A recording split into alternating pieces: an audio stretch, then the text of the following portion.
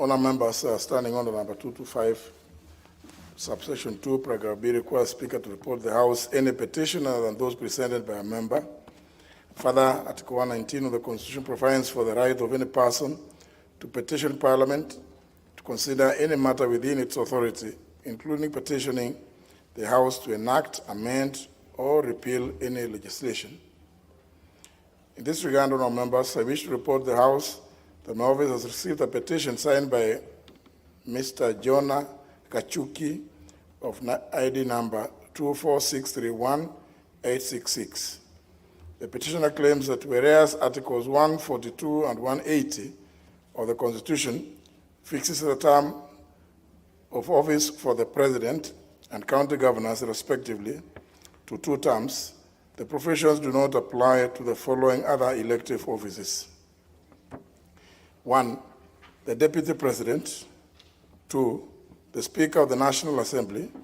3, the Speaker of the Senate. 4, Members of Parliament. 5, Deputy Governors. 6, Members of County Assemblies. The petitioner is concerned that the above exemptions are discriminatory. Now, members, the petitioner is therefore praying that the National Assembly amends Articles 102, 148, and 180, and other related provisions so as to limit the term of office for the above listed elective positions to a maximum of 2 terms, as is the case for the President and county governors. Having determined that the matters raised by the petitioner are well within the authority of the House, I order that the pursuant to provision of Standing Order 227-1, the petition be committed to the Departmental Committee on Justice and Legal Affairs, and the committee to consider the petition and report its findings to the House and the petitioner in accordance with Standing Order 227, subsection 2.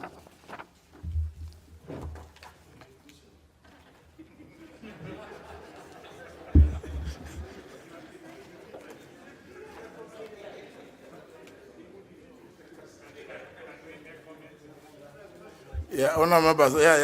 Members will be.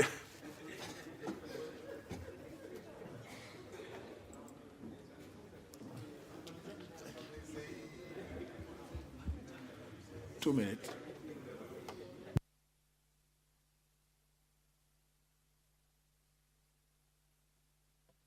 Yeah, I see interventions from Honourable Wamalu.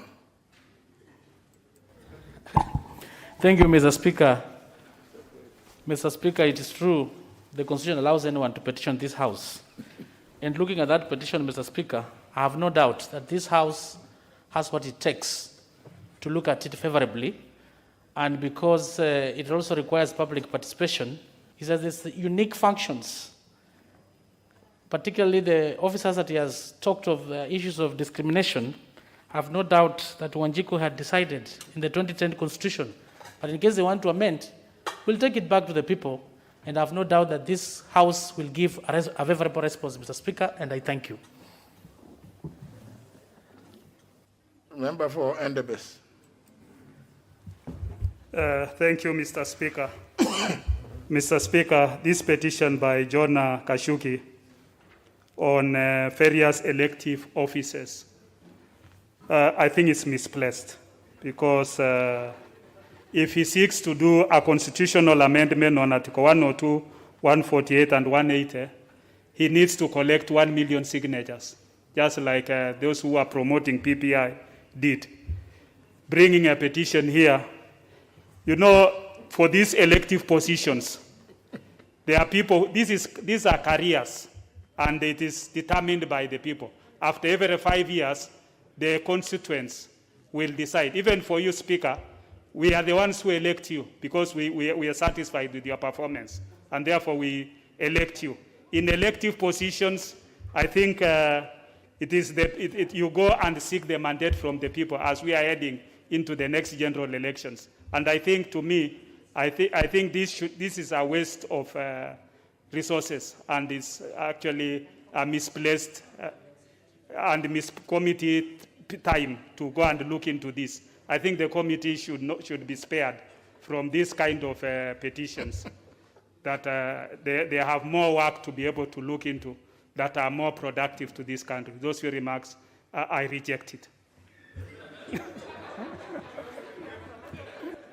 Member for Kimilili. Thank you, Honorable Speaker. While the petitioner has a right to petition this House, we also have a civic duty to be able to advise the petitioner, Honorable Speaker, that this country, we are already struggling with those officers whose term is capped to 2 terms, Honorable Speaker. Most governors who are doing their last term, they have gone rogue, Mr. Speaker. Some have even disappeared from the offices because they will tell you, me, I'm going home. So as much as the petitioner has a right to petition on this House, but we are also thinking of in future even removing the term limit so that somebody can run as long as you have the level playing field for the Kenyans to decide, Honorable Speaker. And Honorable, even this, the section that the petitioner seeks to amend falls within what the court said eternity clauses that can only be amended through a referendum. So I don't think if the committee should waste taxpayers' money going through this petition, it should be dismissed, Honorable Speaker, and the petitioner advised accordingly. I don't support this petition, Honorable Speaker. Member for Tharaka. Thank you, Mr. Speaker. This is an interesting petition, but as you've correctly observed, every Kenyan has a right to petition the House so that it can consider whatever matter that comes before it, and especially if it is of great interest. First and foremost, the reason why the terms of the president and the governors were capped was due to the fact that these are CEOs of the republic and of the county. The rest of them, including ourselves, we are just there, hangabouts and possibly without positions that are clearly defined as far as these offices are concerned. That is why nobody cared to say, limit the terms, let the people limit the terms themselves. However, properly committed to justice and legal affairs, we will consider the petition, we will consider the various sections that apply to confirm whether there are eternity clauses in this, or we can do this through a parliamentary initiative instead of going through a referendum.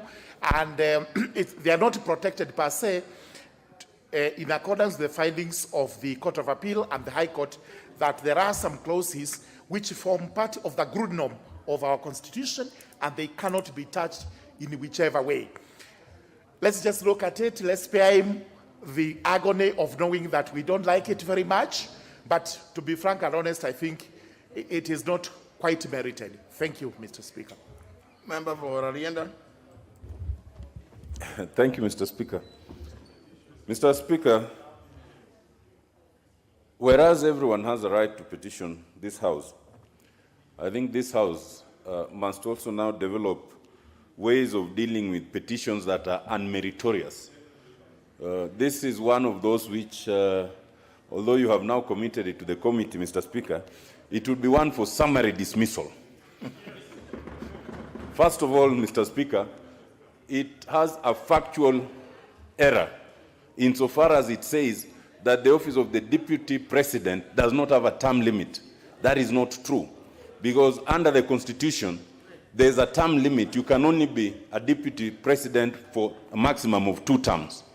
Secondly, there are very good historical, legal, and factual reasons why only the office of the president and the governor were limited and not these other elective offices. And Mr. Speaker, I think that even if the committee were to sit and return a verdict, their verdict will not be for this House because it would be for the rest of the Kenyans. Mr. Speaker, I think that the committee will do itself great justice by summarily dismissing this petition. Thank you. Member for Kapuchai. Mr. Speaker, I think this is one of the very unpopular petitions, Mr. Speaker. Why I say it's unpopular, Mr. Speaker? How do you want, Mr. Speaker, to cut and curtail the democracy of our people?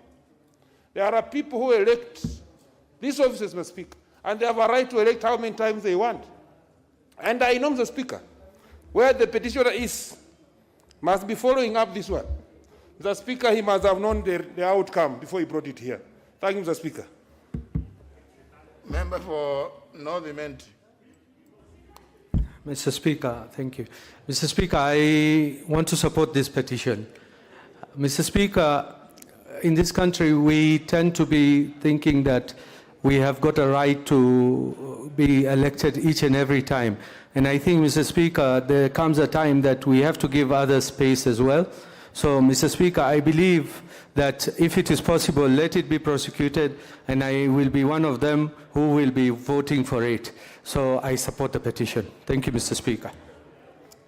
Member for Nyaribari Church. Thank you, Honorable Speaker. I think the petitioner has very good thinking.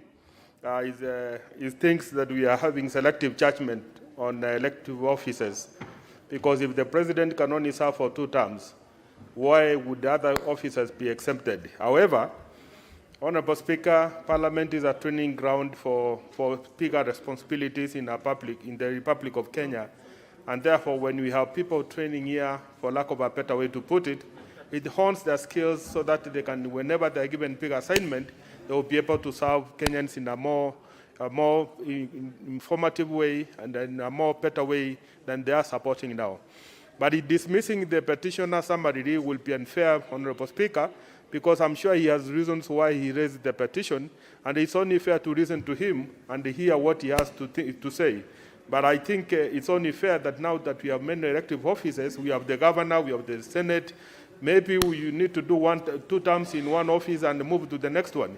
He's encouraging people not to get into their comfort zone in one area so that they can also think of the other options which are there. Like you, Honorable Speaker, you are going in for presidency, and I think you are going to make a very good president of this republic. And we support it because it's a good ground training you have had in Parliament.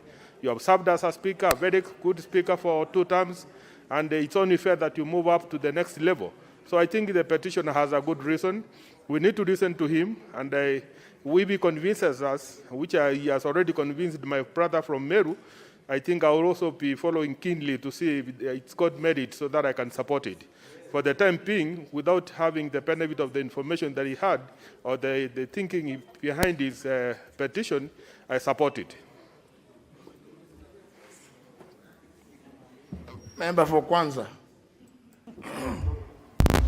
Mr. Speaker, in this country we have what they call busybodies, and this is one of the busybodies. I think looking at it is actually from his personal perspective. Maybe he has tried to be whoever, an MCA or member of parliament. He has failed many times. So he wants to return this to, to that, it's a frustration. These are just, doesn't make sense. And I want to ask this House that the committee that which you have referred this particular petition, unless they have nothing to do, they should be dismissed right here, now. This is just a waste of time. I don't think there's any reason. Mr. Speaker, I'm saying, and I want to repeat myself, this particular person is a busybody out there. And he's a frustrated individual, and although he has a right, but he's a frustrated individual, I don't think there's time for us to be able to waste time on this particular one. You can put a question, and we'll see what they can do. Thank you so much. Well, how do I put a question to a petition? Honorable Wanyonyi. Unless you say art, yes. Member for Marquette West. Thank you, Honorable Speaker. As majority of the members have said, this particular petitioner is a very busy body outside there who could have tried to contest, and because the sitting member of parliament has become difficult to unseat, then we give an opportunity to say that the members retire and they have an opportunity. Honorable Speaker, the retired President Kibaki was MP from 1960s up to when he was elected as a president. So it means if the time he was becoming a president, there was a term limit, he would not have become the president of Kenya, even the current president. So, Honorable Speaker, this is just a busy body. Performance on elected positions, especially member of National Assembly and Senate, it's based on your performance, not because of the time that you've served. So I think we need to dismiss it immediately. Member for Soy. Thank you, Mr. Speaker. I think the petitioner has a right, and we need to actually listen to him, because maybe he has issues with his member of parliament, and he has decided to come and attack the member. Actually, the petitioner, we would have loved him to divulge more information. Has he attempted to run for government against the member of parliament and failed? Or was he denied bursary? What services was he denied that he has actually gotten across with his member of parliament? But Mr. Speaker, I think it is also good to note that when we are given a position to serve, we should serve to the best of our ability, and we let the people decide for how long we can serve as members of parliament. Thank you, Mr. Speaker. Member for Kajiado Central.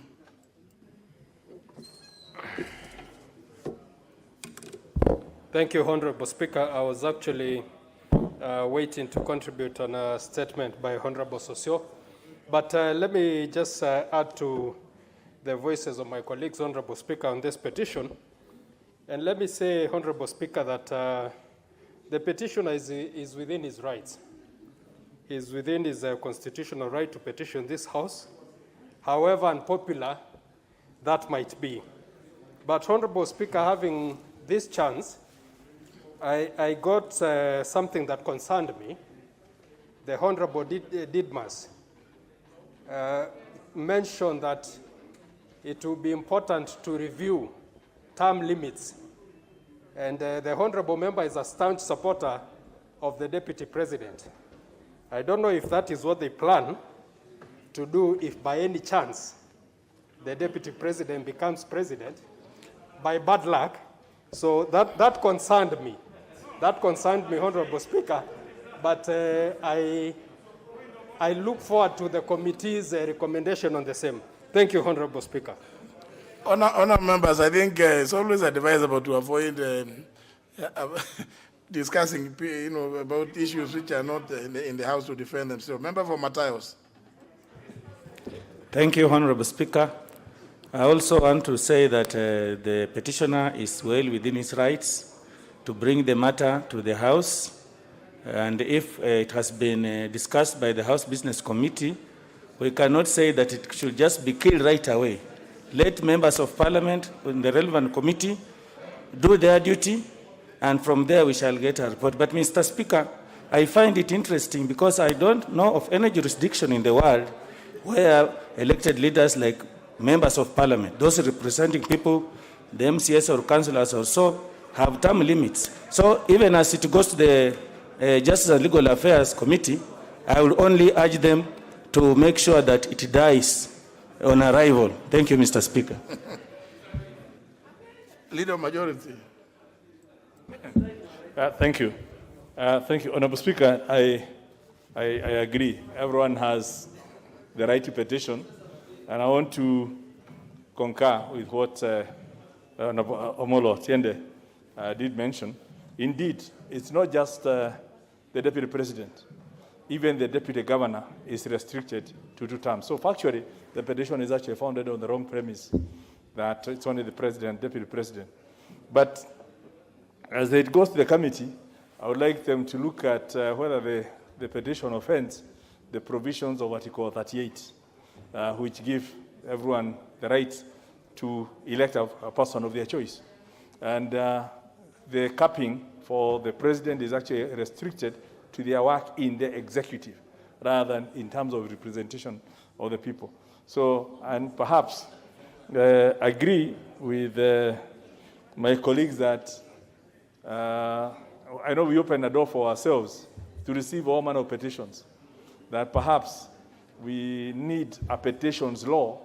I'm not sure how that will not contradict the Constitution, or within our review of the standing orders, to get some criteria that can then be popularized in terms of what kind of petitions we will entertain or the thresholds that we need to, so that we don't end up with lots of things. I've seen other petitions, including talking of removing harambees and all that, and they making a lot of noise that it's not being entertained. So, but I think the petitioner is within his rights, but we probably need to advise him. He's not likely to go far unless he can, because a constitutional amendment that also affects the Bill of Rights. We know where it's going. And I think it's, he has the time, let him be patient. Thank you. Well, of course, the committee can sit and send, determine to send it to, return it to sender, because it's not, as per the Standing Order 227, the committee doesn't even have to bring any report here. Just write back to the petitioner, advising him on what they have found. Next order. Order number 5, papers. Leader majority. Honourable Speaker, I beg to lay the following papers on the table of the House today, Tuesday, the 5th of October, 2021, afternoon sitting. The number one is legal notice number 184 of 2021 relating to the breast milk substitutes regulation and control, general regulations 2021, and the explanatory memorandum from the Ministry of Health. Number two, legal notice number 194 of 2021 relating to the Kenya Defence Forces, pensions and gratuities, officers and service members, regulations 2020, and the explanatory memorandum from the Ministry of Defence. Number three is the report to Parliament on all new loans contracted by government from 1st of April 2021 to 31st of August 2021 from the National Treasury and Planning. Number four is the annual report for 2020-2021 financial year from the Kenya Law Reform Commission. Number five, the report of the Auditor General and financial statements in respect of the Central Bank of Kenya for the year ended 30th of June 2021 and the certificate therein. Number six is the report of the Auditor General and financial statements in respect of the Wiper Democratic Movement for the year ended 30th of June 2020 and the certificate therein. And number seven, reports of the Auditor General and financial statements in respect to the following constituencies for the year ended 30th of June 2019 and the certificates therein. Bomachoge Borabu, Homa Bay Town, Kabodo Kasipul, Nyaribari Chache, West Mugirango, Lungalunga, Wundanyi, Malindi, Kikuyu, Kangema, Madera, Githongori, Karachuonyo, Laikipia East, Kuria West, and Roiro. Thank you, Honourable Speaker. Well, the chairperson, Departmental Committee on Administration and National Security.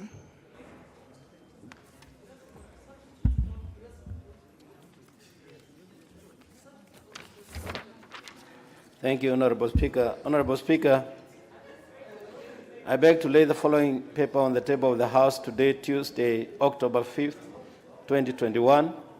Report of the Departmental Committee on Administration and National Security on its consideration of the President's Memorandum on the Refugee Bill, National Assembly Bill number 62 of 2019. I thank you. Chairperson, Committee on Lands. Thank you, Honourable Speaker. Honourable Speaker, I beg to lay the following papers on the table of the House today, Tuesday, October 5th, 2021. Reports of the Departmental Committee on Lands on its consideration of 1, the public petition number 50 of 2020 by registered owners of land parcel in Tiwi, Shimba North, Kunduzi B in Matuga constituency regarding irregular annexation and fencing of private land by Greatcom Limited. 2, the public petition number 24 of 2021 by the residents of Mutembei ward in Mwatate constituency regarding complaints against irregular establishment of Diaspora University. And 3, the public petition number 3 of 2021 by East Mau Forest evictees regarding resettlement of East Mau Forest evictees. Thank you, Honourable Speaker.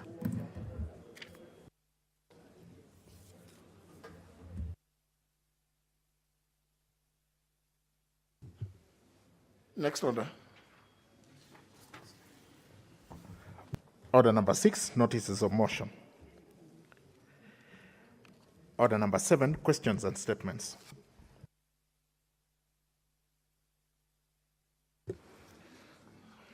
First question by the member for Homa Bay Town, Honorable Peter Kaluma.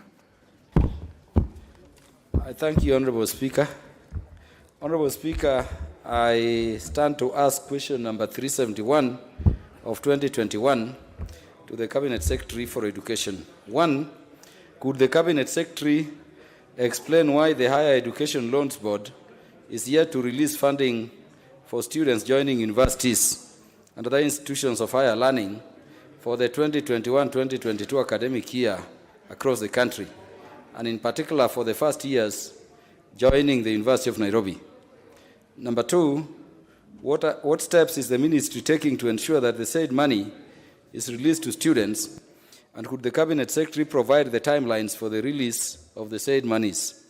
Number 3, what procedure has HELB, that is the Higher Education Loans Board, instituted to enable eligible students who have not attained the age of 18 years to access the funding? I thank you, Honorable Speaker. Question will be replied to before the Departmental Committee on Education and Research. The next question is by the member for Marsabit County, the Honorable Safia Sheikh. Thank you, Honorable Speaker. Honorable Speaker, I raise to ask question number 377 in today's order paper, and it is directed to the Cabinet Secretary for Interior and Coordination of National Government. Could the Cabinet Secretary explain why the National Police Reserve Program in northern Kenya, particularly in Marsabit County, was discontinued? Are there plans to restate the program in Marsabit County, as it will a long way in complementing the work of the police, facilitate restoration of peace and security in the county, and prevent further loss of lives and property arising from insecurity in the region? What step is the government taking to enhance security in northern Kenya, particularly in Marsabit County? Thank you, Mr. Speaker. Question will be replied to before the Departmental Committee on Administration and National Security. Next question is by the member for Kisumu West, Honorable John Oragoluch.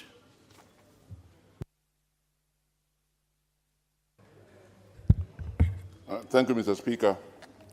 Mr. Speaker, I rise to ask question number 382 of 2021, directed to the Cabinet Secretary for Health.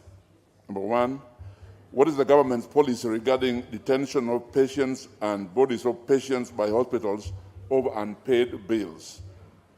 Number 2, would the Cabinet Secretary explain why Real Hospital in Eldoret continues to hold the body of the late Julius Nyerere Odera, who had been hospitalized at the said facility until 1st of June this year, when he passed on, leaving a bill of Kenya shillings 4 million, of which his widow, friends and relatives paid 1.6 million. And lastly, could the Cabinet Secretary compel Real Hospital to release the body of the deceased, considering that the family has continued to incur a charge of Kenya shillings 1,000 per day, being mortuary charges? Thank you, Mr. Speaker. Question will be replied to before the Departmental Committee on Health. Next question is by the member for Mumias East, Honorable Washiali. Yeah, thank you, Honorable Speaker. Honorable Speaker, I rise to ask question number 389 of 2021 to the Teacher Service Commission.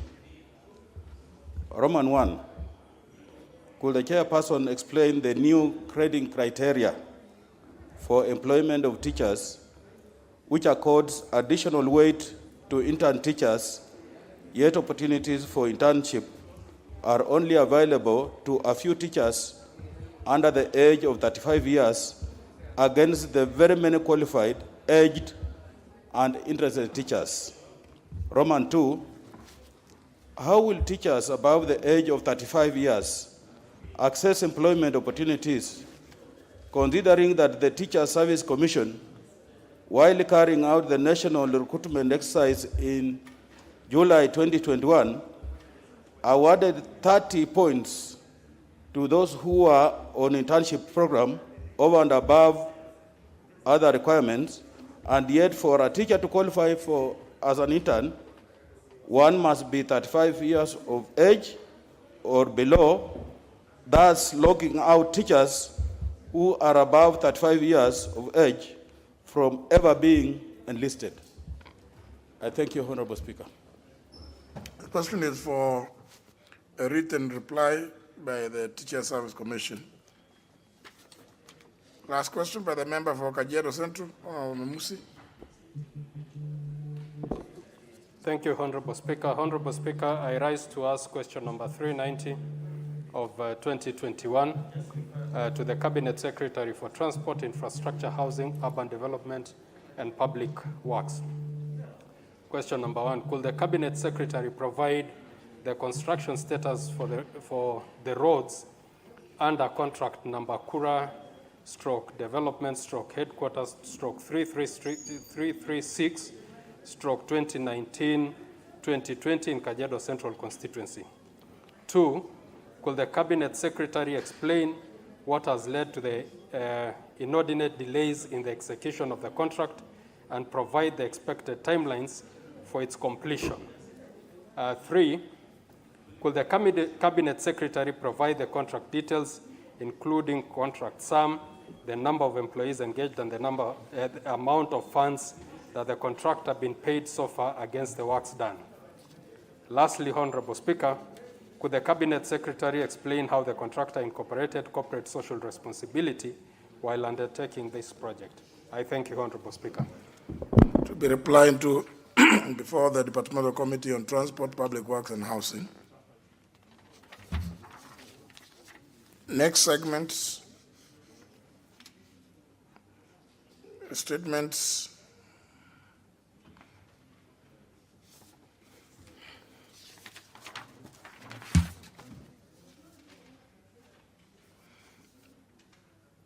There's a request by the Honorable Owen Baya.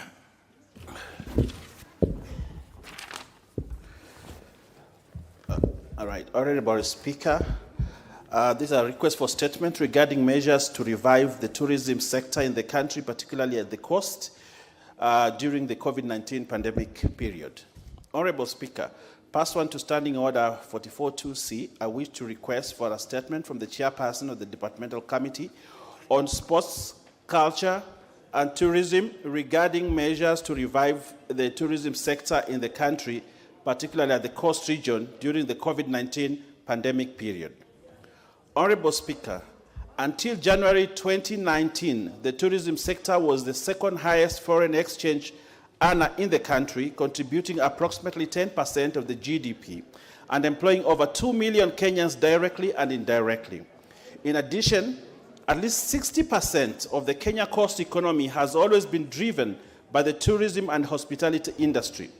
Regrettably, COVID-19 pandemic has spelled doom on the industry and the economy of the country, particularly in the coast region, resulting to massive loss of jobs, approximately over 80,000, and closure of businesses. Honorable Speaker, the traditional international tourism markets have continued to blacklist Kenya, destination Kenya, with Italy, which is the major tourism market for the coast region, maintaining Kenya on the red list, and most other European countries doing the same.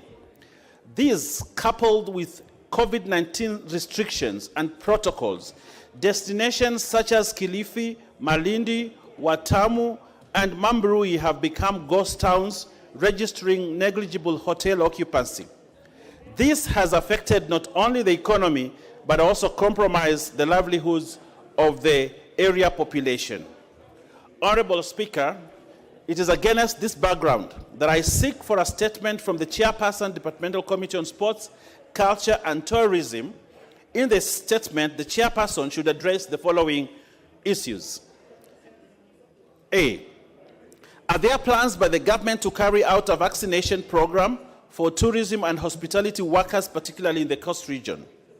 2, does the ministry have in place a tourism recovery plan, including marketing, campaigns, and public relations strategies with a view to reviving the tourism sector?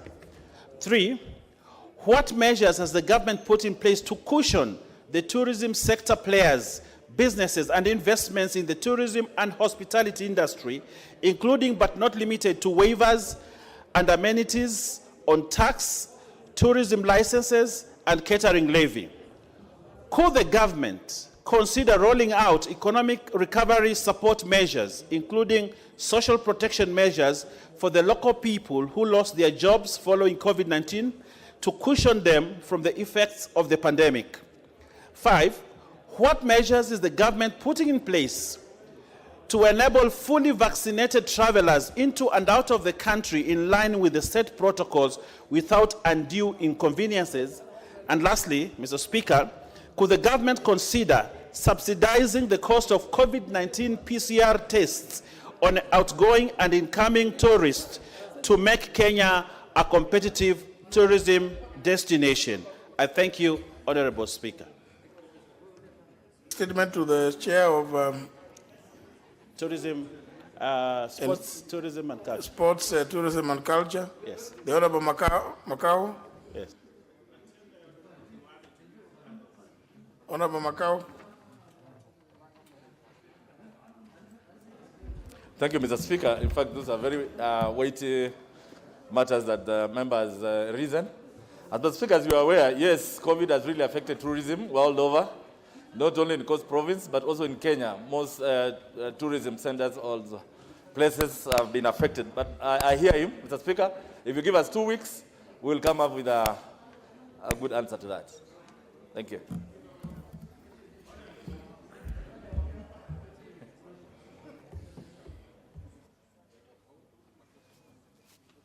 If you want to raise a point of order, you know how you to intervene, Honorable Ba. Thank you, Mr. Speaker.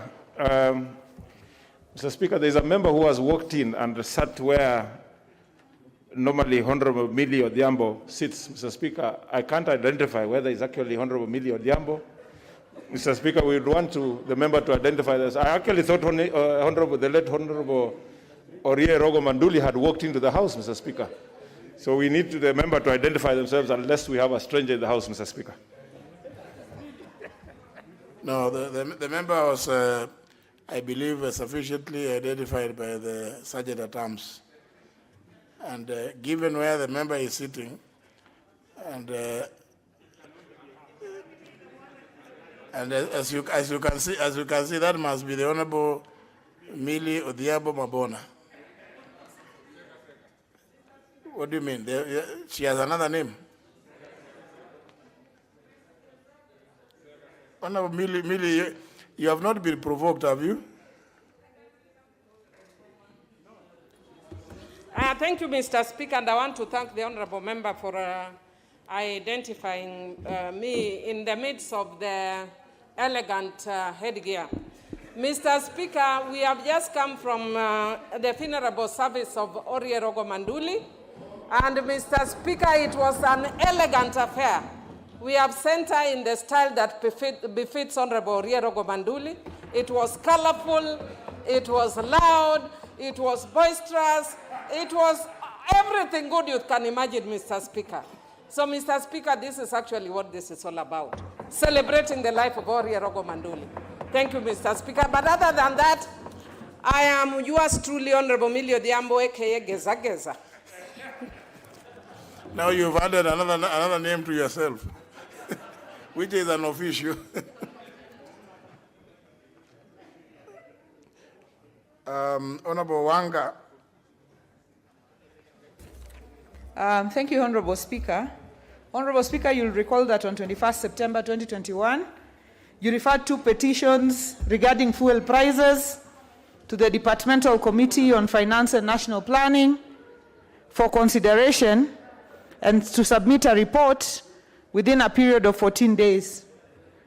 The period is set to expire tomorrow, Wednesday, October 6, 2021.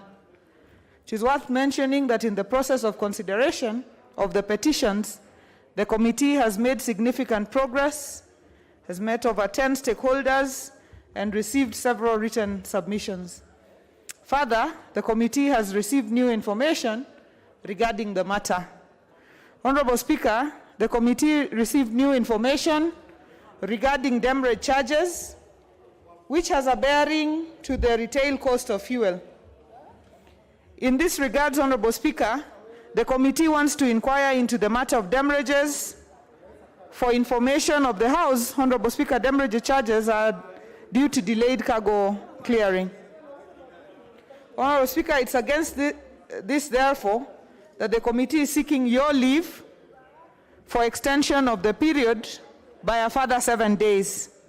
Above all, Honorable Speaker, I want to assure you and the entire august House that the committee is committed to dispensing its mandate with regard to business referred to it promptly so as to hasten and facilitate the oversight role of this House as enshrined in the Constitution.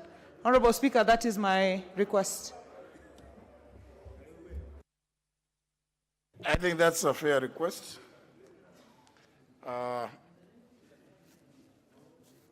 Do I see the member from Matungulu wants to, you want to say something? Thank you, Mr. Speaker.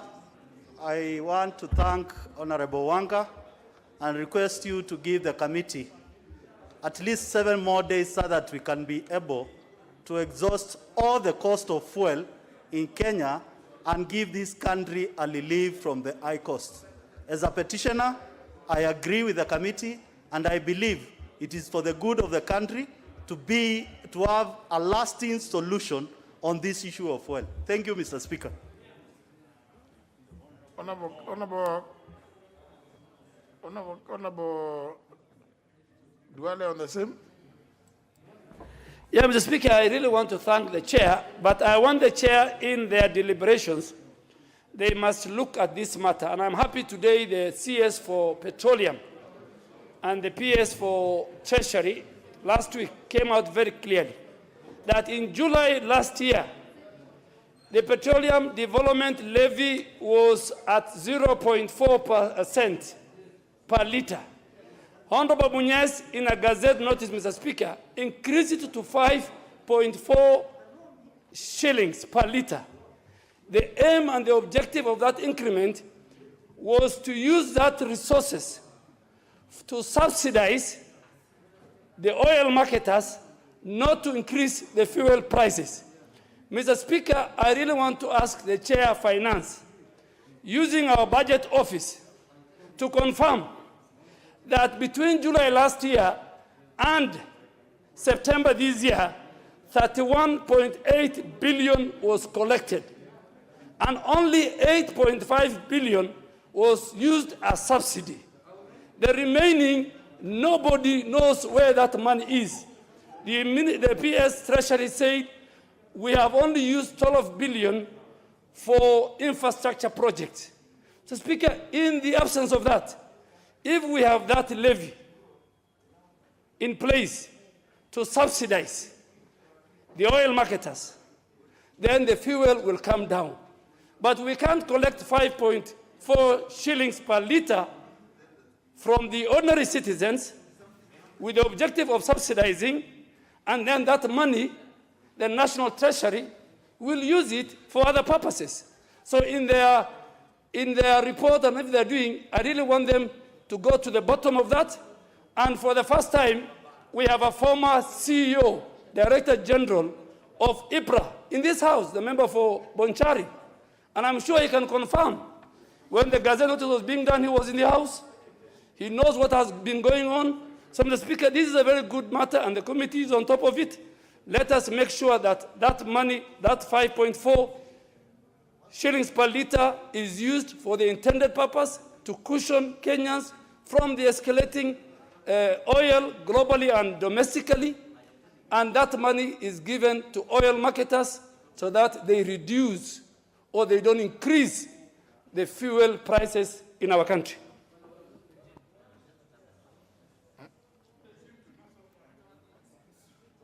I say the chair of Energy Committee wants to say something. He's been missing in action. Thank you. Yeah, sorry, Chairman. Honorable Speaker, last week we had been given an opportunity by Cheboy to visit Ghana on some exchange program, and it was a very, very educative tour. Honorable Speaker, I want to agree with the request by my dear sister, Honorable Wanga. And as a committee also, and I thought, Speaker, you gave the right direction because the pricing is under finance. But Honorable Speaker, even as a committee, we are trying to look at the whole aspect and the concept on how we do the OTS. Of course, OTS, it's called the open tender system on petroleum product in this country, which has already been taken up by other countries. But we also now want to look at the complexity of the whole concept on how we do our businesses surrounding the petroleum sector. And it is important, Honorable Speaker, that the committee will come as much as they do on the pricing. My committee will also be engaging now the relevant ministry and the other stakeholders to be able to see how best we can be able to address, particularly also on some other legislation under the Petroleum Act that we passed in 2019. Thank you, Honorable Speaker. Honorable Junet appears to have fallen into the bad ways. I think he has been missing in action also. Yeah. Honorable Junet. Mr. Speaker, yeah, you are right. Mr. Speaker, I forgot my card. It depends where you were yesterday. But Mr. Speaker, Mr. Speaker, I want to support the Chair of Finance Committee for the request he has made on extension of time, Mr. Speaker, because this is a very serious matter that needs to be looked into properly, Mr. Speaker. But Mr. Speaker, the issue that I wanted to bring to the fore is whether I think this issue of the fuel is much bigger than even taxation, Mr. Speaker. We have to look at this thing as a country, the way it is handled holistically, Mr. Speaker, from the procurement at the OTS, and whether actually we need these price controls, Mr. Speaker. Because, Mr. Speaker, the market forces should be allowed to determine the price of fuel, Mr. Speaker. There are companies who can source for cheaper fuel, others middle prices, others high prices, Mr. Speaker. Let the market forces decide what kind of price that the country should use, Mr. Speaker, in terms of consumption of fuel, Mr. Speaker. These controls, Mr. Speaker, is the only way of fixing things, Mr. Speaker, in my view. Mr. Speaker, why it was brought, I think, initially, is because the dealers of petrol were few, and they were behaving like cartel, where they could sit somewhere and fix the price the way they want. But now, Mr. Speaker, that sector of the economy has been liberalized. There are many, many, many players, Mr. Speaker. And I think that should benefit the country, Mr. Speaker, in terms of government should not fix price. Government should create an environment that is conducive for doing the business. Otherwise, why are they not fixing the price of food? Why can't they fix the price of ugali at 50 shillings, Mr. Speaker, or 40 shillings, or the price of unga, for ugali? So, Mr. Speaker, this matter, this time the House must come up with a comprehensive way of handling this matter properly, and that's why I'm supporting the Finance Committee for the extension of time they have requested, Mr. Speaker. Thank you. Member for Nyando. I thank you very much, Honorable Speaker. And on the same breath, as you have said, this is a worthy request by the Chair of Finance. Honorable Speaker, this is a matter that has taken acreage and acres of spaces in our media. And this House has been hit so badly by the press, including certain members of the cabinet have come out to say that it is not their problem, but it is problem emanating from Parliament, because it is this House that passed those punitive tax regime. Honorable Speaker, just a few days ago, and that is why we think this matter needs to be put to rest as soon as is feasibly possible, some members of the cabinet gave promises that within this week, something good will come out of it. The same members of cabinet are out again trying to castigate this House for passing those very laws. They are creating confusion to the Kenyan people who would want to hear nothing but this matter addressed and the prices dropped. So I think the Committee of Finance needs to put this matter so quickly to conclusion so that we move together as one unitary society. And finally, Honorable Speaker, just last week, you gave a ruling that, that fed on complementarity and reciprocity. So if the cabinet secretaries will also be castigating this House on a matter that has been taken by this House to be handled amicably. They need not to again go out there and make pronouncements that have the potential to create more friction between the electorate and the people from this House. And I thank you, Honorable Speaker. Majority Whip. Thank you, Honorable Speaker. Honorable Speaker, I want to thank Honorable Gladys Wanga for the time she is seeking to extend. And it's appropriate, Honorable Speaker. I remember when this matter came on the floor, Honorable Speaker, I did ask that let the committee deeply look into the formula, the applicable formula. And now, Honorable Speaker, now that the committee is now looking at the demurrage, which is just part of the formula, I want also to seek that let the committee look at the losses, Honorable Speaker. The issue of losses, and it has to come in two ways, Honorable Speaker, that let them bring to us how much losses are they realizing, both at the jetty in Mombasa and the throughput losses in the pipeline along the depots, Honorable Speaker. Once we have that one analyzed by the committee, we will also be able to make a huge sum of amounts that is plowed back into the cost of price, which is otherwise really unimagined pricing, Honorable Speaker. Thank you. Member for Kibwezi West. Thank you, Speaker, for this opportunity. Well, I rise to support the committee's endeavor to look into this fuel pricing. But, Speaker, it draws bigger attention towards the principles of taxation, which is fairness, equity to the populace. And one of the things I would be asking the committee to also look at and play special attention to is the issue to do with the highest corporate band in Kenya for corporates. It's 32%, even for the highest individuals. We can't have commodities in Kenya which are being taxed over and above, 30%, 32%, 60%. And in this case of fuel, as an enabler to the economy, this is one of those instances. So that as we are getting tax measures, being proposed through the Finance Act, we need to have a principle which is set that ensures that individuals are not being encumbered by individual commodities of their own partaking through their tastes and preferences, that what they're paying in terms of indirect taxes is actually overwhelming what they are contributing in the form of direct taxes to the country.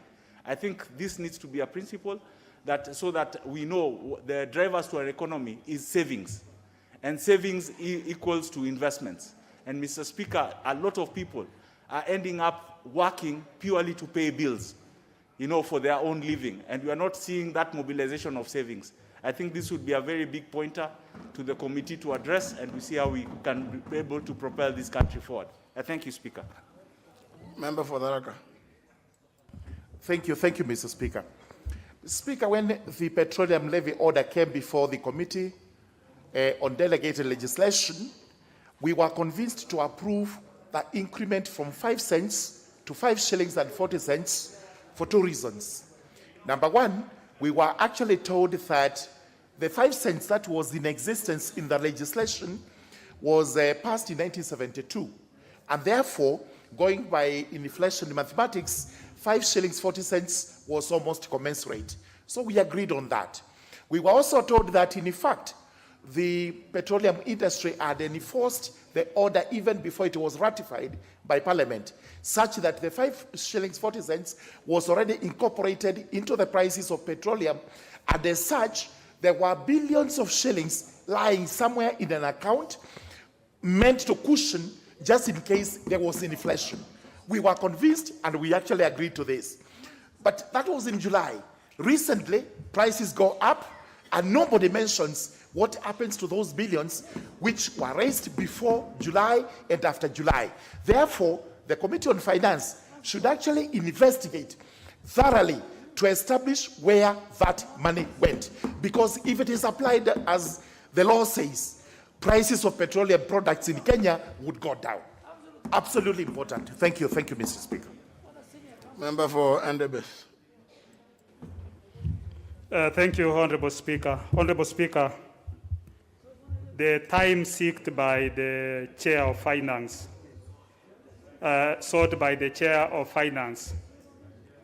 I find it is actually inappropriate because, you know, Kenyans are expecting us to do things, and we should not be able to be extending more time so that when people are expecting to get results from us.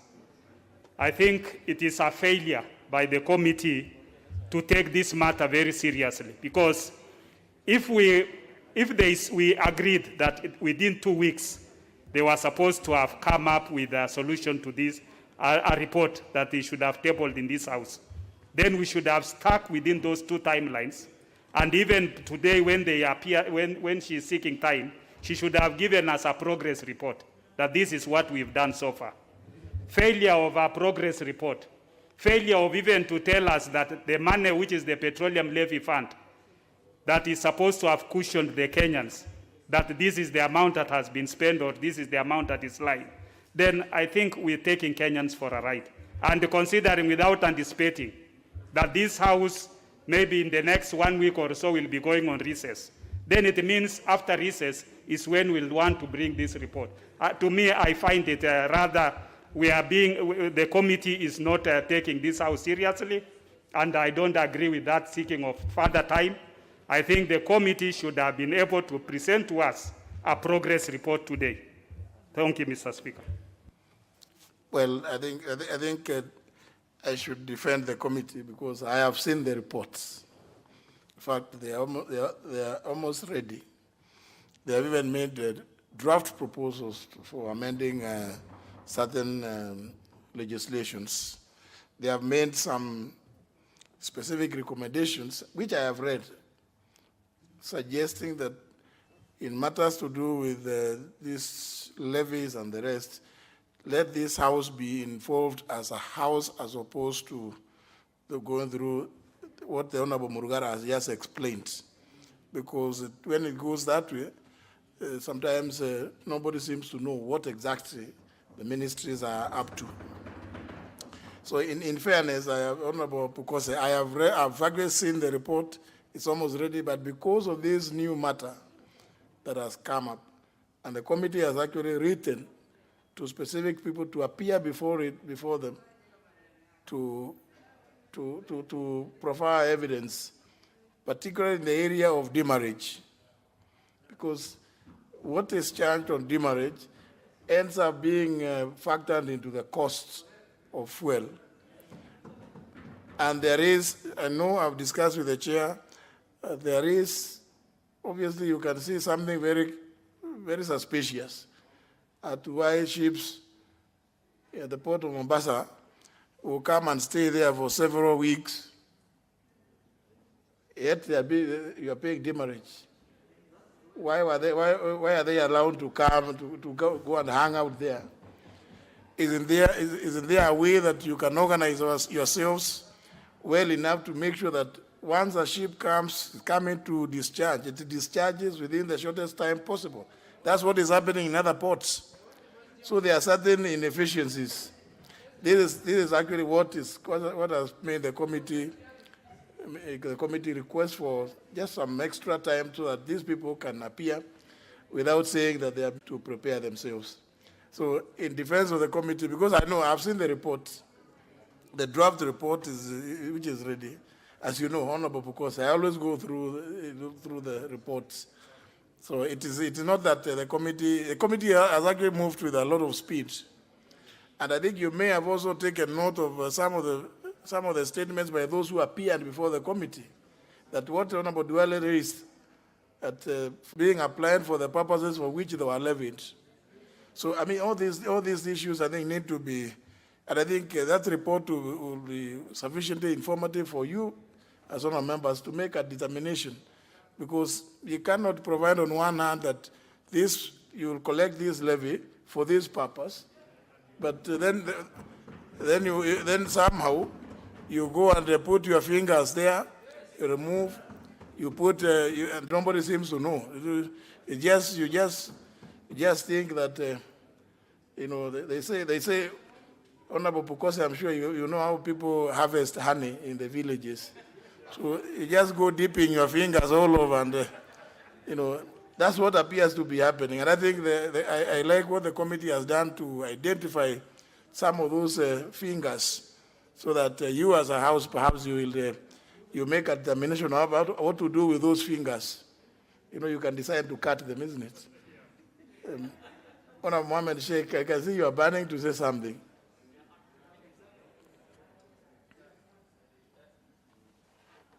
You also don't seem to have a... No. Yeah, thank you.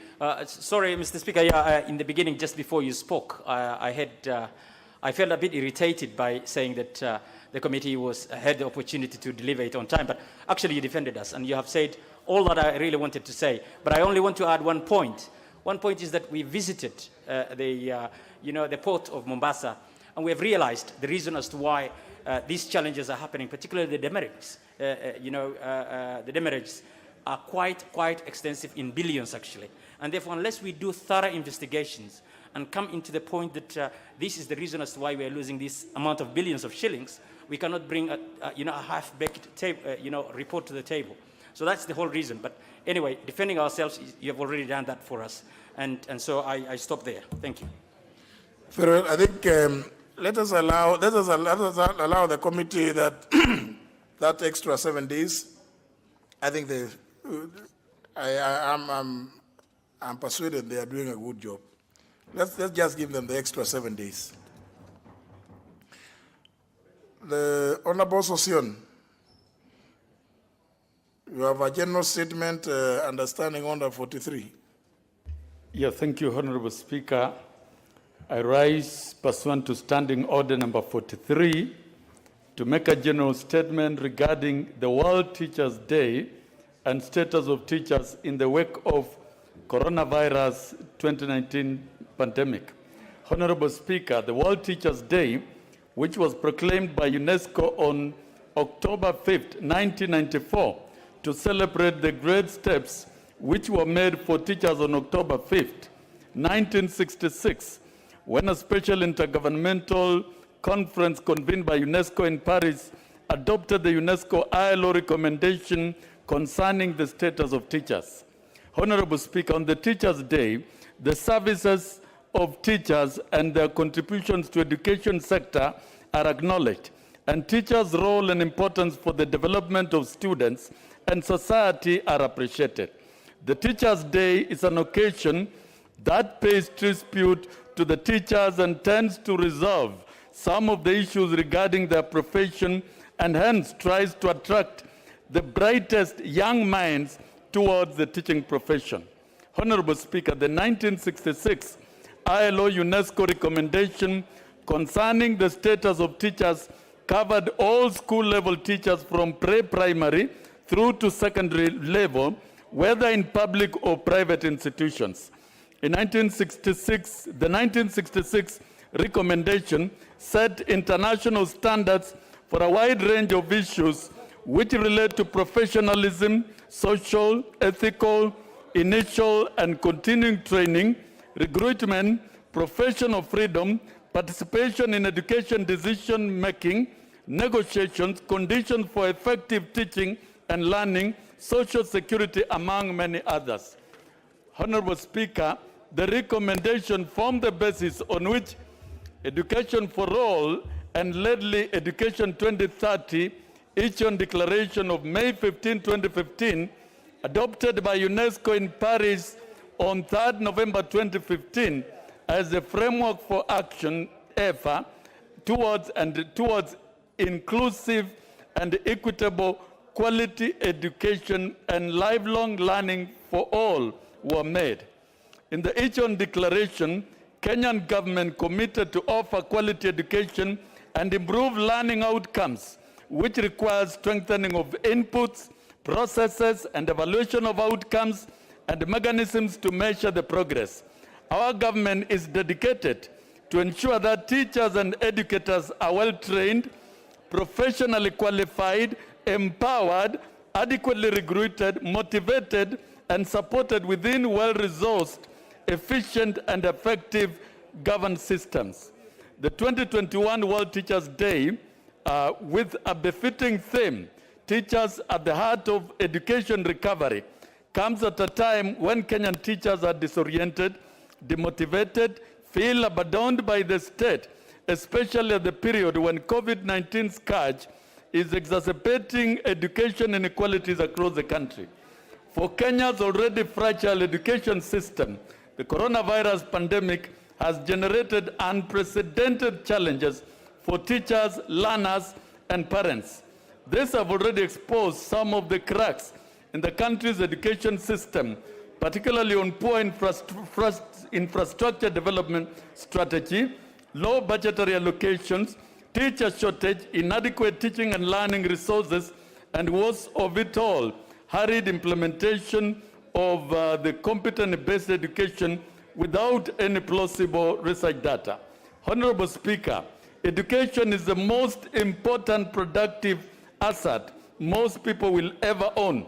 Apart from its economic effects, education is intimately linked to socio-cultural and political inequalities.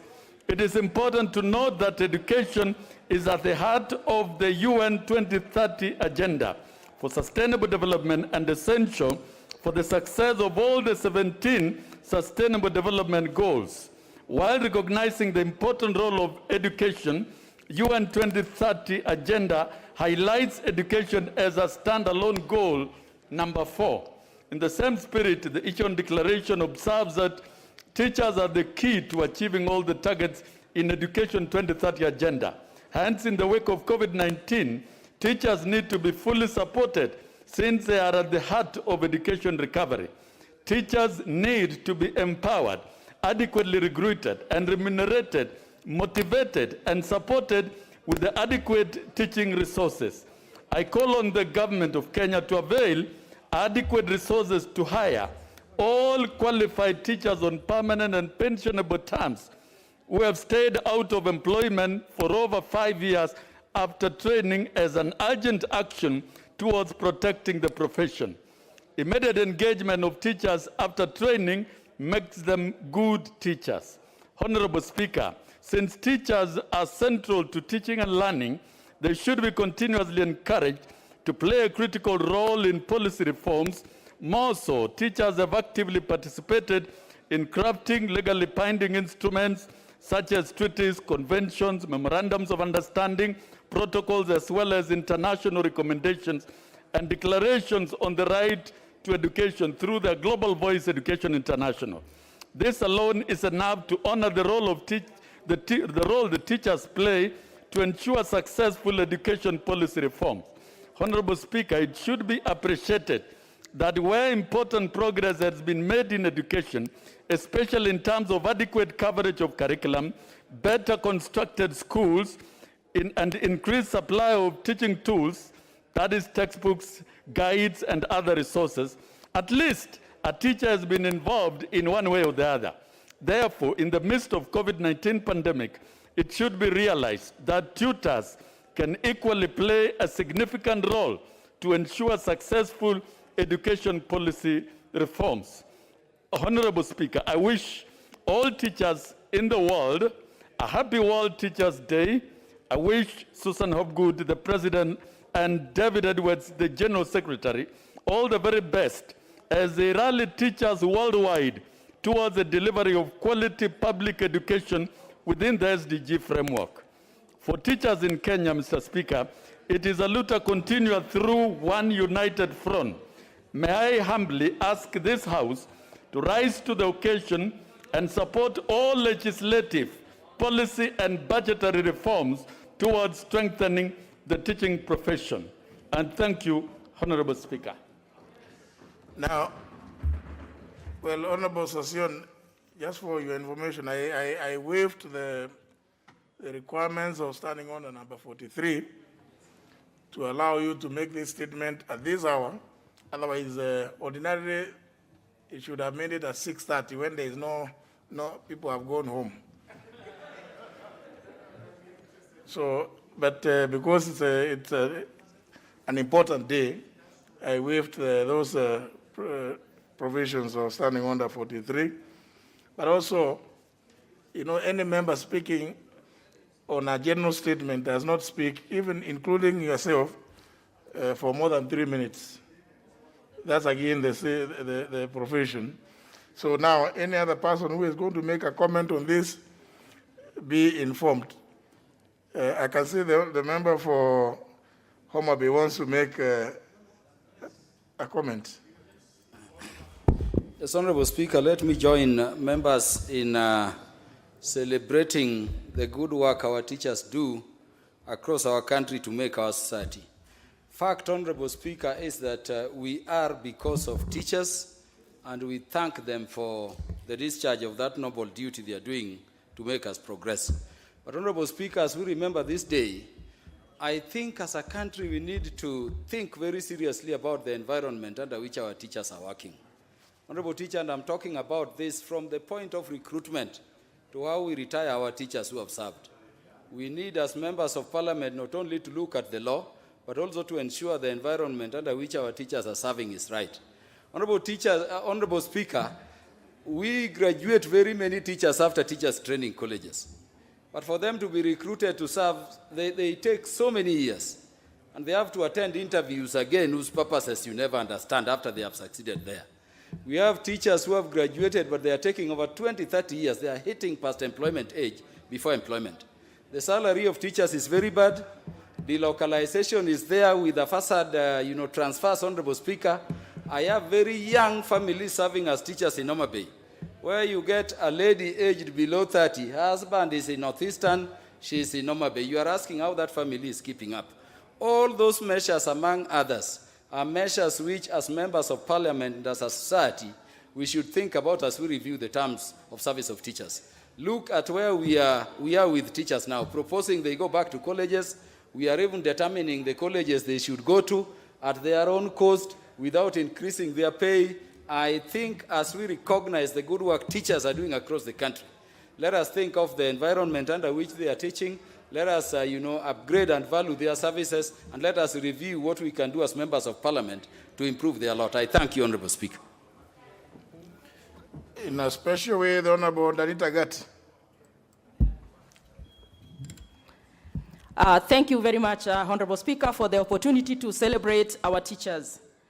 Mr. Speaker, I pay tribute to the teachers of Kenya, Mr. Speaker, on this day.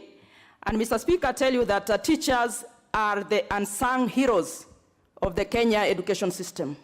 Mr. Speaker, I am born of a teacher. I am educated by a teacher, Mr. Speaker. I am mentored by a teacher, Mr. Speaker, and that is how I find myself sitting in this house, Mr. Speaker. Mr. Speaker, sir, teachers in this country must be respected. They must be remunerated, Mr. Speaker, in accordance, because many of us, Mr. Speaker, are products of teachers. Mr. Speaker, sir, I pay tribute to teachers with disabilities in this country. And Mr. Speaker, that is why we are saying that even when you look at how many teachers with disabilities are even heads of institutions or heads of schools, Mr. Speaker, you'll hardly find any. And Mr. Speaker, as my colleagues are saying, the infrastructure of our teachers, where they are operating, Mr. Speaker, we must, as a house, talk about these teachers so seriously. And Mr. Speaker, allow me to say that this Teachers' Day, Mr. Speaker, must actually be translated into a public holiday, Mr. Speaker, in this country, so that, Mr. Speaker, we're able to celebrate our teachers in Kenya. Mr. Speaker, sir, allow me to pay tribute to the teachers of my county, Migori. Mr. Speaker, I also pay tribute to the teachers of my community, Mr. Speaker, the teachers of Kurialand, Mr. Speaker, for all that they have put to educate our children, Mr. Speaker. And on this specific day, Mr. Speaker, allow me to say that teachers are selfless. Mr. Speaker, sir, we must look at the legislations and the various legislative proposals that come into this House, Mr. Speaker, to advance the welfare of our teachers. Mr. Speaker, we have graduates, Mr. Speaker, who finish universities, they get TSC numbers, but Mr. Speaker, they hardly even get to be posted. And we have thousands of our candidates, Mr. Speaker, and graduates who have TSC numbers, or it takes even forever. Mr. Speaker, we must remunerate well our teachers in this country so that, Mr. Speaker, they are able to do their work in this country. Mr. Speaker, allow me to celebrate our teachers and say they are the most unsung heroes of the education system, Mr. Speaker, and they are selfless. I thank you, Mr. Speaker. Member for Tharaka. Thank you, Mr. Speaker. Mr. Speaker, allow me also to pay my unremitting tribute to the teachers in the country, in my constituency, and every other constituency. For sure, teachers actually belong to the noble profession, and not those of us who have claimed that that or whatever profession it is actually noble. Teaching is a calling. It is not a trade. It is where you have to go and just do it under whatever conditions and circumstances. It's a professional professions. Allow me also to say that it does pain a lot to see the government not treating teachers well. They do practice under very difficult circumstances. Today, as we go to our constituencies, you find not the Kenya National Union of Teachers. It's a pale shadow of what it used to be, because the government simply walked in, interfered with their own union, and reduced it to a shell. This is not fair, and especially knowing for sure that these teachers are not particularly well remunerated. When they retire, they earn very paltry pensions. You will see teachers, retired teachers, working in the villages as paupers, engaging in that life of ordinary mortals, which cannot be celebrated. Knowing who teachers are, let us please get into the law. Let us make their lives better. Let's pay them better. Let's make their conditions better so that they are able to educate our children. I pay great tribute to the teachers of Tharaka constituency because this is a hardship area. I'm glad that the TSC actually pays them a hardship in Tharaka, in spite of the fact that they teach under very strenuous circumstances with very poor school infrastructure. There is no electricity, very scarce of it, and poor roads. But in spite of this, Tharaka shines as an education center, a constituency that actually does very well when it comes to exams. TSC should not, in any manner, try to remove hardship allowance in the Tharaka constituency and the neighboring Bangombe, as I'm being told, because we need to take care of these teachers in these areas. Thank you very much, Mr. Speaker. Member for Community. Thank you, Mr. Speaker. Mr. Speaker, I want to take this opportunity to salute all the teachers on this World Teachers' Day, Mr. Speaker. And the theme, Mr. Speaker, of this year's Teachers' Day, World Teachers' Day, Mr. Speaker, is teachers at the heart of education recovery. Mr. Speaker, we are undergoing very extraordinary circumstances under the challenges of COVID-19, Mr. Speaker, but our teachers have worked tirelessly, Mr. Speaker, to ensure that the education calendar, Mr. Speaker, is achieved as per the plan. Mr. Speaker, there's a Swahili saying which says that uchungu wa mwana ajuaye ni mzazi. But Mr. Speaker, uchungu wa mwanafunzi ajuaye ni mwalimu. We're here today, Mr. Speaker, including yourself, Mr. Speaker. If it were not a teacher, you will not be sitting in that coveted seat, Mr. Speaker. We salute our teachers, particularly, Mr. Speaker, when it comes to Trans Nzoia County, where we've lagged behind in many aspects. It's only when it comes to matters of education, Mr. Speaker, where we've had Trans Nzoia County shining, and this is because of the teachers of Trans Nzoia County, whom I want to salute today, Mr. Speaker, recognizing the TSC, Mr. Speaker, for the role they have played, recognize the NEC, Mr. Speaker, recognizing the NAT, KUPPET, KEPSHA, and KESHA, Mr. Speaker, for the holistic role they have played, Mr. Speaker, to improve the education standard in this school. Mr. Speaker, as my colleagues have mentioned, the teachers are working under very difficult conditions, Mr. Speaker. When you look at the rule of thumb in terms of the ratio of a teacher to a pupil, right now we have seen teachers struggling, one with the ratio of even 200. And with the competence-based education program, Mr. Speaker, you find that TSC must increase the number so that they can be able to cope with these changes as far as the competence-based program, Mr. Speaker, is concerned. As we move forward, Mr. Speaker, we also salute the Minister of Health and the Minister of Education for the efforts they have put together to put our teachers where we are. We want to tell our teachers, we love you, we respect you, and we are where we are because of you, the teachers. We want to thank you for the good work that you are doing. I thank you, Mr. Speaker. Member for Endebess. Honorable Speaker, thank you for allowing me on this World Teachers' Day to congratulate our teachers on what they have done. A teacher we can say that for us doctors, when your patient heals, you feel good.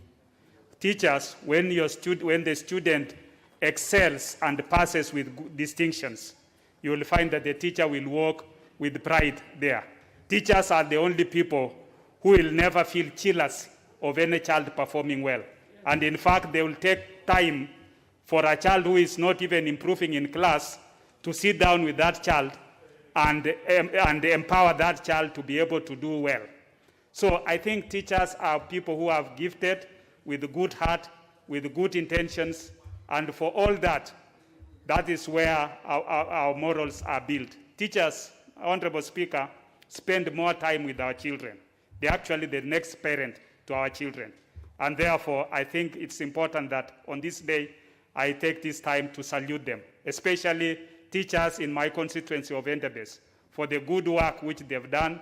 And we've seen that almost every secondary school now in Mutembei sends children to university, which was not there before I became a member of parliament. So, Honorable Speaker, I think, to me, they have done a marvelous job, and I want to encourage them on this particular day that they keep up with the good work, right from all the schools which they are there, and I'll keep on supporting you using the CDF and then other means to make sure that our children perform well, because education is the key to life.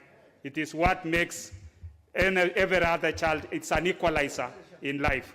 So, Honorable Speaker, with those few remarks, I want to appreciate all the teachers wherever they are in this country. Thank you, Honorable Speaker. Member for Funyula. Thank you, Honorable Speaker, for this opportunity.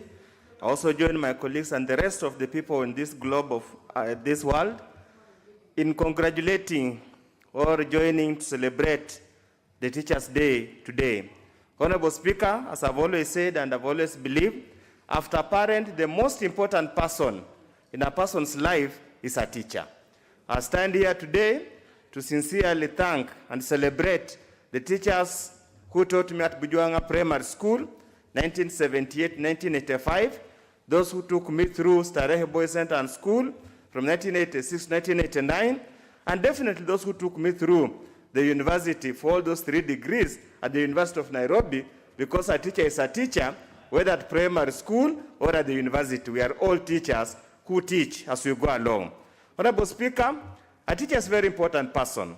And as I've always urged the teachers, a teacher does not only teach how to read and write. A teacher molds characters, instills positive values, and generally shapes the life of a child. Therefore, as we stand here today, we sincerely want to thank the teachers. On my behalf and behalf of people of Funyula constituency, I also want to join us to celebrate the teachers of Funyula constituency.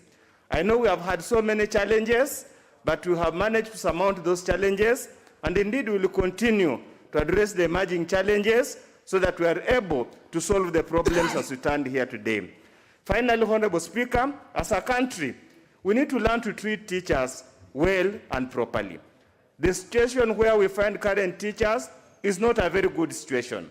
Honorable Speaker, their unions have been decimated by the strong arm of TSC and the government. They are no longer able to talk for the teachers.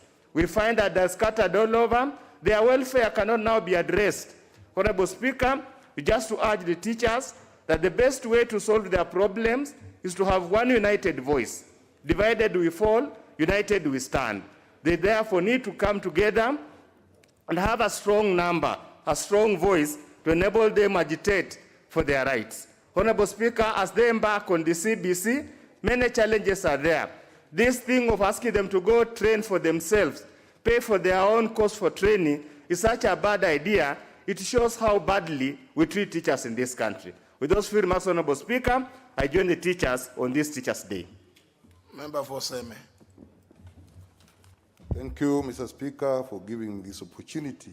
Mr. Speaker, teachers are the masters of the development of our children.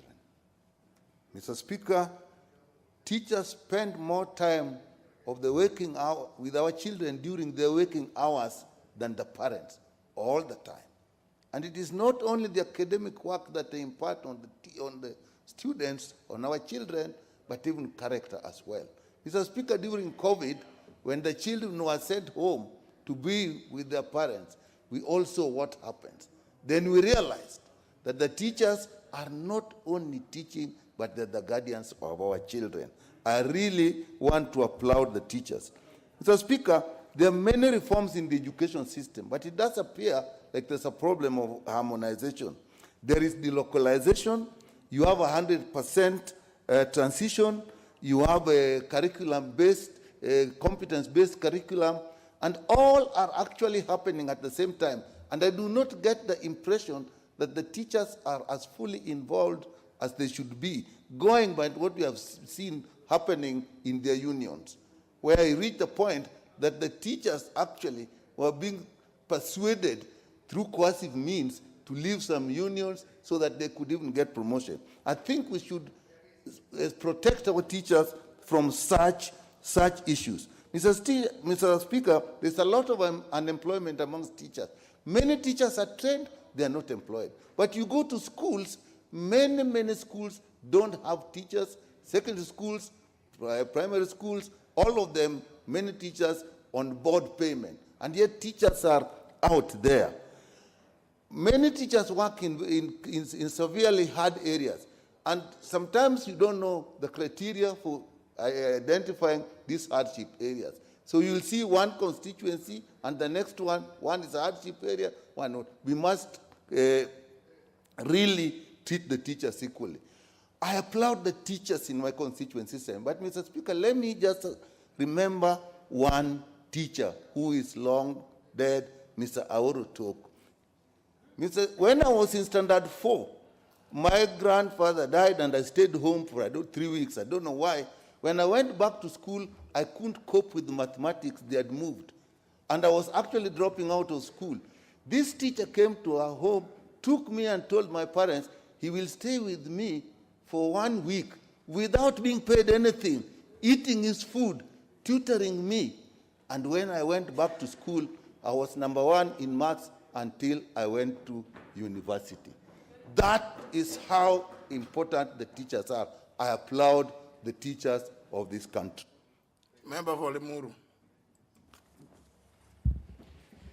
Thank you, Honorable Speaker. And Honorable Speaker, let me start by appreciating all teachers worldwide here in our country, Kiambu County, and specifically Limuru sub-county, where I have seen dedicated lot of teachers who have been doing very great work despite their meager pay. Honorable Speaker, it's the other day I was discussing with members of that union from Limuru, and I came to realize that they are undergoing a lot of pressure, a lot of agony, especially in the program they are calling delocalization program, where a teacher who is, like one of my colleagues said, is recently married or a single parent, leaves the children in that constituency and is taken away from that place without any consideration as to the status of the life that he's leading. And be it said, Honorable Speaker, that it is true that government requires, TSC requires to sit down with teachers and listen to their plight, especially on that delocalization program. And the other one, which came the other day, Honorable Speaker, on the issue of having to do continuous professional development, where they have to pay from their own pocket, and they are actually required to do it, almost a must, that they have to pay. But the government is the same one knows that these people are getting meager pay. So I propose, and I can see the chair, education is here. Listen to our teachers. They are getting the same amount. They are supposed to pay 6,000 per semester. Get a kitty. Let the government subsidize that.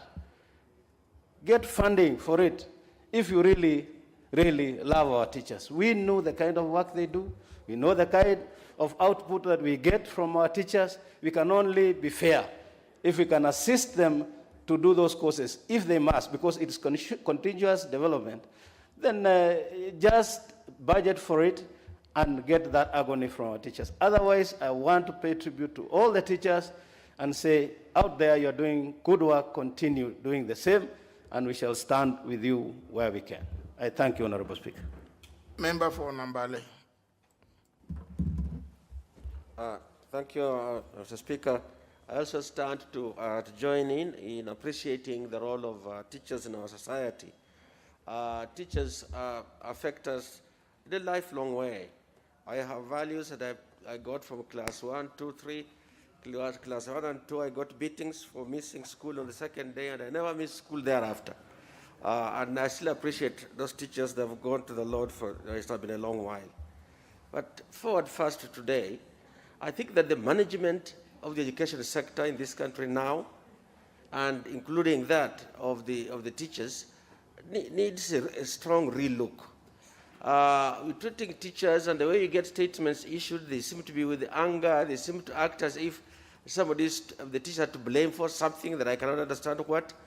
I think that appreciation doesn't follow through, doesn't come through rather, through the policy pronouncements, doesn't come through the compensation systems they have got, and definitely it doesn't come through for allowing them to organize themselves so they can best speak for themselves.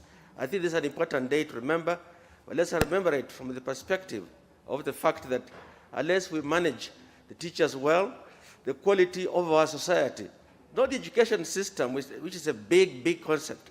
Just if we mismanage teachers, the quality of education system. Finally, the quality, not just of education, but of this society to manage its problems, to deal with the future that is so critical, is going to be compromised. Teachers are absolutely critical in that. And lastly, I want to agree strongly with the sentiments that the retooling that's being proposed now in the CBC should be subsidized by government. Subsidized 100%, subsidized partially, offer soft interest-free loans, but do something. You can't let a parent who sold a piece of land get a share yet again. I think there's something is missing. We need those links closed so we can appreciate even more fully the role of teachers. Thank you, Mr. Speaker. Farewell, honourable members can't go beyond that. Honourable members, you place your requests. I'm not able to know that anybody wants to speak unless they put their request. But many of you are. But the reason why, I give the reason why I allowed this statement by Honorable Sosion at the hour that I did. Ordinarily, it is 6:30 for only 30 minutes, so that by 7, even if you are the wanted to speak and it is 7, you have no option, but the House has no option but to adjourn. The Chair of Education Committee. Thank you, Mr. Speaker, for this honor, for giving me a few minutes to recognize and celebrate the teachers of this country. Mr. Speaker, it has been said how our teachers are uncelebrated, and we must celebrate them today, Mr. Speaker. Mr. Speaker, we all remember how our teachers suffered during the COVID time. We ensured our children went back to school. The teachers went back to school, despite the fact that everybody was scared of COVID, but our teachers went to school, even the calendar changed. So we must really celebrate our teachers. Mr. Speaker, we also must remember what happened when we were on the COVID break. We came to realize as a country that our children are actually safer in schools than at home because of what happened. Too many pregnancies and too many issues happening to our children. So, Mr. Speaker, we really must celebrate our teachers who are more than second mothers, second fathers. They are our molders, and we really must celebrate them, Mr. Speaker. Mr. Speaker, when it comes to issues of delocalization, this delocalization actually, Mr. Speaker, breaks families because some are just newly married and they get a job. One goes to Kitui, the other one is in Coast region. So actually, family being the basic unit, we must ensure that this is reviewed, Mr. Speaker, and I must inform the members that we are actually looking at the TSC Act afresh so that we ensure some of these things are looked at afresh before the end of this term. Mr. Speaker, we are also happy that we have full commissioners on board now. Some of these things will be easily fast-tracked so that we can ensure our teachers are happy wherever they are. Mr. Speaker, we have teachers who have stagnated in one grade for even 20 years or more. So we also are looking at this as a committee to ensure that our teachers at least progressively move, to motivate them to be able to stay in their jobs. The hazardous areas, Mr. Speaker, even when you speak of that pay that they are paid, it is so little. We need all these things reviewed, Mr. Speaker, and as a committee, I can assure the members that we are looking at this. It was unfortunate the Honorable Mboko petition was taken to court. It was going to cure a lot of these issues that we're talking about. Mr. Speaker, we cannot allow our teachers to be allowed to be deducted 6,000 shillings from the little pay they have, and they were not even informed or there was no public participation. So, Mr. Speaker, it was unfortunate. We hope that you'll give a way forward on that. Mr. Speaker, when it comes to the issue of infrastructure, I must assure the members the Ministry of Education is doing the best it can, moving forward to have classrooms built so that we can be able to have that. My appeal, finally, Mr. Speaker, is that when you're doing the supplementary members, please, support us as a committee to be able to hire enough teachers. We need even 10,000 more teachers so that they can be put in the various constituencies to be able to cover. Very well. It must end there. It must end there because that's not business as yet. Now let's go to the next order. And you know, honour members, as we move closer to fire, I'm able to see what is happening. So I've seen a number of members who come, they walk in through here, pretend to be saying hello to a few members, then they just walk around that way. Then the next thing I see them out there, they have participated in the debate, and they will go out there to say we have passed this thing very well. Now what? I've just seen it, but it's part of the way business is done here. I just wanted to clear this preliminary business. Yeah. Next order. Order number 8, the Perpetuities and Accumulations Amendment Bill, National Assembly Bill number 24 of 2021, second reading. Question to be put. Members, let me proceed to put the question, which is that the Perpetuities and Accumulation Amendment Bill, National Assembly Bill number 24 of 2021, be now read a second time. As many as that opinion say aye. As many as contrary opinion say nay. The ayes have it. A bill for an act of parliament to amend the Perpetuities and Accumulations Act and for connected purposes. Next order. Order number 9, motion, ratification of various protocols under the Maritime Labour Convention and the International Labour Organization and the amendments therein. Question to be put. Honourable members, the debate also on this motion was concluded. I therefore put the question, which is that this House adopts the report of the Departmental Committee on Transport, Public Works and Housing on the ratification of the 2014 and 2018 amendments to the Maritime Labour Convention of 2006, the International Labour Organization Convention C-185, amended Convention on Seafarers' Identity Documents of 2003, the International Labour Organization Convention C-188, in brackets Work in Fishing Convention of 2007, the International Convention on the Standards. Member for Kibwezi, please. You get excited every time you sit next to a member for Busia.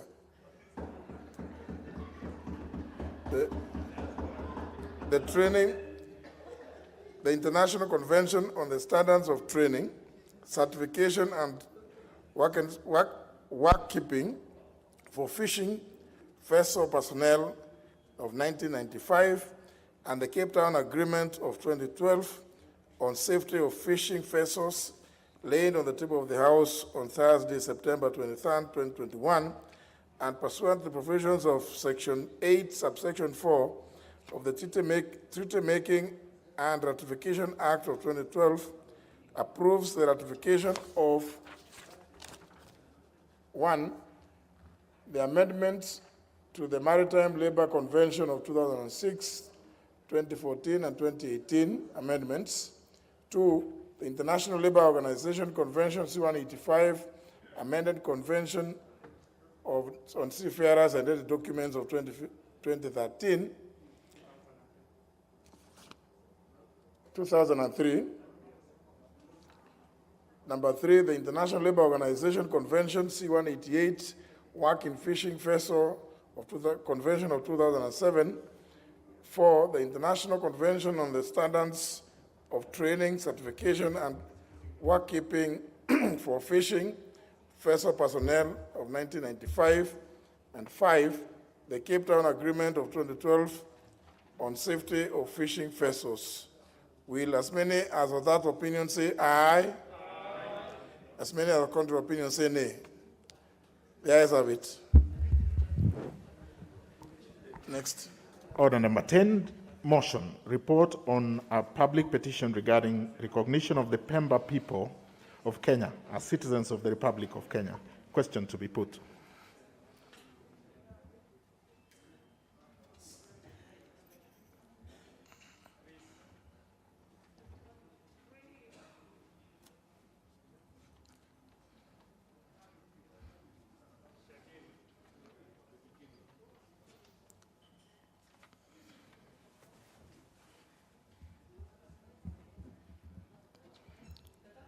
Member for Katanga, member for Katanga. No, just take a seat. Even there, it is not harmful.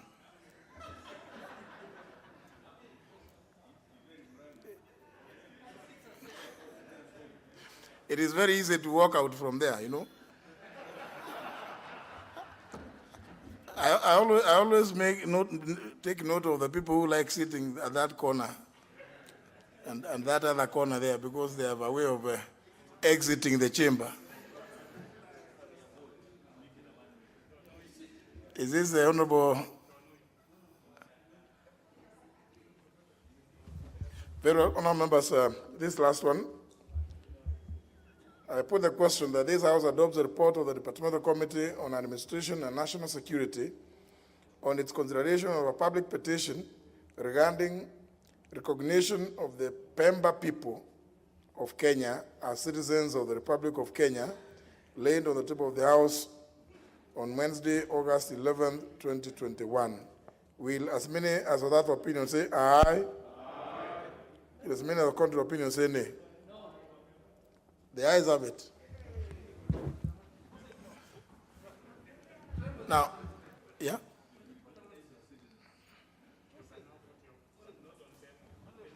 Yeah, Honorable Duale, what is it?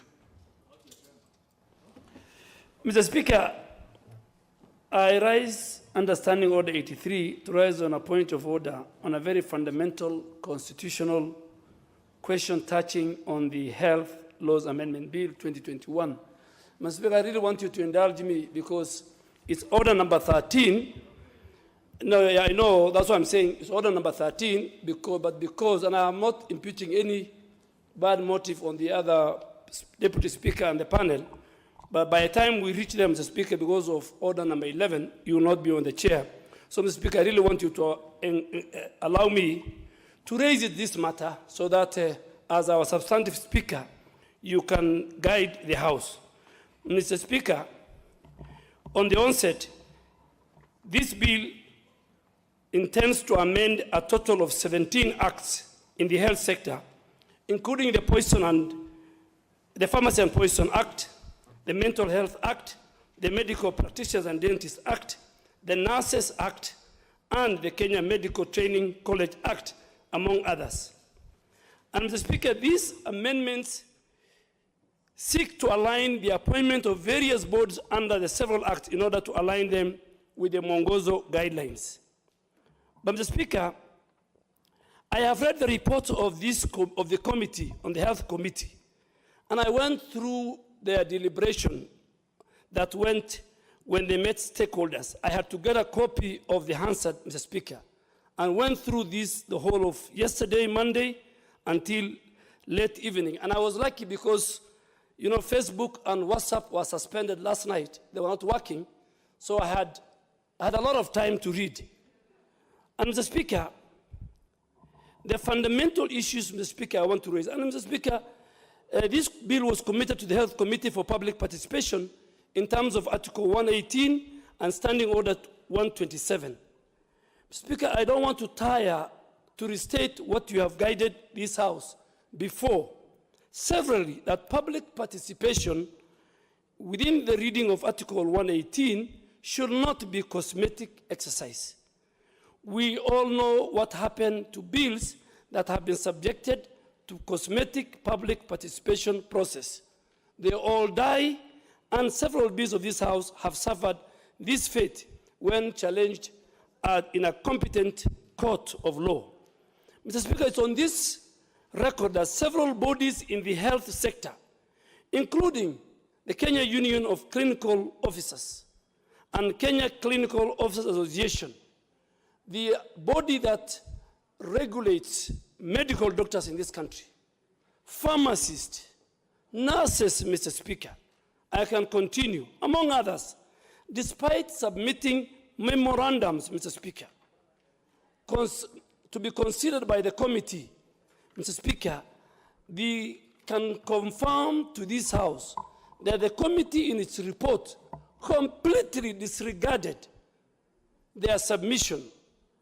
And in disregard of Article 118 of the Constitution, they never considered one single memoranda or even given some of these institutions and bodies an opportunity to appear before the committee to prosecute. Speaker, I'm not saying it out of the blues, and I have looked at the report.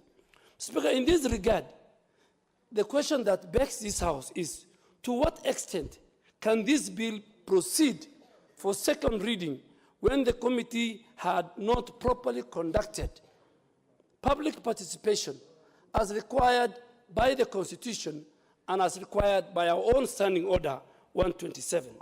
Speaker, you have ruled a number of times that a bill without public participation is as dead as the dodo.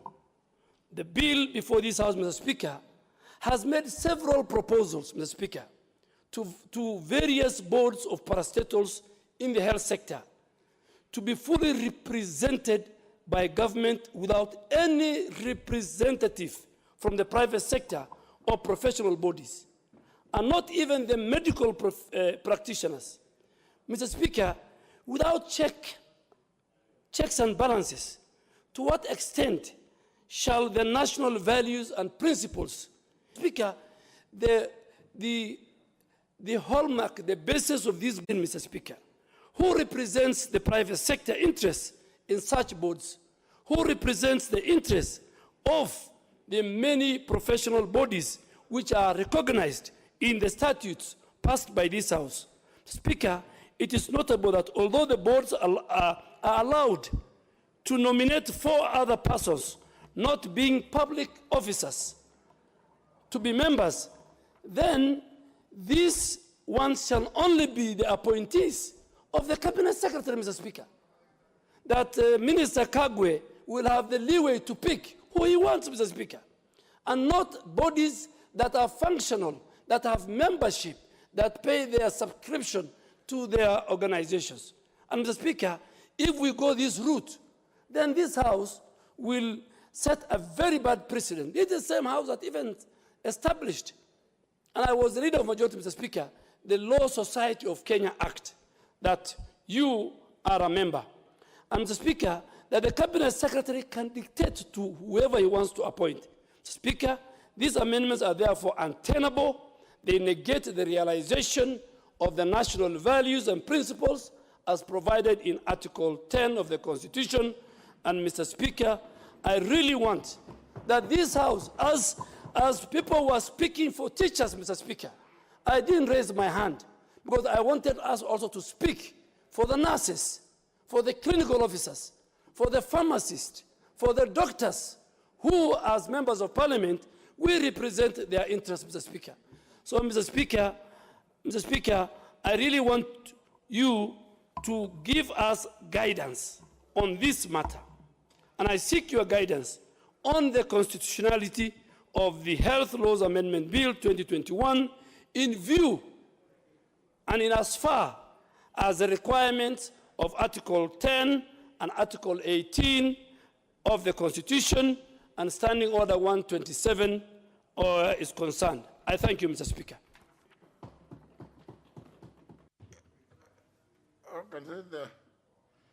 Honorable Seli. Thank you, Mr. Speaker. Mr. Speaker, I would like to state from the outset that I'm a member of the Health Committee, but I'm aggrieved because, in fact, I would say that this report of the committee is before this House fraudulently. Because, Mr. Speaker, I wanted to make a minority dissenting report, and the clerk declined and denied me secretarial services so that I could do that minority report by arguing that I cannot do a minority report on a bill. Mr. Speaker, I was so aggrieved that I felt that there was a sinister motive behind this health laws amendment. So, Mr. Speaker, I agree with the Honorable Duale that you look at it carefully before you allow any debate on these amendments to go on. Because, Mr. Speaker, as a professional myself, a highly qualified doctor, if I were to be regulated by the Medical and Dentist Council, I pay my subscriptions. That is the money that runs the council. That's the money that has built that magnificent building next to DOD. How can I be told that I cannot be part of the regulation, that I cannot be on that board, that I cannot be on that council? Somebody else will be put on that council to regulate me. I think it's, for lack of a better word, it's madness. It's madness. Mr. Speaker, as a professional yourself, a lawyer of high standing in this country, you know how self-regulation is supposed to be. Mr. Speaker, I beg you, look at this amendment bill properly before you allow the House to continue debating on it. Thank you, Mr. Speaker. Honorable TJ. Mr. Speaker, sir, they are coming for the nurses and the doctors. Next, they will come for the lawyers. And if they get the lawyers, I suppose they are going to come for the Council of Former Speakers. Which, Mr. Speaker, you will not join that council since, Mr. Speaker, sir, the faithful one will be the president of this country. But allow me to say this, Mr. Speaker. This mwongozo that is being touted all over, I sat on the delegated committee.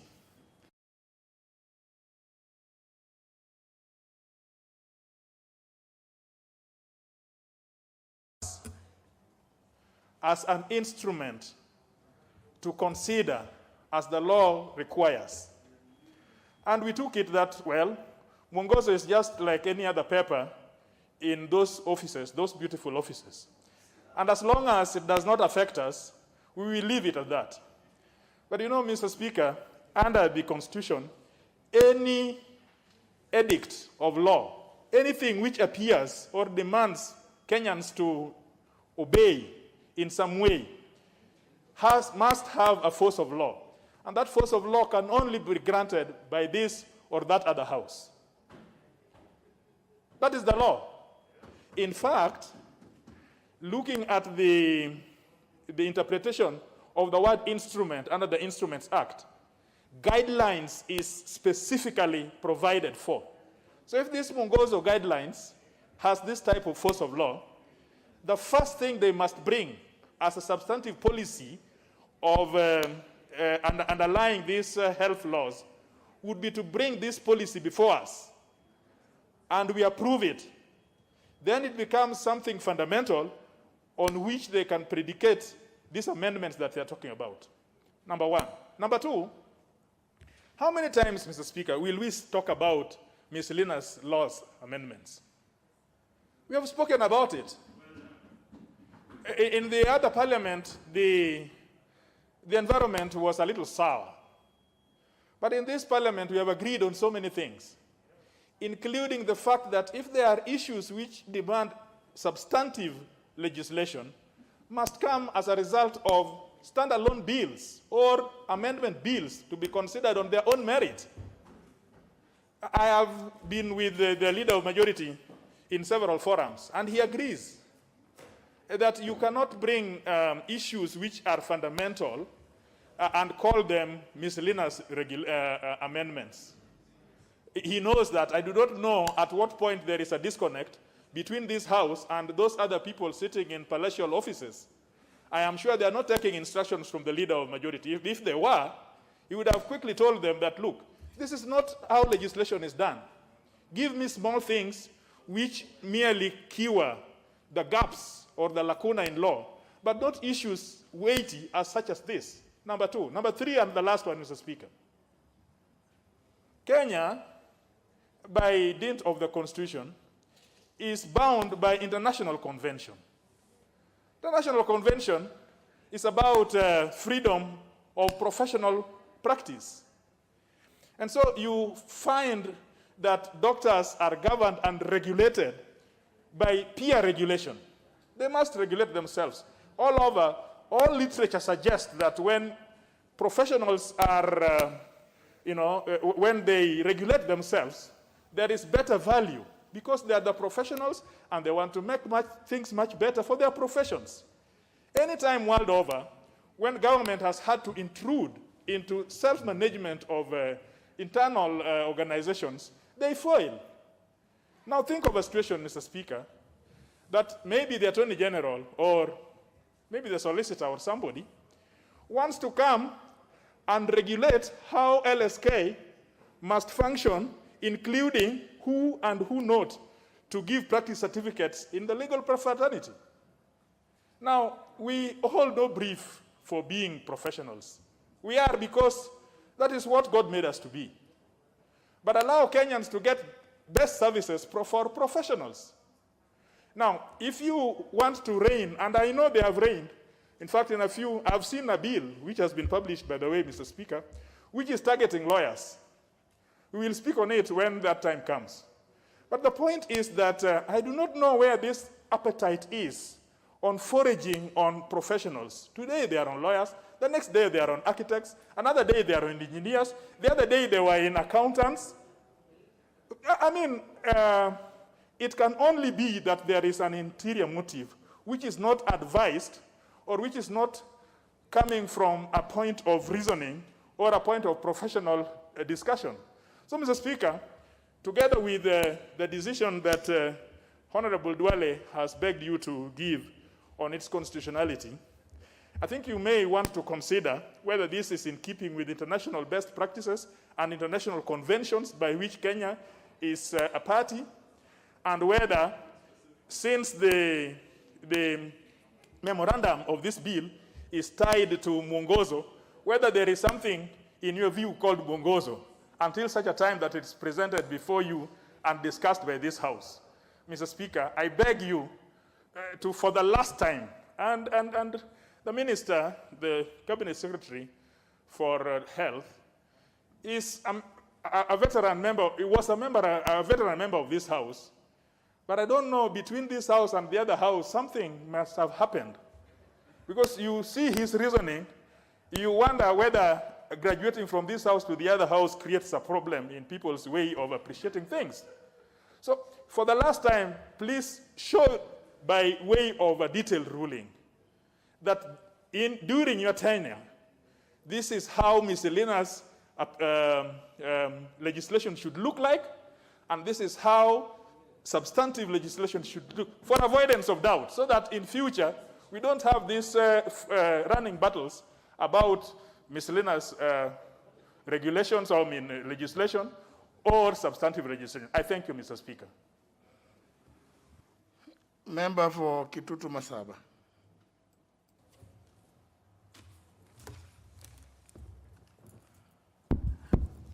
Honorable Speaker, also support. I entirely agree with what Honorable Duare has said, because, Honorable Speaker, this kind of omnibus bills tend to actually come in with a few to rob out. I would, Honorable Speaker, say that if we allow this kind of bills, which in one way or the other are intruding to professional areas, just like Honorable Seria said, that would, Honorable Speaker, really mess. And therefore, we would appreciate that you really give your reasoned decision on this matter. Thank you, Honorable Speaker. I support. Member for Rarienda. Thank you, Mr. Speaker. Mr. Speaker, I have carefully considered this bill, and the essence of this bill is to abolish the more progressive approach of allowing self-regulation by professionals for the more retrogressive approach of control of professional bodies by the state. And Mr. Speaker, there are many reasons, and if it was to graduate to that, why we would oppose this. I have personally identified over 20. But only in the context of what Honorable Duale has raised, Mr. Speaker, I think there are 4 points to consider. The first one is in the memorandum of objects, this bill purports to say that these amendments are being done to align these laws with the Constitution and the Mwongozo Code for state corporations. 2 problems with that, Mr. Speaker. There is nothing in the Constitution that requires an amendment of any of these laws at all, and the report does not even purport to identify that. Secondly, the Mwongozo Code is not law, it is a code, it is a policy. You cannot purport to amend substantive legislation to accord with policy. It should be vice versa. But more importantly, Mr. Speaker, the bodies sought to be reorganized are not state corporations. These are professional bodies that are operating outside of the state. And therefore, even the premise of the amendment is wrong. Secondly, Mr. Speaker, to the extent that these bodies comprise professionals who pay subscriptions, and therefore they're actually associations. They are associations that are protected by Article 36 of the Constitution. To that extent, Mr. Speaker, if you are to abolish them, if you are to reconstitute them to the extent that the professionals lose control, it's like withdrawal of registration. That is expressly prohibited by Article 36, 3A and B. In fact, 3B even goes further to say, even if you are to consider, there must be a proper and fair hearing. That proper and fair hearing has not been given to any of these professional organizations by the committee. Mr. Speaker, thirdly, it offends a very basic principle, the constitutional principle of restraint of state power, that state power will be exercised only for the organs that belong to the state, not for organs outside of the state. To the extent that they are now giving the president, they are seeking to give the president the power to appoint chairpersons of all these professional bodies, and then the CS comes in to appoint other people, and then they reduce even those who can come from the professional bodies. Mr. Speaker, this is actually allowing the president and the executive to exercise state power outside of the state, and that cannot be constitutional. In fact, Mr. Speaker, will I invite you to consider a more fundamental issue. A careful reading of Article 132 thoroughly restrains the powers of the president and states what the president can do and cannot do. And the only leeway it allows is now under 132 4A, where it allows the president to establish a public office. It means, and that before that is done, there must be legislation that enables that. So the only extension that then the president gets is if legislation allows the president to exercise that power, and if it's a public office. These are not public offices. These are professional offices. How can then the president come in to determine for professionals who to be their chair? That is unconstitutional. And lastly, Mr. Speaker, if you look then at what is proposed as clause 3.2, it's even more intriguing. It allows, and it's repeated for all the other bodies, it allows the cabinet secretary to appoint some people, some 4 persons, through conventional board resourcing procedures, including through applications, referrals, and knowledge of the market. Whatever that means, I don't know. But the one thing it certainly means is that it throws out Article 10 of the Constitution, it throws out Article 232 of the Constitution that require transparency and meritocracy in appointive offices. Now it's purporting to give the cabinet secretary the discretion to appoint anyone, and if you ask them, they'll say it was through referral or knowledge. That cannot be constitutional. Mr. Speaker, I urge you to save this House time and the embarrassment that might be caused even by debating this proposed bill. Thank you, Mr. Speaker. Leader of Majority. Thank you, Honorable Speaker. Honorable Speaker, I'm actually surprised that we have hijacked the debate on the bill by trying to preempt it from coming on the floor. And I want to, first of all, clarify that contrary to what the senior counsel has said, that this bill is purporting, is linking to the Constitution, has nothing to do with the Constitution, it's very clear you have not read the bill. Because if you had, you would see that part of the bill, there's a whole reference of it, page 9, is about changing the nomenclature for ministers to cabinet secretary in line with the new Constitution. And that goes on across many other laws. So it's actually true that the bill is premised on aligning laws, the various laws in the health sector, to the Constitution. The bill is also looking at some, it's not based on only the professional bodies. KEMSA is not a professional body, but it's being affected. NHIF is not a professional body, it's affected. It's several laws within the health sector. And this is not the first time it's happening. We did it in 2017, and we've done it with the tax laws amendment, where we look at all laws to do with tax and amend them within one omnibus law. Because the thread that's running across all this is the management bodies of all those institutions under the health sector. And whether you bring it as a standalone, 27 bills, or one bill, and I remember we had this discussion just last week in the Committee of the Whole, where members said, instead of keeping on changing within each bill, why don't we have one omnibus law that basically says, change every reference in all the laws from minister to cabinet secretary. We had this discussion last week. So it's actually not true to then say that this is a miscellaneous amendment bill. This is specific to laws within the health sector and covering the various bodies. Now, I know there's been a bit talked about on the Mwongozo Code and harmonizing.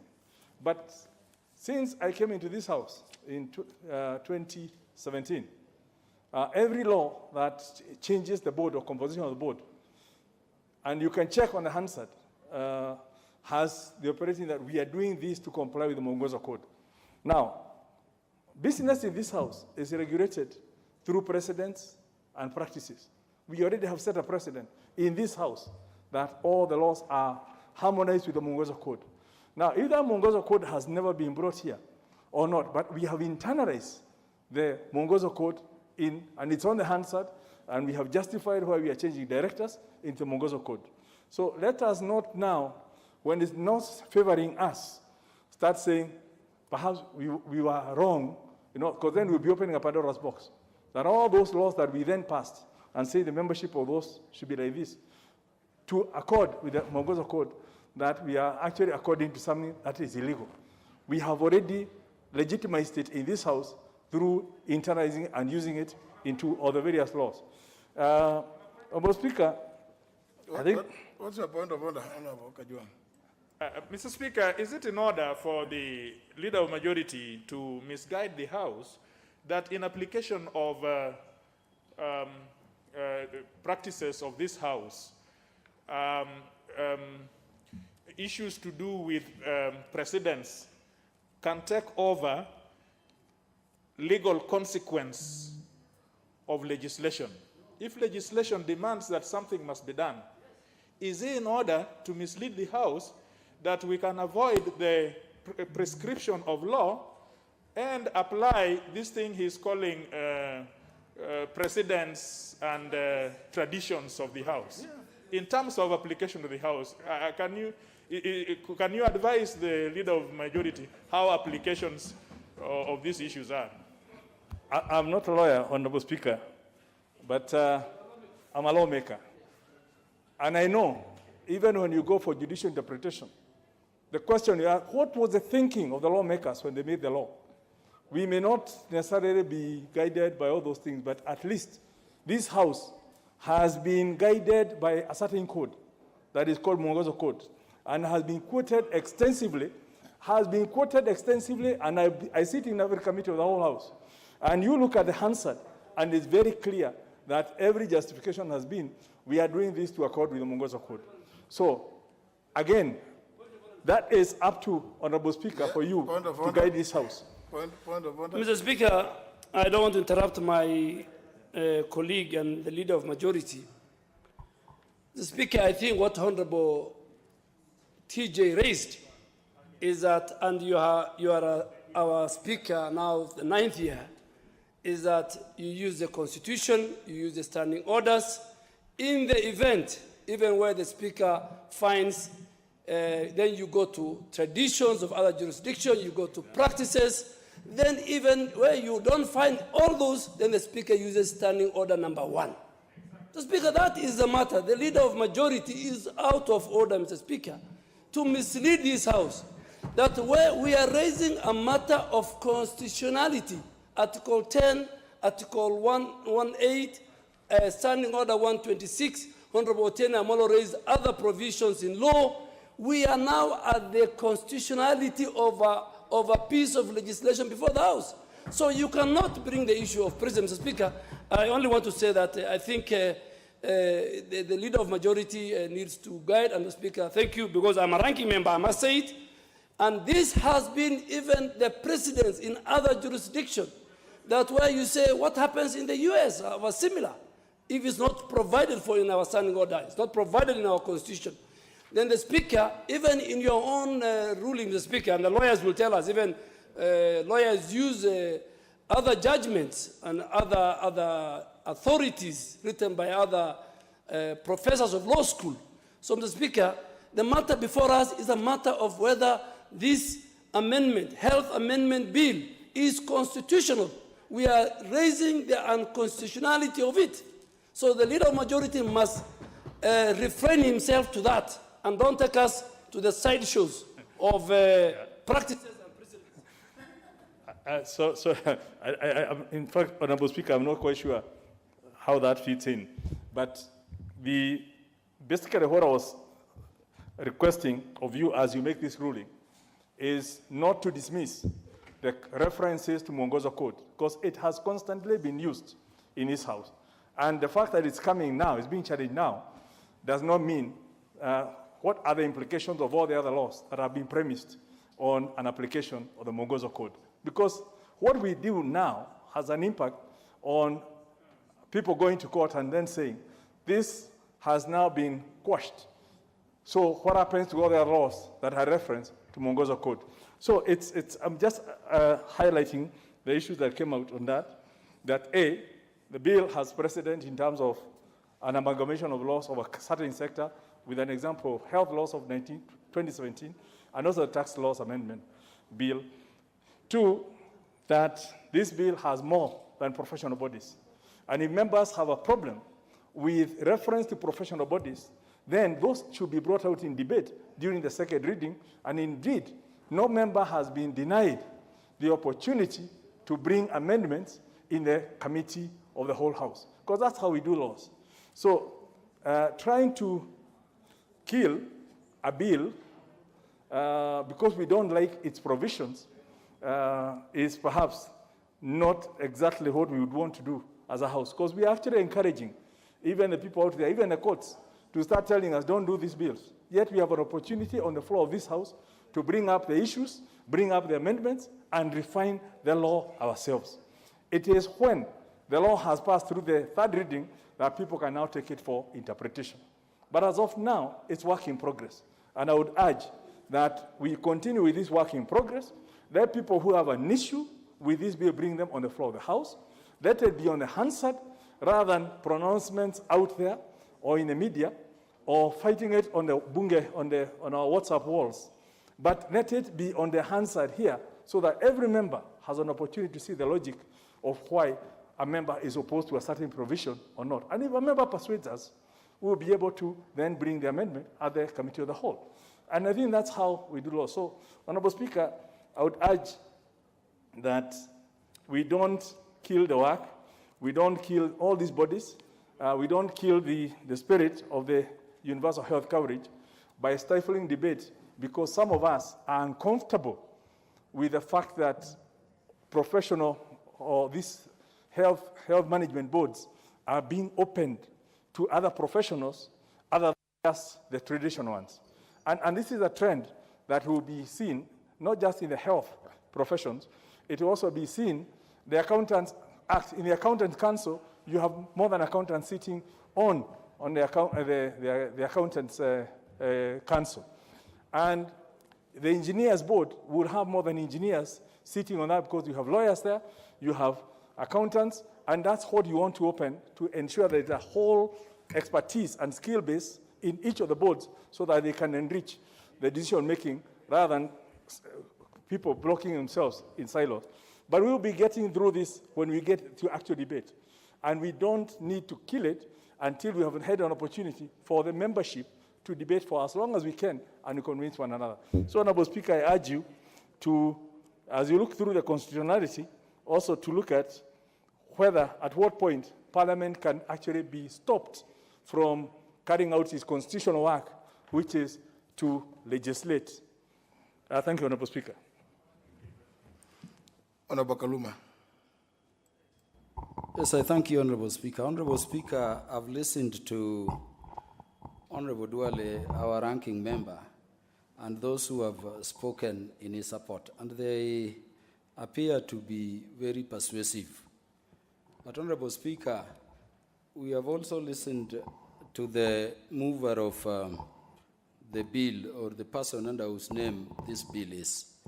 Honorable Speaker, while at least I may agree with what Honorable Duale and those speaking in support have said, Honorable Speaker, I don't appear to agree with them in terms of the manner they are proposing that we deal with the matter. Honorable Speaker, this bill is at Order 13. It has not yet been called. A number of us members here, including myself, came possibly to debate it. We are being told that there are unconstitutional provisions within the bill. We are not being told whether it is the entire bill or just some of them. In fairness, Honorable Speaker, I was going to propose for your determination as you determine the issue that we allow this matter to be moved.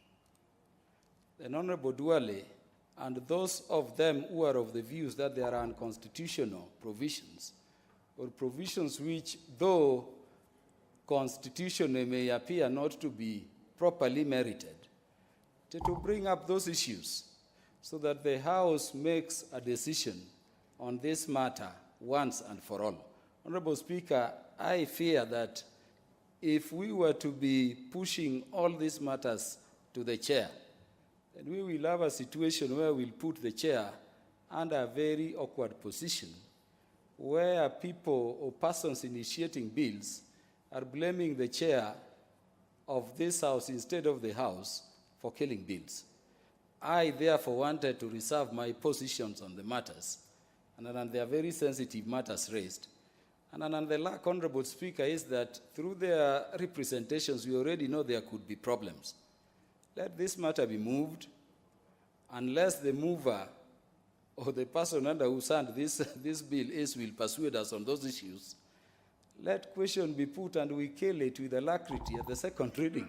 The luck is that they have raised our antennas on it. But, Honorable Speaker, I don't think we would be doing justice to your seat to be seen on a bill which appears to be touching all these sectors, that you made that determination on it there without reference to the House. Let the House as an institution make some ultimate decisions on some of these things. Honorable Speaker, with those few, I thank you, and I beg. Well, I can see a few more requests. Honorable Pukose. Thank you, Honorable Speaker.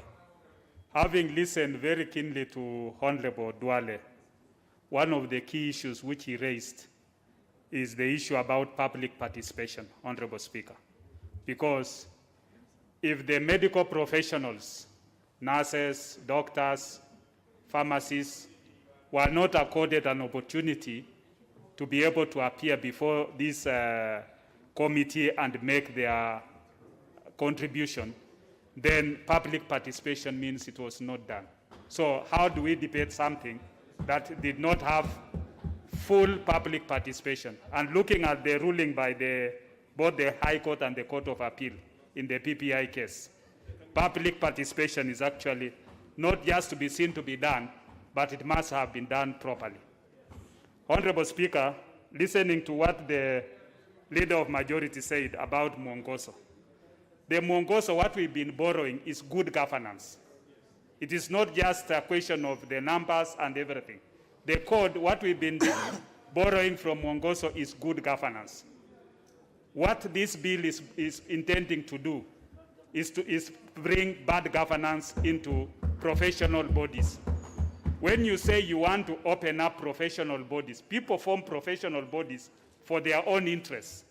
If we form a professional bodies for doctors, or there's a professional body for lawyers, at what stage do we need somebody else to come and participate? Instead of having somebody else being put to us that you want this person to be part and parcel of that team. How will you appoint a doctor to say, go and sit now in the board of Law Society of Kenya and deliberate on matters pertaining to Law Society of Kenya? It doesn't happen like that. I'm a member of the Kenya Medical Practitioners and Dentists Board. I'm a member of the Kenya Medical Association. These are professional associations that we sit to do professional development. Once every other time when we have CMEs, continuous medical education, how will you want to have somebody who is not part of you to be in the governing council? It doesn't work like that. So, Honorable Speaker, I just want to stand with what Honorable Kaluma is saying. We'll ask you to be able to give a ruling on the constitutionality, on the public participation issue. But if it fails, then we'll have it debated on the second reading and we kill it from there. Thank you, Honorable Speaker. Now, when you use the word kill, you are suggesting you could be murderous, is it?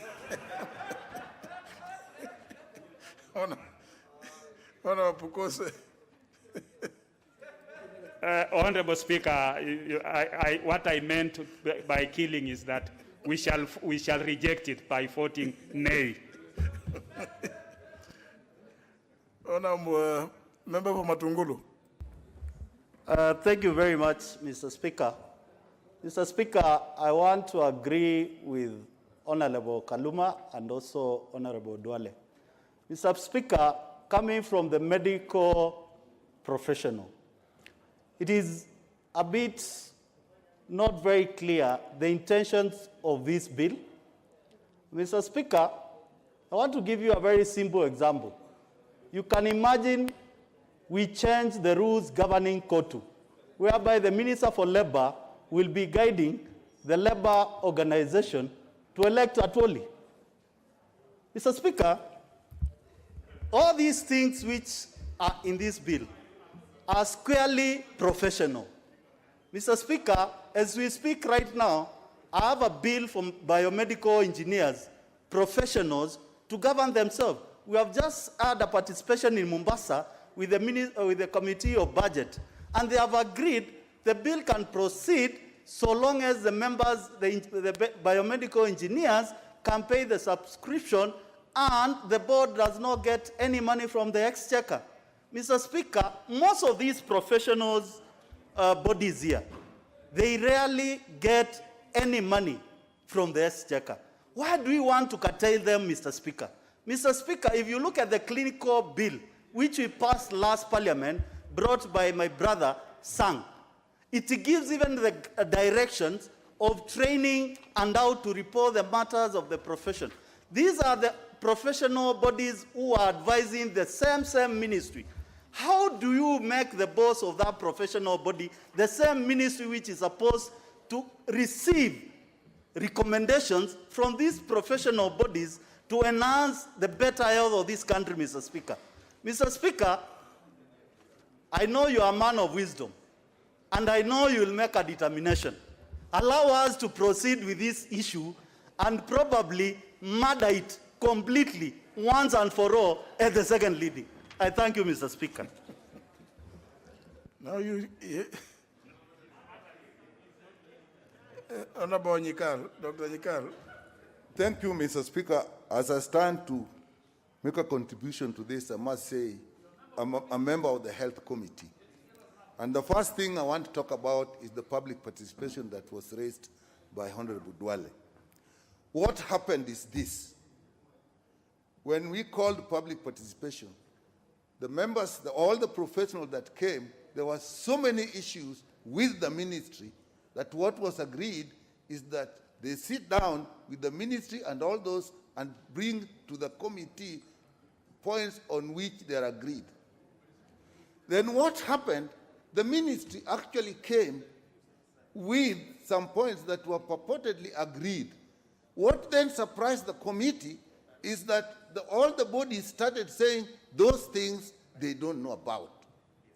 So to that extent, actually, in my view as a member of the committee, that public participation was really a sham. And I think I blame the ministry for that. Then, Mr. Speaker, when I come to the contents, in my mind, I'm not a lawyer, but this thing violates basic principles. The lawyers will say their laws, they'll say their constitution, they'll guide us on that. But this violates the principle of representation. In all the boards, we are talking about regulatory boards, and the majority was right. There are some regulatory boards and there are also management boards. Regulatory boards like the Nursing Council, the Medical Dentist Council, and then there's KEMSA, then there's NHIF, which are actually management boards. Now, when we come to the regulatory boards, then you find that the representation of the various professions are actually, the representatives are appointed by the minister. In fact, in all of them, if you read all of them, they are actually peers, and then I think 3 people appointed by the minister. And so the professionals that are the stakeholders are not represented. Obviously, those people who are appointed in that way will have their allegiance to the minister and not to the interests of the profession. And I think there is something wrong with that constitutionally in terms of representation. Mr. Speaker, then there is another issue that I think is wrong here. The principle of self-regulation. If you have a regulatory authority and the professionals, the people with the technical content are few, 2 or 3, appointed by an authority, the ministry, and then the quorum that you put is such that even in their absence, the deliberations can go on. It is quite possible that you will have a situation where you are even looking at the professional conduct and these people are not there. So how are you going to have self-regulation? How are you going to know if somebody said they didn't look after a patient properly? Do you expect lay people to actually now alone sitting know whether they didn't look after the patient properly? You need technical input. Mr. Speaker, a third violation in my view, Mr. Speaker, is this bill. Mr. Speaker, third violation, this bill fails to make the distinction that the leader of majority was actually talking about. When you have regulatory boards, their structure must obviously be different from boards that are management like KEMSA, where you have a lot of government money, they are giving service and so on. You need a lot of representation of all people there, accountants, so on, and auditors and so on. That's okay. But when you are dealing with the body that is actually regulating professionals, whose income is not even from the state coffers, but by members paying in there, why do you want to bring all these other people? And normally, their funds are even not that much. So why is that necessary? Mr. Speaker, the fourth point is you get the impression that actually, I think leader of majority has said is coming, where there's the impression being created that in the management of, say, the health sector or any other sector, one need not have the technical information. Mr. Speaker, allow me. There's a strange thing happening in this country. We have the Director General who is acting. This Director General, when they go to WHO, who is the actual custodian of health, is a chair of the executive board of WHO. Now, the chair of the executive board of WHO is actually the boss of the Director General of WHO. So it's actually the boss. So now, in this country, he's acting. So what we are finding out here, Mr. Speaker, is that there is a general feeling that you don't really need technical input in the management of sector. But let me say this. Even if you take all the ministries, Mr. Speaker, what distinguishes one ministry from another is the technical arm. The management arm of the ministry, the PS, the finance officer, the accountant, all those procurement people, they are the same in all ministries. What will make a distinction is now when you have the technical people, the director of water, the director of agriculture, the director. Now, if then you start to say that in certain bodies you do not need those technical people, what is the source of your information? And the other day here, Mr. Speaker, we actually said we do not need the Director General in the board of NHIF. And yet all the money that is being collected is actually used to purchase health. Who is going to advise that body on what health to purchase? And look at, while we are doing that... Now, Dr. Nyikal... I'm coming, Mr. Speaker. No, you know, Dr. Nyikal, you know, ordinarily I don't like, interrupting you. But, see now, the Honorable Duale claimed that the bill is unconstitutional. Now, you, for the longest time, have been dealing with the contents of the bill. In which case, then, if you look at your standing order number 85, then you are anticipating debate, because you now are debating the bill and not the issue of constitutionalism or otherwise. So you know... The last point, Mr. Speaker, yes, I'm listening to you. The last point, Mr. Speaker, is whereas we have this bill coming in, there is a health act which has not been implemented, and all the amendments you're making could have been actually corrected by that. Maybe that will fall the same area. But I started by saying, I'm not a constitutional lawyer, but I can see the biggest issue we have here, all the professionals, many of the stakeholders, including even COTU, even NAT, and so on, feel there is no representation for them there. So, Mr. Speaker, I may have gone beyond that, but whatever we do, whether we bring it and kill it, as Kaluma says, or whether we murder it, I think what is important for this House is that we should not go into a debate when we already are assured that actually what we are going to get is actually not going to serve the country. Mr. Speaker, that is my point. Thank you very much. I think we shouldn't spend too much time going to discuss what will not actually be productive for us. The rest are for the lawyers and you to decide. Thank you, Mr. Speaker. Now, can we hear those who are not in some Mandela's range? Honorable Uhuru. Thank you, Honorable Speaker. Let me take this opportunity to thank the former majority leader for highlighting the issues at hand. Honorable Speaker, it isn't the first time you have been invited to make a ruling on constitutionality of a bill or not. You have been invited several times, and you have made a considered ruling. Honorable Speaker, at the core here, there are two fundamental issues. Number one is public participation. And I think it has been a debate in this country for many, many years. I sit in the Committee of Delegated Legislation. One of the sole issues we have tried to deal with is what constitutes public participation. Is it just a talking show, or is it just something people come, make representation, and the committee or regulatory making authority does not give any due consideration? Here is an issue that we need to consider. In the past, Honorable Speaker, when a similar issue was raised, you ordered the committee, respective committee, to go back and do public participation afresh. What is emerging from the representation by members in the Committee of Health, it seems, yes, there was some form of public participation, but it was not public participation as such, it was just a fuss. That's the first issue that we need to consider. Secondly, Honorable Speaker, and it has been an argument in this House for some time, that what constitutes miscellaneous amendment? What constitutes an omnibus amendment? Honestly speaking, with so many bills being amended at a go, it becomes extremely difficult for members to give an enriched debate in respect of the matter. Again, we have invited you in this matter many times. You have made rulings the other way. Again, this is an opportunity for you to make a ruling.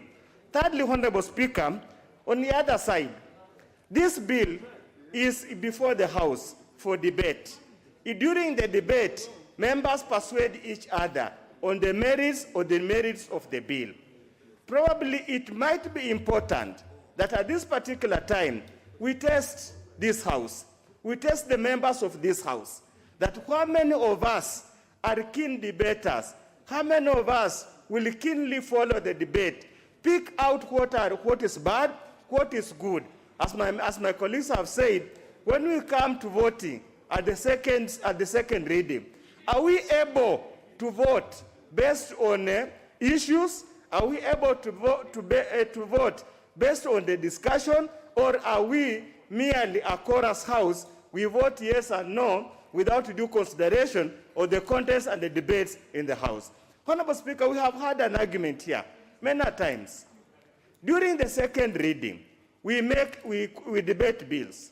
Do chairmen of the committees ever bother to listen to what members are saying, so that the time they prepare the amendments for the committee of the whole House, do they ever consider those issues?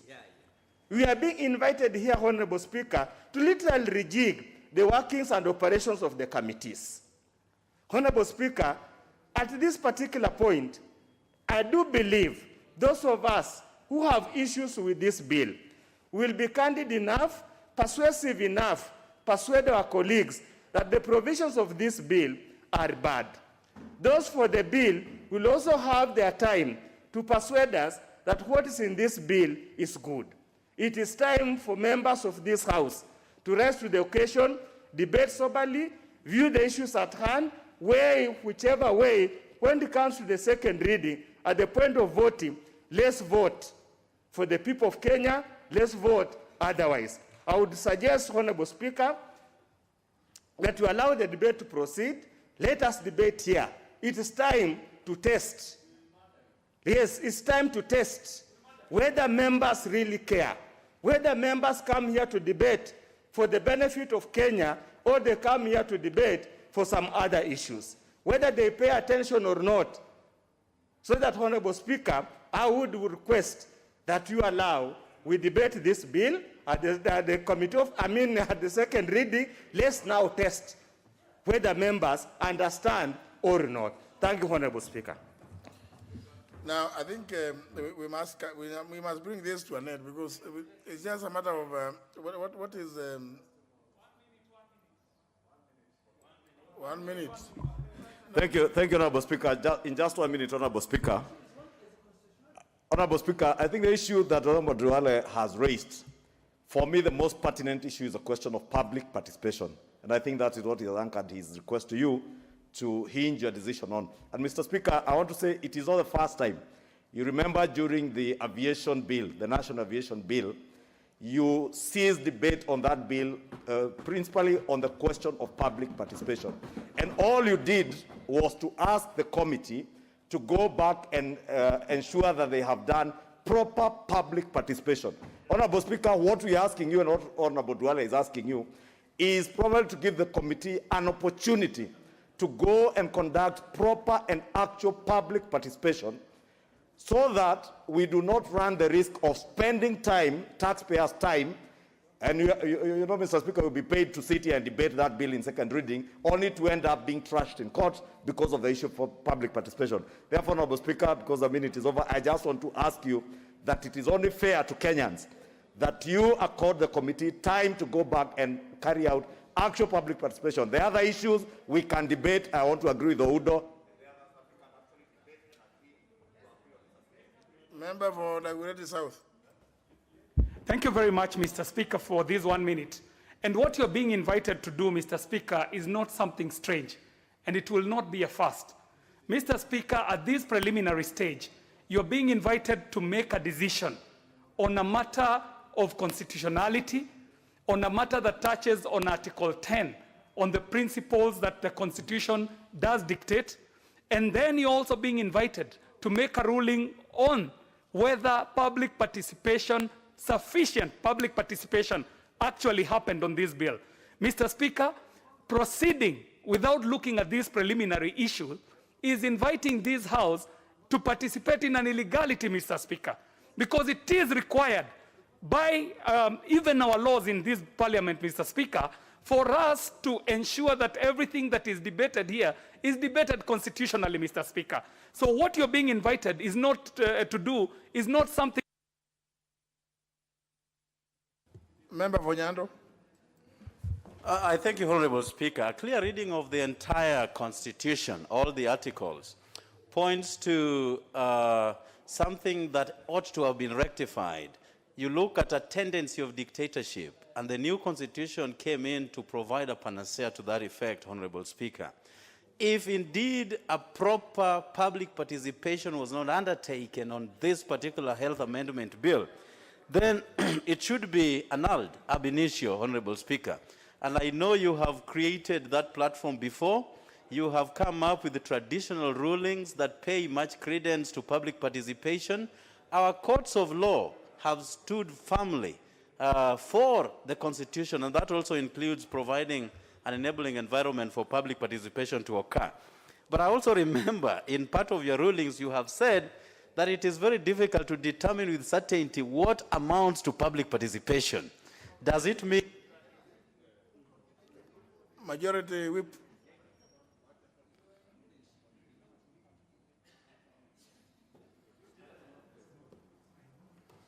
Thank you, Honorable Speaker. Honorable Speaker, getting it from the Honorable Duale, Honorable Duale does not dispute that there was public participation. He says there was, but what was submitted to the committee was not utilized properly. Therefore, Honorable Speaker, it means that you have to define, Honorable Speaker, in your ruling, what constitutes public participation. Number two, Honorable Speaker, yourself, you ruled that a matter of constitutionality can be raised at any time during the debate or whatever time a member wants.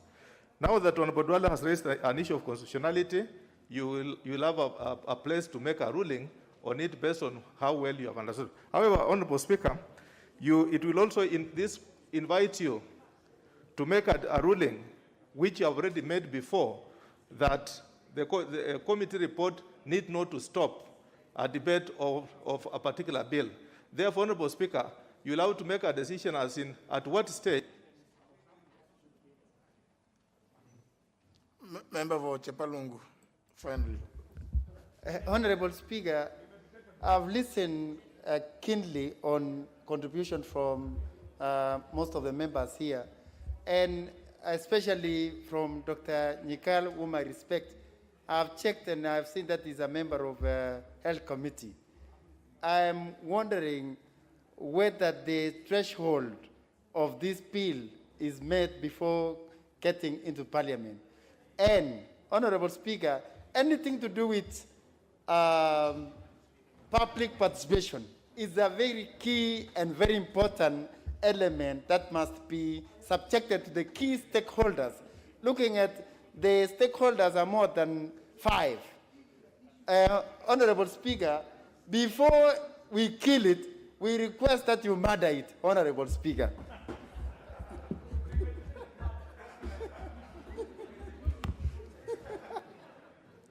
So before you kill it, you request that it be murdered. Anyway, honor members, there are a number of issues that have been raised, and I think to the extent that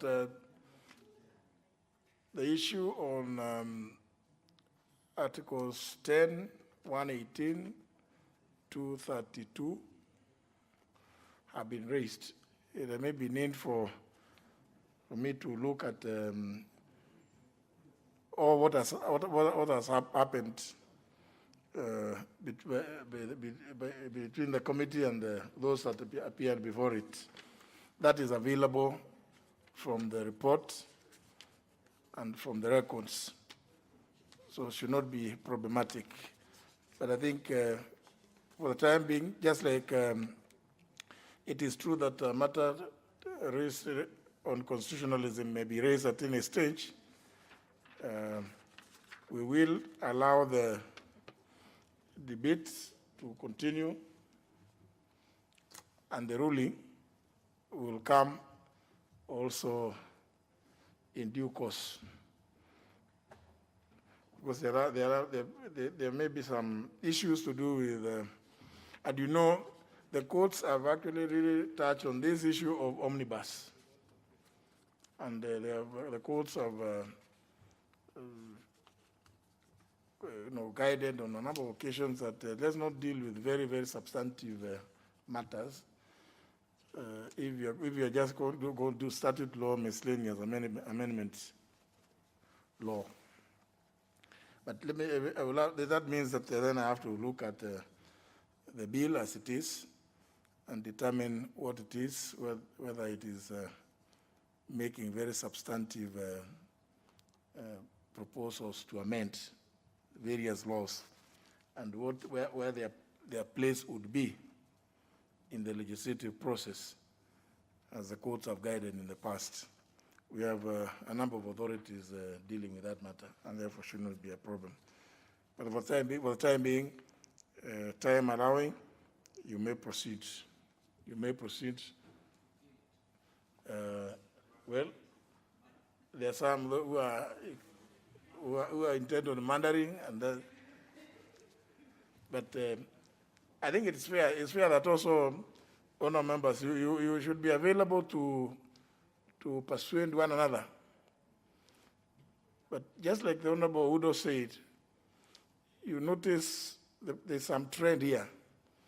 That the members who are very keen at debating, and particularly who participate in the committee of the whole House, the next day, because usually there's no quorum to put the question, the next day when you put the question, the ones that vote have absolutely no idea what it is that they vote for, one way or other. Yeah, that's part of the non-fare paying passengers. They don't pay any fare. They say in mutahi, they call it sare. Those who, is that the member for the great South seems to understand that language very well. They are not fare paying. So, usually that's the other challenge, and I agree with Honorable Oundo that,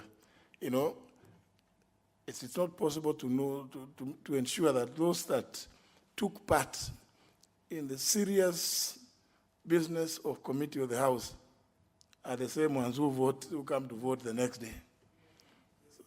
And especially, you may find that when you have committee of the whole House on a Thursday, and the question will be put on Tuesday afternoon, those ones who just have come from the villages coming to vote one way or other have absolutely no idea, but still they nonetheless vote. And so that's a challenge, Honorable Undo. It's not possible unless we insist that everything should be by roll call, which would be very, very inconveniencing also for the House. But obviously, it has to do with, it has to affect the quality, whether we like it or not. But let's hope that you people are able to persuade one another. But the issue about Honorable Dr. Eseli not being allowed to do a minority report, I think that's a serious one. I think whoever it is that is clerking the committee should be taken for a refresher course, so that they understand that it is your right, the right of every member who wishes to do a minority report to do so. I don't know whether the Honorable Nyikal signed the report for the majority, or the Honorable Mule signed for the majority. But you see now, that's why it becomes very difficult. It's not possible for somebody to walk in and expect to be given a chance to speak, because they may not know where it is that we have reached up to this point. So we will leave it at that point. You may commence debates. You may commence debates, but I will also make a determination on the number of issues that have been raised, especially those that which touch on the Constitution and the place of the bill, whether it's a miscellaneous amendment bill or not, depending on the proposals contained in it. So we'll leave it at that. The chair of the committee, because we don't want to reopen. We've already closed. No, it doesn't matter. You go to the handstand, because you see now. I mean, surely. Yeah, and you know now it is 5:30, so it's not right. There are some members who have been here since 2:30. Or before 2:30. Yes.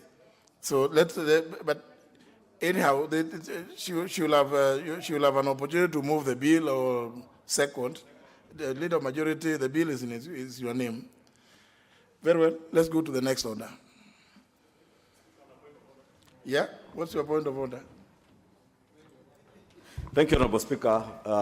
Honorable Speaker, you do recall I rose on a point of order some time back, and fortunately during the special sitting, and the chair finance and chair security were not in the House, but I see today they're in the House, and you did give direction, Honorable Speaker, on the two matters that they were inquiring into, one being the question of the Turkish national, which I had sought a statement on the 10th of August, and the chair security had indicated that it would take him 2 weeks. Honorable Speaker, it's 2 months since then. We are here to get a response.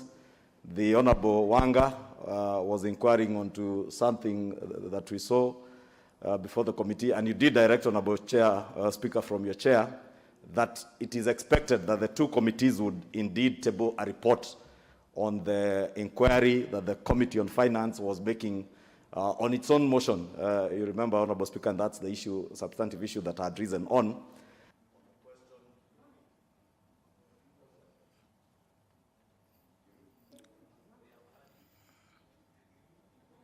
Go back to settings.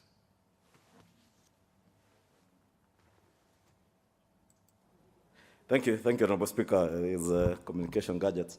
Honorable Speaker, I was saying the issue that the Committee of Finance was inquiring into was the issue that touched on Equity Bank and investments by an East African national in Uganda. And as much as we debated here, and it was indicated that indeed the committee can move on its own motion to inquire into any matter that is of interest to the nation, and the committee had moved on its own motion, made inquiries, had a lot of media blitz with the two issues, the issue of ID, the issue of the inquiry onto investments in Uganda through Equity Bank, Honorable Speaker. You indicated that the two committees must indeed table a report before this House. And Honorable Speaker, up to date, neither the Committee of Finance, neither has the Committee on Security.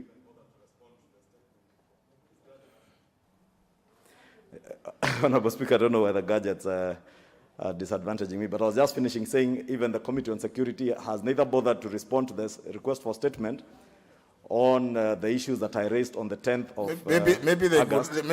And since they are here, maybe Honorable Wanga, since she's here, she can also tell us whether she has begun on her own motion anything to do with the Pandora Papers.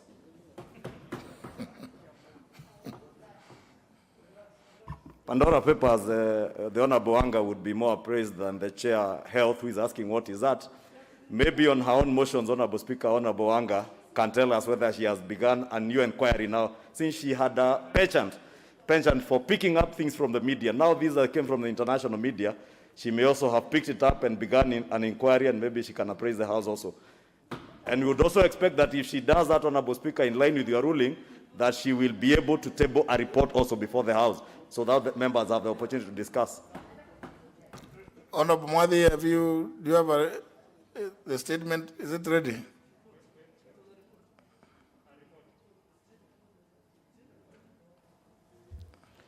Well, Honorable Speaker, we indeed held a session with the CS, and apart from the answer that it brought, we also requested that we get a written response. We have a preliminary report on what he said, but we need that statement to come so that we can attach to the same. The issue that that is on the Turkish national. On some Turkish national, is it? Food. A fruit vendor. Honorable Speaker, that statement was sought on one Harun Aydin, who is a Turkish national, and who was purportedly deported by government from here to back to the country. And that is, I think that's the matter he's speaking to. That's the one, Honorable Ishungwa, you sought a statement on here. Yeah, that is the one. In respect to yourself. No, it is him who sought the statement. He sought a statement.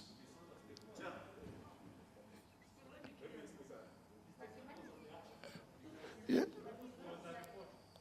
No, not a report. The one on 10th of August. What? You don't have a... Chair, sorry, Honorable Speaker, it is indeed true I sought a statement, and on the day I sought the statement, the chair indicated that they were going to meet the Cabinet Secretary the previous week, the following week, and give a response in 2 weeks' time. Fortunately or unfortunately, they happened to be in Mombasa with the CS. And that matter, I saw it in the media being canvassed in the meeting with the CS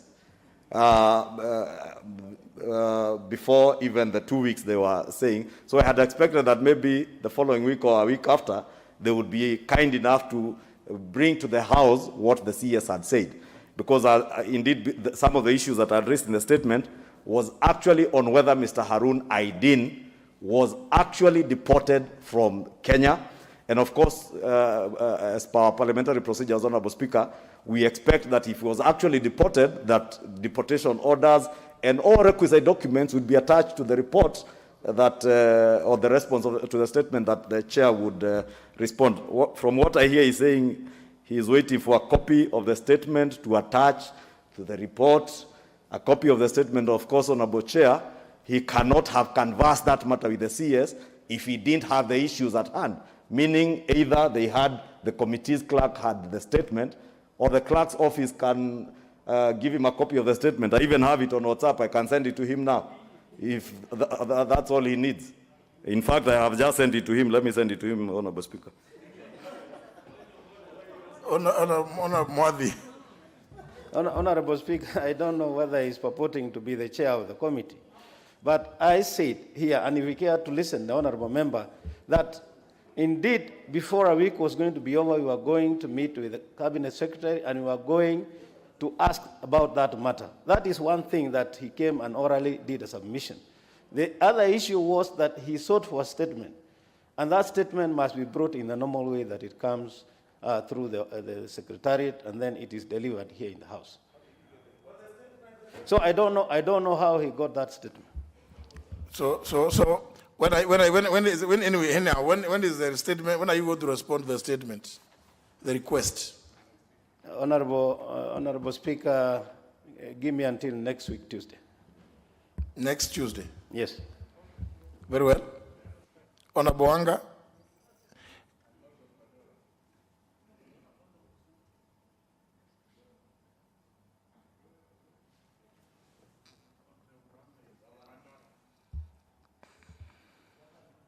Can you give her?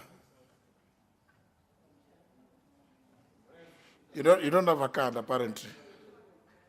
You see,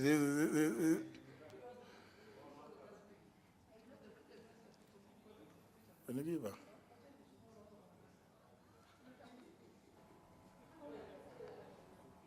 No. Down there.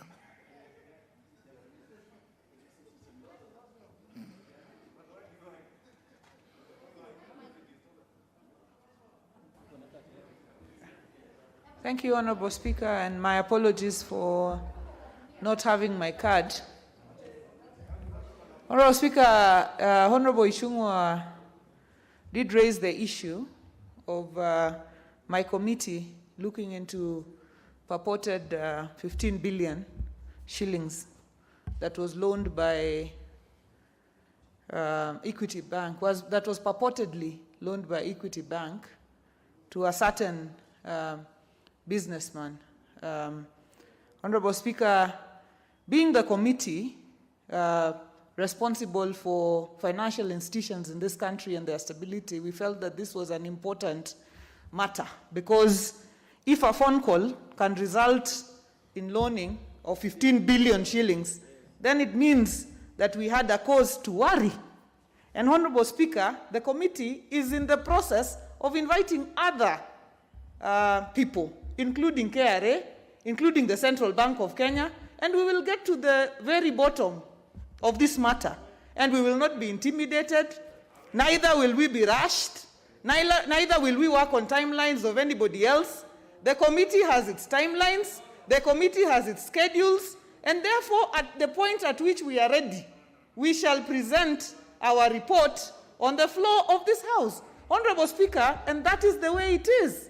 Honorable Speaker, if there are specific timelines, for example, on a petition, we know it's 60 days within which we must bring our report. Or a petition such as what you gave us the other day and gave us 14 days. If on our own motion we are conducting an inquiry, we will come to the House when we are prepared with a report. We still have to listen to KRA, we still have to listen to Central Bank of Kenya, we still have to listen to the Financial Reporting Center on this very matter. So, Honorable Speaker, we are on track. We will move. This committee will not be intimidated. Neither will we listen to sideshows. We will bring a report to this House that is worthy of the floor of this House. Honorable Speaker, if you open the Pandora's box, the one that Honorable Ichungwa is talking about, then we will have to look very deeply, and some people will not be smiling anymore. Honorable Speaker, thank you. No. Maybe there's something that you need to appreciate. That was the committee doing an inquiry on its own motion. So the Honorable Wanga is actually right, because they were not moved by a motion here. It was the committee on its own volition.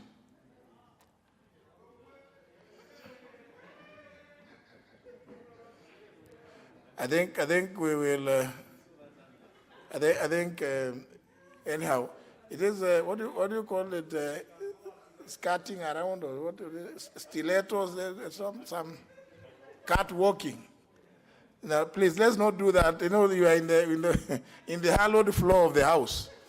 It's not. It cannot be space for cat walking. The Honorable Mwadi, you, with regard to your matter. Yes, Honorable Speaker, because I think Honorable Ichungwa has put it on record that he has a statement which I don't have. But in fact, what he has sent me is a copy of his request for statement. So he doesn't have that statement he's purporting to have. But he has put it on record. No. He said he has the statement and he wants to share with me. But as in terms of the response, he doesn't have. And I want that on record, Honorable Speaker. Did he say he has a statement? Honorable Shungwai, did you say you have a statement?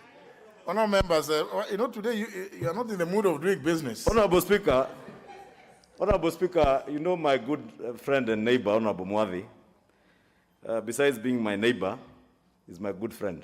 And maybe he was not listening to what I said. I said I made a request for a statement. And he has said that he is waiting for a copy of that statement to attach. Therefore, I said if he needs a copy, I can even WhatsApp a copy to him. And that's what I've just forwarded to him, because the question that I'm asking for a response on is the statement that I sought on the 10th of August, Honorable Speaker. Honorable Speaker, more substantially, Speaker, on the other matter to do with Honorable Gladys Wanga, it is indeed true that it was on the committee's own volition. But also, Honorable Speaker, we must, and you remember, Honorable Speaker, when I rose on the point of order, if Honorable Gladys Wanga can listen to me, the Chair for Finance, when I rose on the point of order, I was aware, and I indicated that it is on the committee's own volition.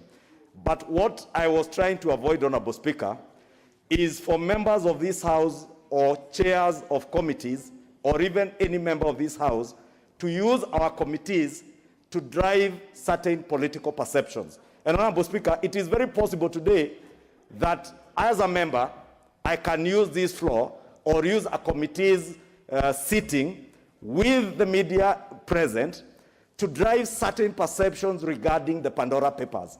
Therefore, Honorable Speaker, it is not fair for Honorable Wanga to tell us because the committee was moving on its own volition, she can take whatever amount of time she desires. Honorable Speaker, it will be an abuse of our own processes and procedures to use the floor of the House or indeed committees of the House to drive political agendas, Honorable Speaker. And it is, I am asking this, Honorable Speaker, on a very serious note, because if you sit as Speaker and allow members then to use either the floor or committees to drive political perceptions, then we may as well know we are free to do that, and we can use our committees then to discuss in media and elsewhere on the Pandora Papers and those people who have stashed money out of our economy and invested elsewhere. Then, and we can also do it on our own motions, Honorable Speaker. Therefore, now, Honorable Ishungwa, Honorable Ishungwa, the Honorable Wanga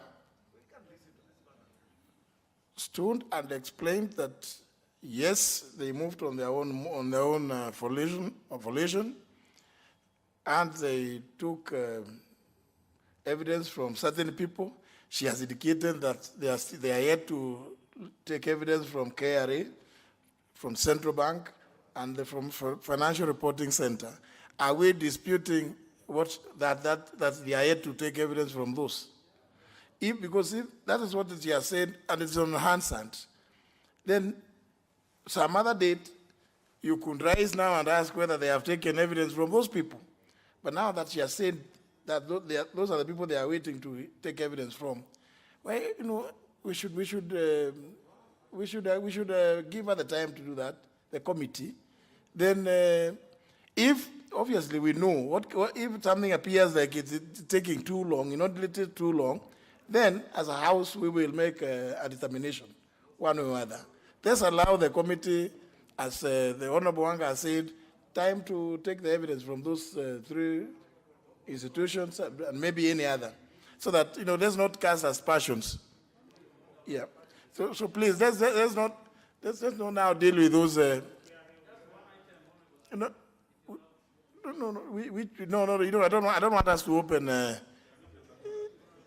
Not even that box. even that one now. Don't open that one, Honorable Kelo.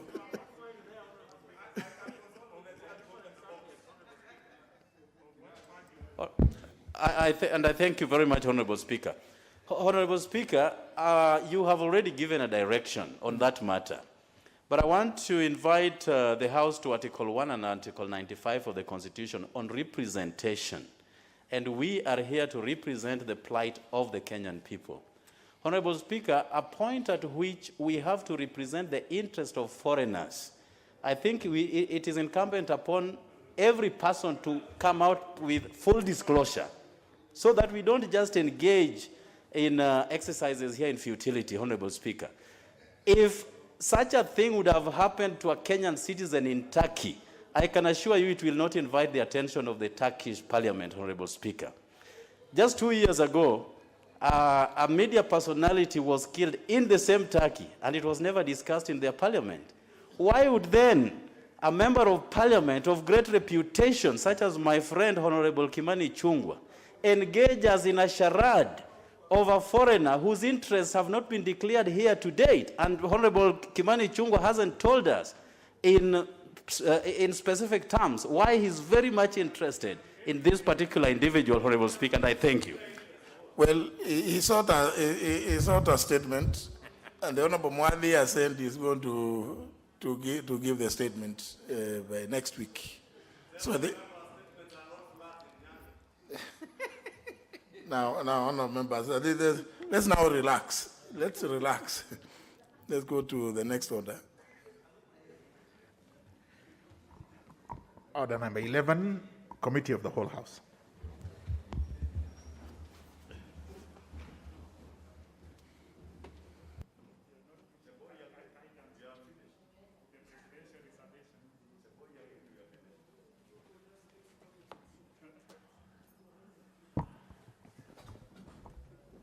Order, Honorable Ichung'wah. Please, members, take your seats. Honorable Ichung'wah, you will keep your peace.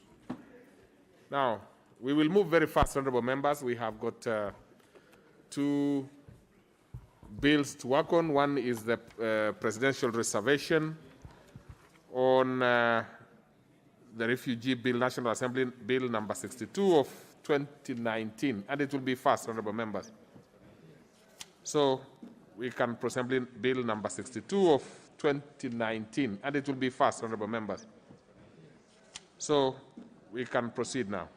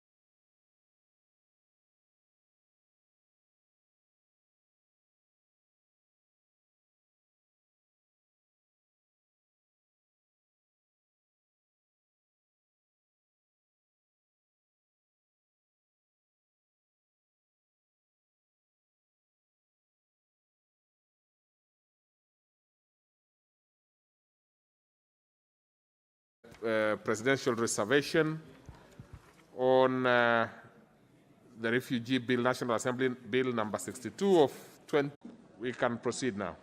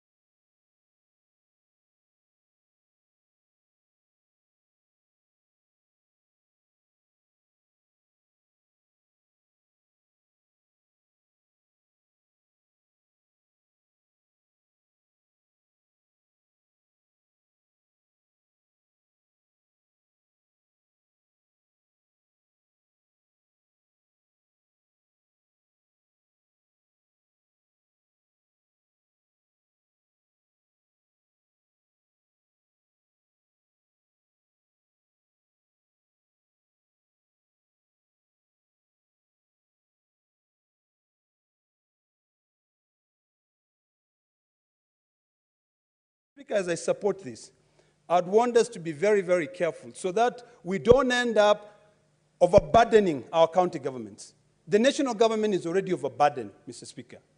In fact, the only way that I would support this is if there is no way that Kenyans will end up now having to put money or appropriate, not appropriation in aid, but appropriate money into this public-private partnership. I would want to see a situation whereby if people want to come and build another highway in Narok, let them bring all the money, we will give them the land, that will be our equity contribution.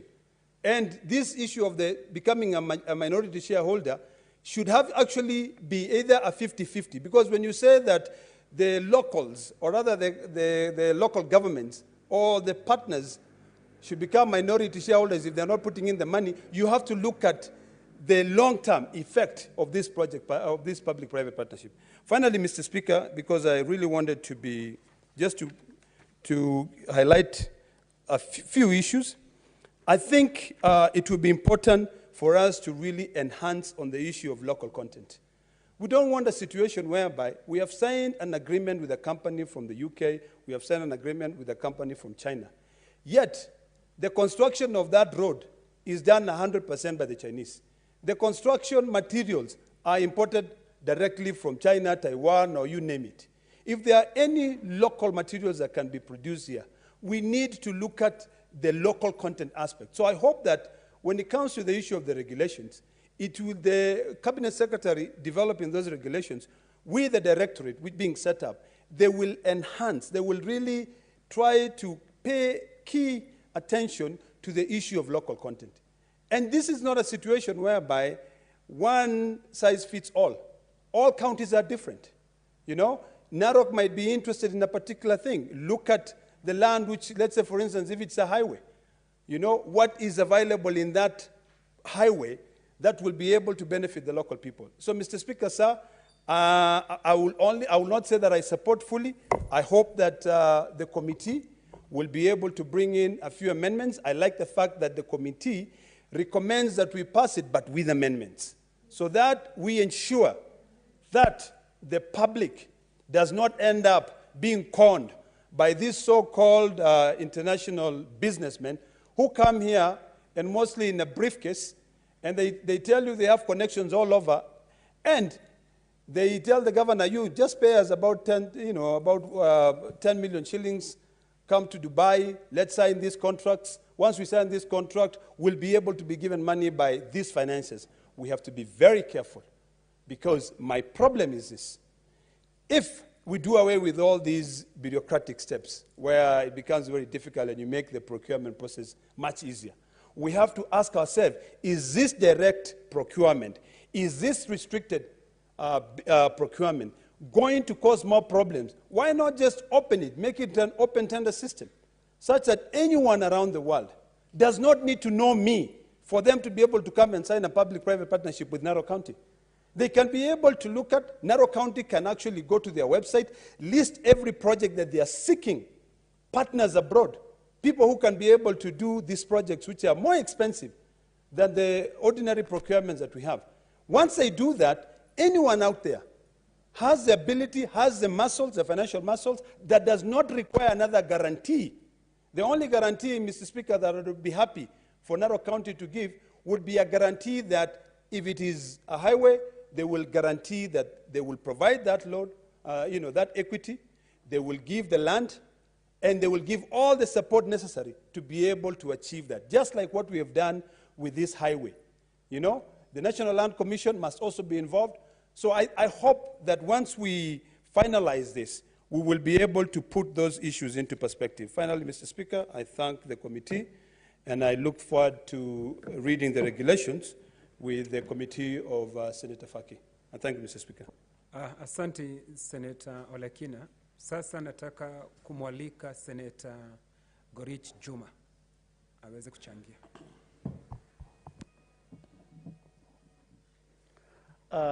Asante Mr. Speaker kwa kunipatia nafasi hii. Mr. Speaker, kwanza kabisa kabla sijaenda kwa mswada huu, ningependa kuchukua nafasi hii kukupongeza kuwa katika baraza la maspika ya nyumba hii, na pia ningependa kukupongeza ya kwamba wewe umeendesha nyumba hii kwa lugha ya kitaifa, lugha ya Kiswahili, ambayo si rahisi kuendesha katika lugha ya Kiswahili. Imekuwa wakati mwingi, imekuwa desturi ya bunge zote za Kenya kuendesha kwa lugha rasmi ya Kiingereza. Nikienda moja kwa moja kwa mswada ambayo uko mbele yetu, kubinafsisha shirika la umma, kupata mswada huo hakika imekuja wakati mzuri kabisa, sababu kazi nyingi zimedorora kwa sababu zina haja kubwa ya kupatikana nguvu kazi ambayo ni nje ya wale ambao wanaofanya kazi hiyo. Sasa tukiweza kuweka sheria ya mwafaka ambayo itabinafsisha, kwa mfano katika kaunti nyingi utaona uchafu imejaa katika sehemu za makazi na sehemu za town pia. Tukiweza kubinafsisha na tukipeana shirika nyingine na iwe na sheria kama hiyo, kwa kweli kazi hiyo inaweza ikafanyika vizuri zaidi, Mr. Speaker, na kupatikana kwa sheria hiyo kwa wakati huu ni mzuri. Mr. Speaker, ukitembelea hospitali katika sehemu nyingi ya makaunti utakuta hospitali hizo ni chafu.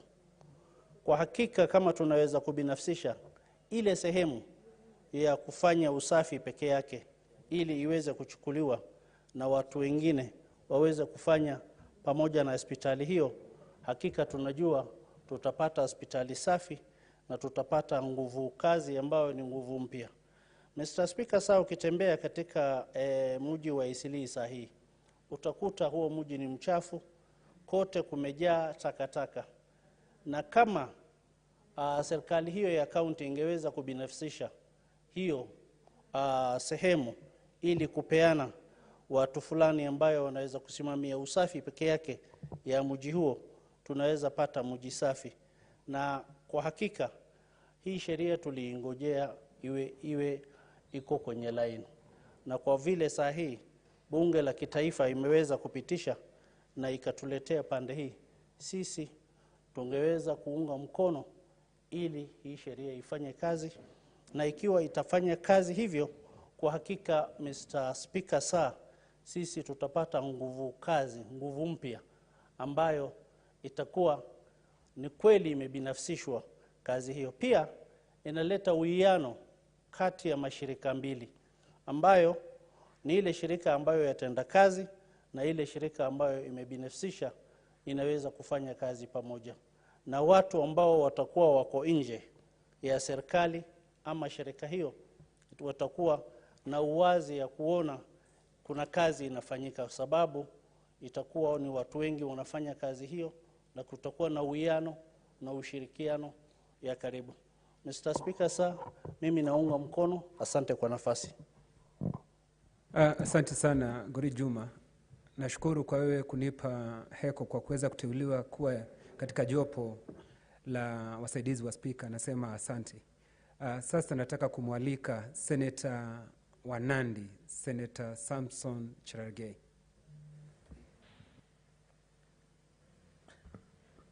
Asante sana. Thank you, Mr. Speaker, sir, for this opportunity. I've had a new word called nguvu kazi. Mr. Speaker, I want to rise by supporting this National Assembly Public-Private Partnership Bill.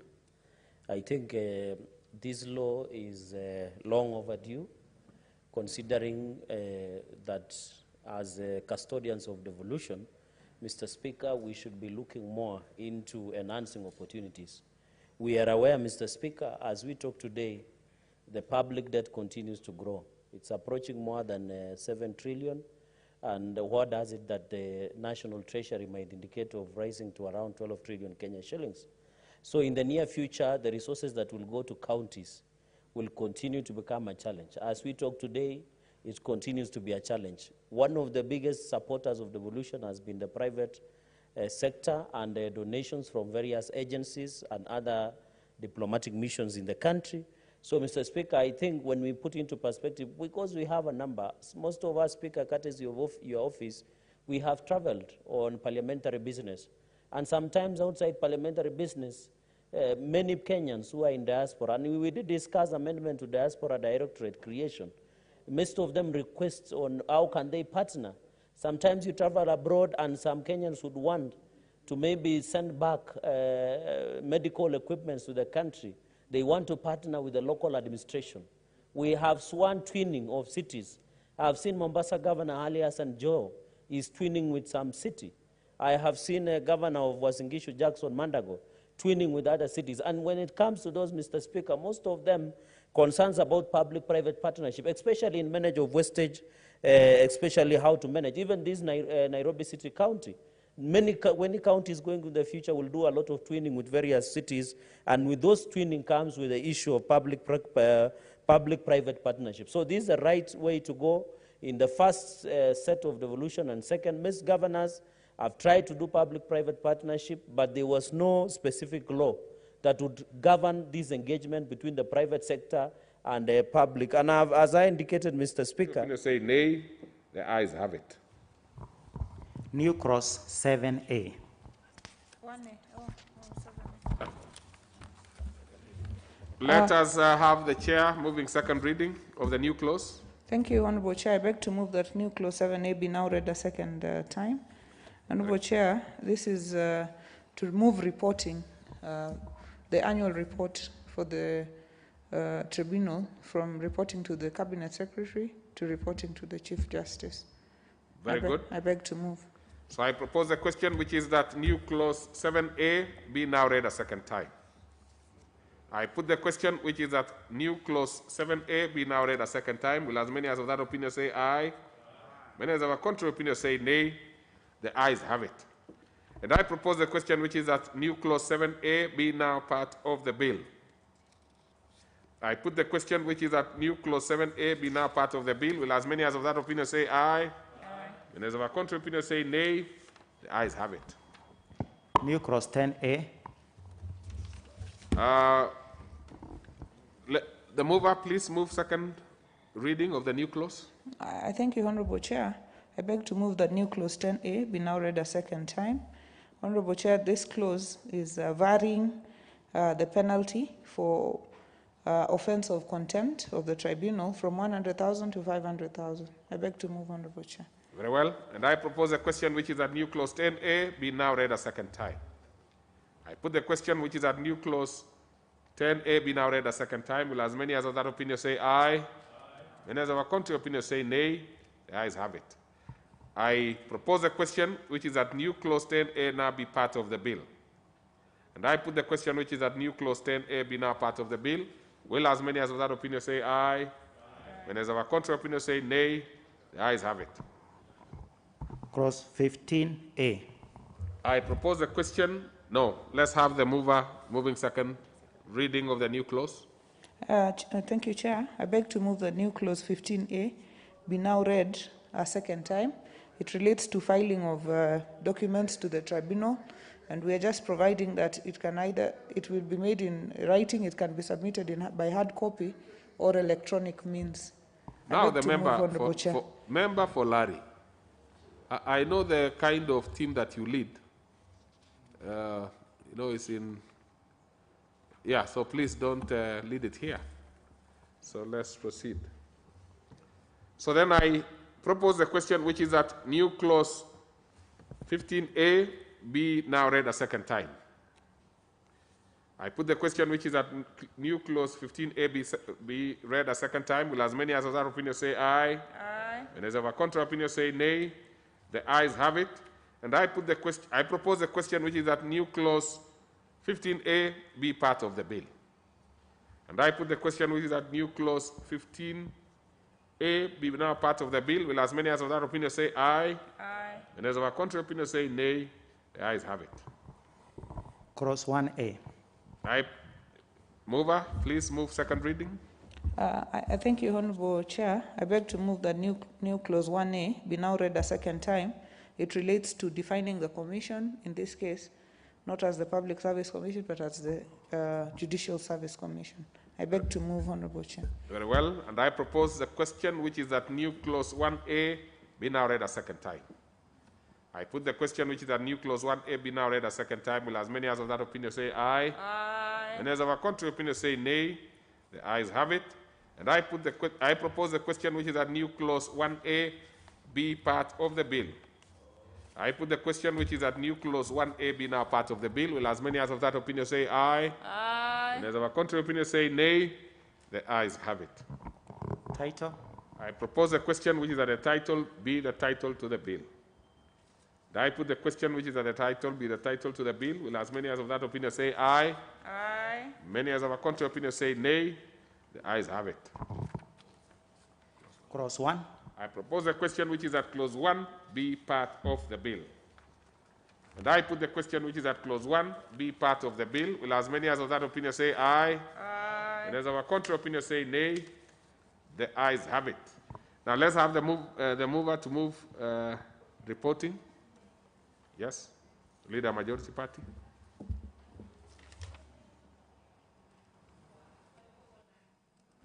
Honorable Chairperson, I beg to move that the committee do report to the House its consideration of the Tax Appeals Tribunal Amendment, National Assembly Bill number 19 of 2021, and its approval thereof with amendments. Very well. And so I put the question, which is that the committee do report to the House. Sorry.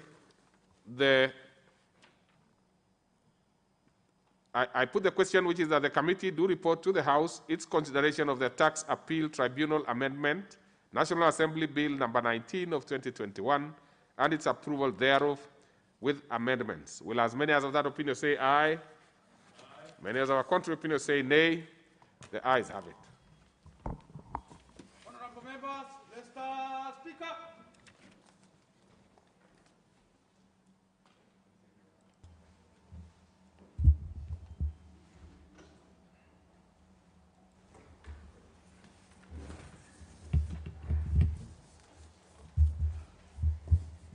Which one are you starting with?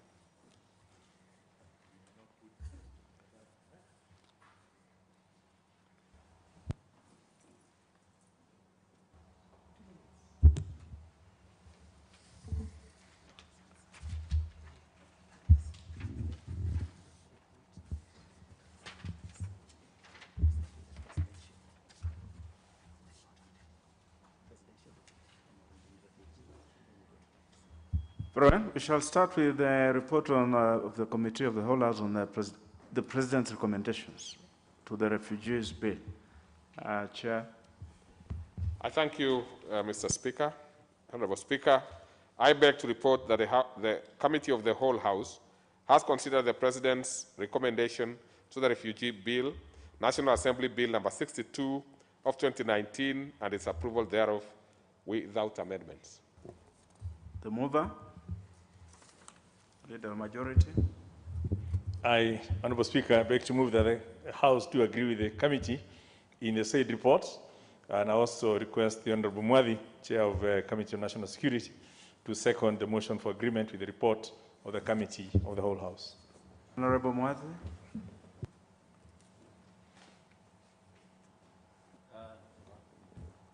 Thank you, Honorable Speaker. Honorable Speaker, I second, and this is basically to pave way for recognition, protection, and management of refugees to accord with the various international protocols. I second. Honorable members, I then propose the question, which is that the House do agree with the committee in the said report. The Honorable Kaluma.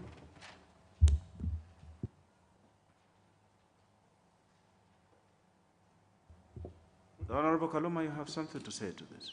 Yes. Honorable Speaker, what has happened this afternoon, even as we move to conclusion, is historic in our country. Honorable Speaker, this refugees bill has walked a very long journey, If you remember, Honorable Speaker, in the last term, the term of the 11th Parliament, this particular bill was moved. His Excellency, the President, returned it because of inadequate public participation. Honorable Speaker, this time around, we engaged in a lot of public participation with the United Nations High Commission for Refugees, Refugee Consortium of Kenya, and various other agencies. Honorable Speaker, why I stand to speak at this time is that for the first time in the history of this Parliament, for the two parliaments have been in this Parliament, Honorable Speaker, the President has referred a bill back to Parliament with provisions we totally agree with, and I think it is something we needed to say in signature. The President has not only improved the bill which we had passed as Parliament and sent to him for assent, but, Honorable Speaker, the President has brought provisions which are going to better the welfare of refugees.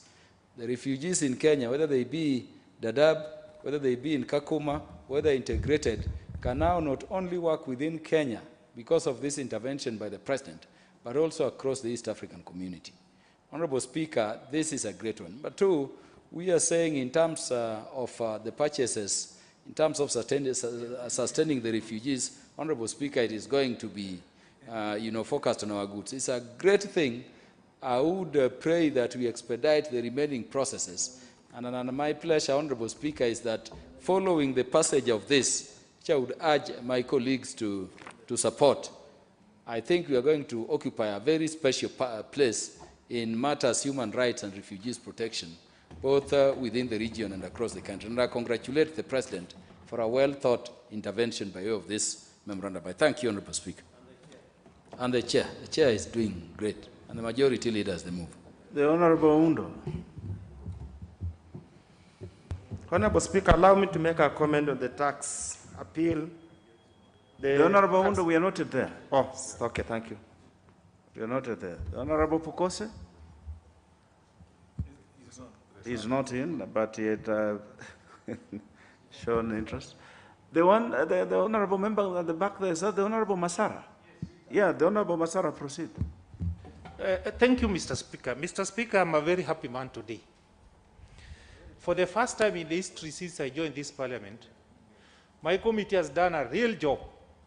I'm a member of the Committee of Administration and Security and National Administration. Chairman, we went through the journey. We went to the refugees camp. We met them in Kakuma, Dadaab, Nakuru. And this bill is going to put Kenya internationally as one of the countries which the President has done a well-researched memorandum, Mr. Speaker. reasons to, why I'm saying this is that for the first time in this country and this region, refugees are going to get opportunity to live like any other person, because they'll get opportunity to do business, to work, and to earn a living. But above all, for the country which hosts refugees are not going to take refugees as a burden. Because as things stand now, Mr. Speaker, refugees really becomes a burden of the hosting country. But with passing this bill, Mr. Speaker, will allow them to do business and operate and work. Because when we went to Dadaab, some people came there, some young people came there before attaining any academic qualification. But by the time we went there, you'll find that they are able to do something which can enable them to earn a living. But the previous law was not allowing them to do the same. Therefore, I want to congratulate the chairman, our able chairman, because he has steered as well, the committee members, but above all, the wisdom His Excellency Honorable Uhuru Kenyatta has, because this is it was also a very controversial bill, Mr. Speaker. So therefore, this country is moving toward a very right direction. Since the handshake, Mr. Speaker, things are moving on well. When Raila greeted Uhuru Kenyatta as the president, Mr. Speaker, that's the reason, the effect of such a things you are seeing. Before, president used to be having a lot of pressure. He was stigmatized because things were not moving. But since the handshake, he had time even to reason, to research, to read, and propose document which can be accepted by the whole House, Mr. Speaker. Thank you, Mr. Speaker, and may God bless Kenya. May God bless you as a Speaker, our chairman and the committee. Thank you very much. May God bless you. Honorable members, I then put the question, which is that the House do agree with the committee in the said report. Will as members of that opinion say aye? Aye. Will as members of a contrary opinion say nay? The ayes have it. Honorable members, I direct that the next steps on this bill be undertaken, where the matter will be set down for consideration by the House again. We shall move to the next one, the Tax Appeals Tribunal Amendment Bill, number 19 of 2021. Chairperson. I thank you again, Honorable Speaker. Honorable Speaker, I beg to report that the Committee of the Whole House has considered the Tax Appeal Tribunal Amendment, National Assembly Bill number 19 of 2021, and approved the same with amendments. Mover. Honorable Speaker, I beg to move that the House do agree with the committee in the said report. I would also request the Honorable Udo to second the motion for agreement with the report of the committee of the whole House. Thank you, Honorable Speaker. I second, or in respect of the matter, or that's on the Tax Appeal Tribunal Amendment Bill, and as I second, Honorable Speaker, allow me to make one or two comments. The issue of tax and administration of tax in this country has become a very emotive issue because of the high-handedness of KRA and those involved in the tax matter. Many have got very genuine complaints or issues to do with the tax, yet the courts take a fairly too long, and yet KRA is unresponsive. We do believe these amendments, moving the tribunal from squarely into the judiciary, will help expedite and get justice to all members of this country. Thank you, Honorable Speaker. Honorable members, I then propose the question, which is that the House do agree with the committee in the said report.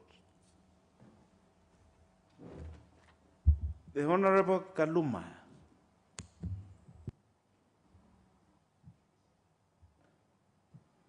I thank you, Honorable Speaker. Honorable Speaker, again, let me thank the committee in charge of finance for transacting this bill. Honorable Speaker, we passed the Constitution in 2010, and within it we said all judicial functions will be by the judiciary, and all tribunals would move to the judiciary.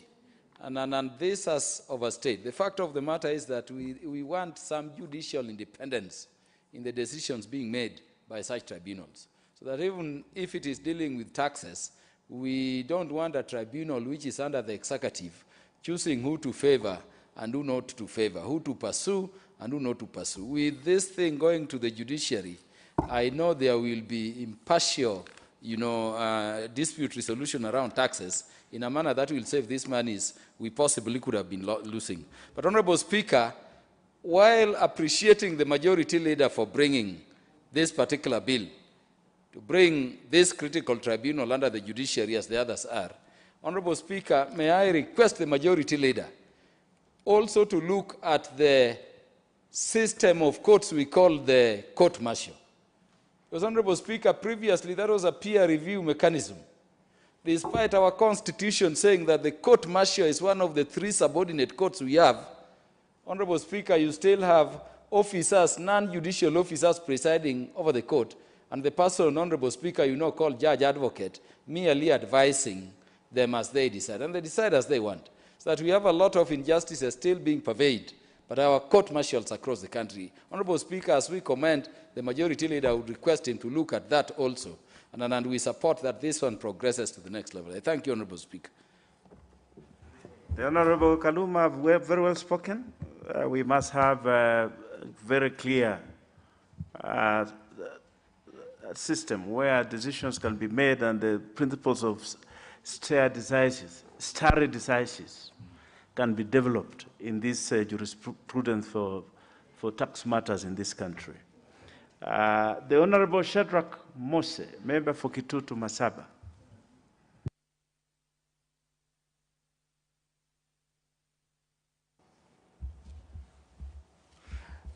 Thank you, Honorable Speaker, for giving me a chance to also join my colleagues in really saying that this is a serious milestone that we have achieved.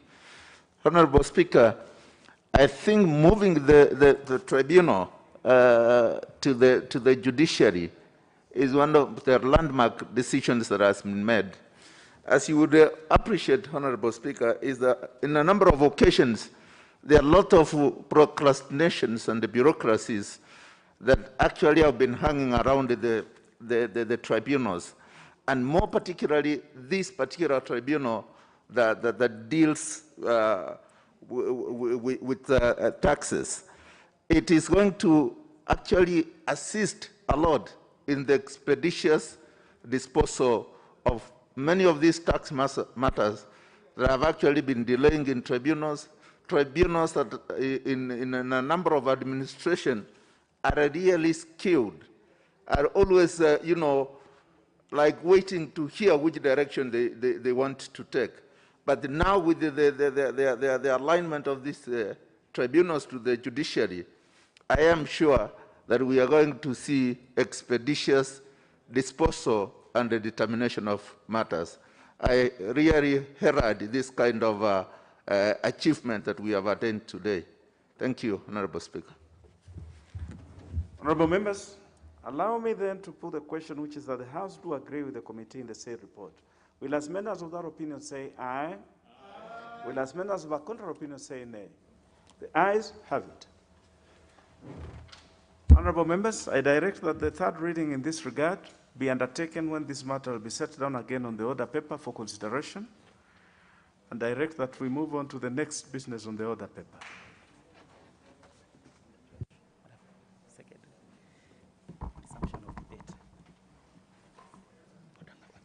Order number 12, motion. The Landlord and Tenant Bill, National Assembly Bill number 3 of 2021, second reading. Resumption of debate interrupted on Wednesday, September 29, 2021. It's okay, but you just say resumption of debate.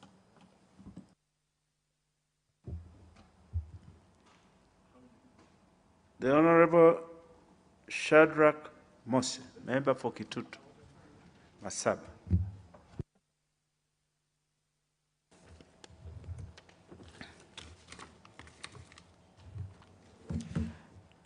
Thank you, Honorable Speaker. I want to proceed from where I left.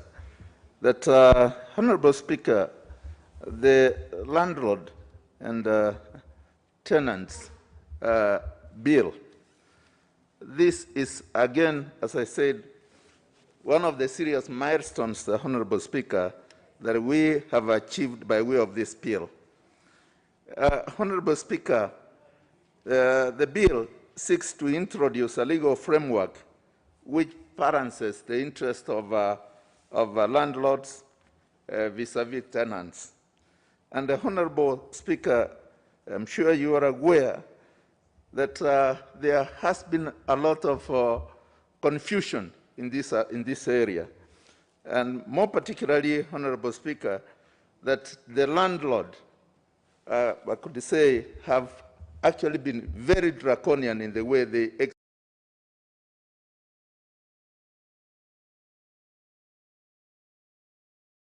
the tenants have also been cunning in trying to avoid their obligation.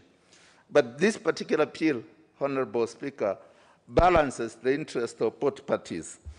And in so doing, the landlord will be able to earn a just living out of the investment that they have invested in putting up their buildings. In most cases, the Honorable Speaker, you find that maybe a landlord has taken a facility and put up premises. But because the tenants are also cunning, you find that they are not able to earn a just and fair earning from their investment. But this bill, Honorable Speaker, balances the rights, the obligations of both parties. And Honorable Speaker, one of the things that is really a serious improvement of this is that because the aspect of rent is actually supposed to be mutual, but in a number of occasions that is not done. What is normally done is that the landlord arbitrarily, increases the rent because that is their. They contend that the property is theirs, and that really undermines the rights of the tenant. But this bill, Honorable Speaker, gives the tribunal an opportunity to balance both rights. And it's on this score, Honorable Speaker, that also this bill gives the Chief Justice the right to establish tribunals across the country. And I would be saying that this is really a step in the right direction, because establishment of tribunals across, more particularly the 47 counties, would also ensure that the landlord and the tenant are able to access those tribunals, and that there will be proper adjudication of their matters.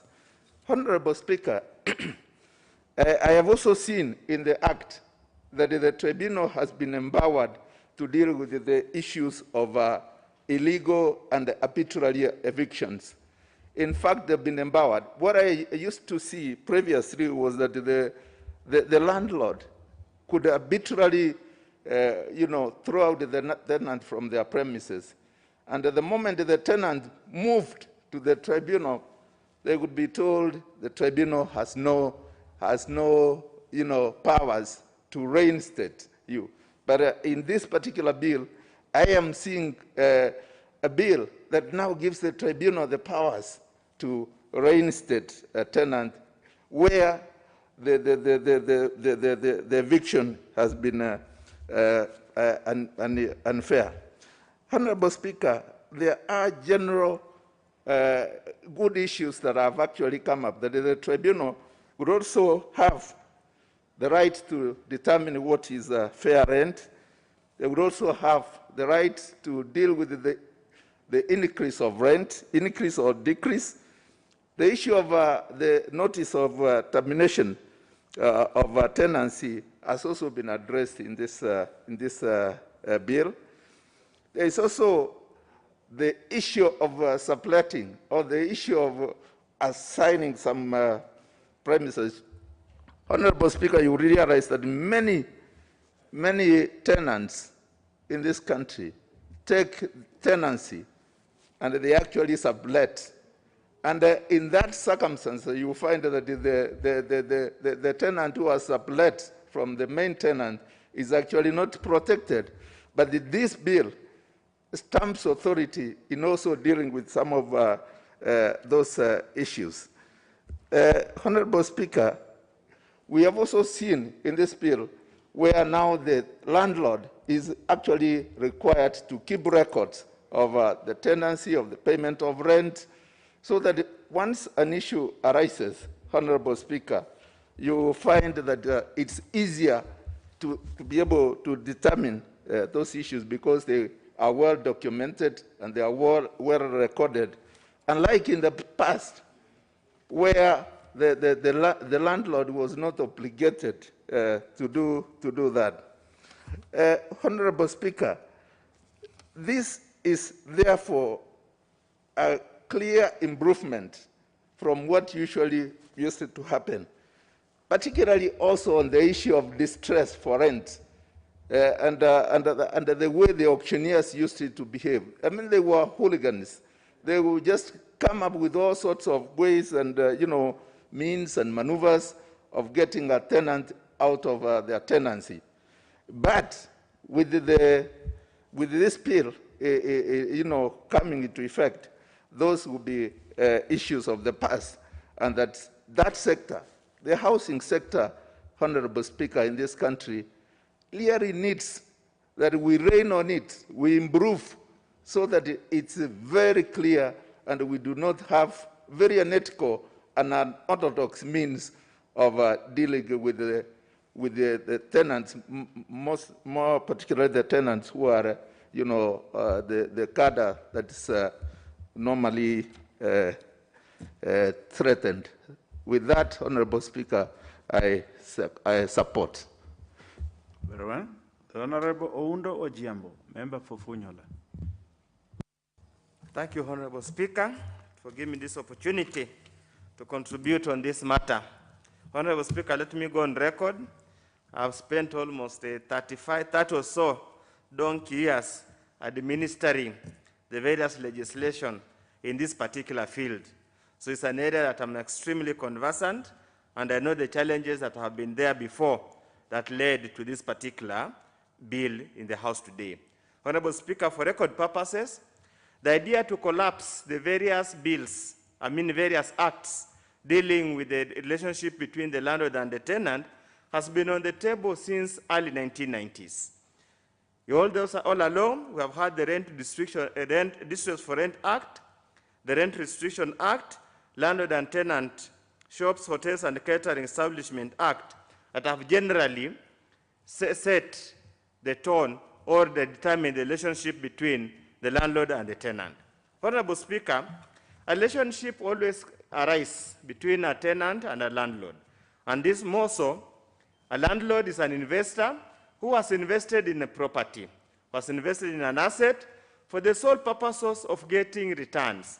And the returns could be regular income in form of rent, as well as capital appreciation, which can be realized at the point of disposal. A tenant is somebody who is seeking shelter, has no place of his own, and has got no capacity presently to have an own housing. So it is a purely a commercial arrangement, an economic arrangement, where there is demand and there is supply. Obviously, that indicates that some fundamentals that needs to be observed as we move forward. Second, Honorable Speaker, there has been this talk, everybody in this country requires housing, even though the definition of housing has been misunderstood all over by people who do not understand the principles and policies of housing. It does not mean housing is own housing. As long as you have shelter, you are able to pay for it, you indeed have housing. So therefore, naturally, we would have a legislative framework that underpins or organizes the sector as an economic activity and to some extent as a social activity. Honorable Speaker, many times there has been cries and there has been complaints from both sides of the divide. The landlords have complained that the existing laws, especially dealing with the so-called controlled and restricted tenancy, have been a major distortion of the market, has been a major disincentive to invest in housing, and any form of housing or real estate that is controlled by those restrictive acts of parliament. On the other side, Honorable Speaker, the so-called tenants and occupants at a cost or at a fee have complained that the landlords have acted draconianly and outside the law in terms of increasing the rent, in terms of terminating the tenancy, in terms of eviction, and in terms of maintaining the fabric or the physical structure of the properties. And that's why this journey began when I was a member of the Executive Council Committee of the Institution of Surveyors of Kenya, and we started this journey with the Ministry of Lands, Housing, and Urban Development that it was then.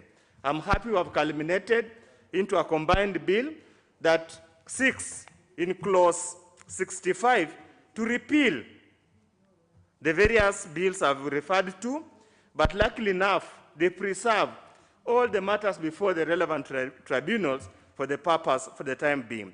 Honorable Speaker, the bill basically sets the terms and conditions of the relationship. But more fundamental, Honorable Speaker, it says the tribunal, a single tribunal, like in the past where we used to have separate tribunal, one for residential housing, another one for commercial. And luckily and good enough, Honorable Speaker, it moves the management of the tribunal from the minister in charge of the matter present now to Judicial Service Commission, as required in the Constitution. It is hoped in such a manner, therefore, we would have a more robust, more professional run tribunal that's able to offer justice before the people, the litigants who come before it. I've had many occasions, Honorable Speaker, to appear before BPRT, that's Business Premises Rent Tribunal, as an expert. And you could see the shortcomings, you could see the lack of capacity in arbitrating the matters before them. We do believe that these changes, Honorable Speaker, will make the tribunal more accountable and better at arbitrating issues at hand. Honorable Speaker, I must commend whoever drafted the bill has tried the best. However, there are fundamental mistakes. Again, seems to be creeping back. That was the main cause of complaint based on the past, the existing legislation that we are purporting to delete by this one. Honorable Speaker, the world all over, through literature, there seems to be a conclusion that any form of rent controls based on the amount of rent paid is counterproductive in the market. It distorts the market. Honorable Speaker, if there are any people in this country that are underhoused or inadequately housed at the low income, the so-called, those ones under the rent, the controlled rent, restricted rent of Kenya shillings 2,500 and below, those are the people who are underhoused or inadequately housed simply because no sane investor would want to invest in that category of housing and have to spend eons in the tribunal trying to resolve even a basic issue between the landlord and the tenant. It has always been the talking all over. Literature and research has been shown, and we'll prove that later, that any form of rent controls ends up being counterproductive and does not help in enhancing the housing sector and protecting the rights and interests of the various actors. Honorable Speaker, again, the second issue that seems again to have come back here, that seems that it might have to be looked at later, is the issue of the protections of rights. A tenant has got is expected to have some rights. The landlord is expected to have some rights. Looking at the bill, Honorable Speaker, it's jumbled up. It's never clear exactly why each party gets their rights. Honorable Speaker, there are quite a number of issues in the bill that not come very clear. Again, as I maintain, a tenancy is a commercial arrangement between the landlord and the tenant. The talk all over the world is we need to have less government, less interference, less high-handedness by the government in matters of commerce, so that there should be less interference. Honorable Speaker, one of the issues when we are doing the ease of doing business, before it was scrapped by World Bank because of unethical practices, has been the issue of how we handle our property laws. One of the reasons why our ranking has never gone higher than expected to go is because our laws are draconian and they become an impediment in solving issues. Honorable Speaker, we seem to find that in this bill, the same trend, the same practice has been maintained, and we'll have endless cases before the tribunal and defeating the whole purposes why we chose to basically make these changes. Honorable Speaker, another issue that seems to be also not very clear is the process of eviction. Process of eviction. The bill has got various provisions dealing with eviction. Honorable Speaker, for you to evict a tenant, there must be a justifiable cause. There must be a reason that has arisen. A tenancy has lapsed, has ended. Discussions to extend have failed. So what do you want the landlord to do where the tenant refuses to move out? On the flip side, why would you allow a tenant on flimsy ground during the subsistence of a tenancy purport to terminate a tenancy and evict a tenant? Honorable Speaker, there is so much more to be said, but I do believe that the Committee of the Whole House will raise sufficient issues to be addressed and will deal with the matter. I support, Honorable Speaker. The Honorable Kiaraho. Member for Kalau. Thank you, Honorable Speaker, for giving me this chance to ventilate on this issue. Honorable Speaker, I must say I've looked at this bill very keenly, and I must submit, as much as holistically, the bill has very good intentions and very good points.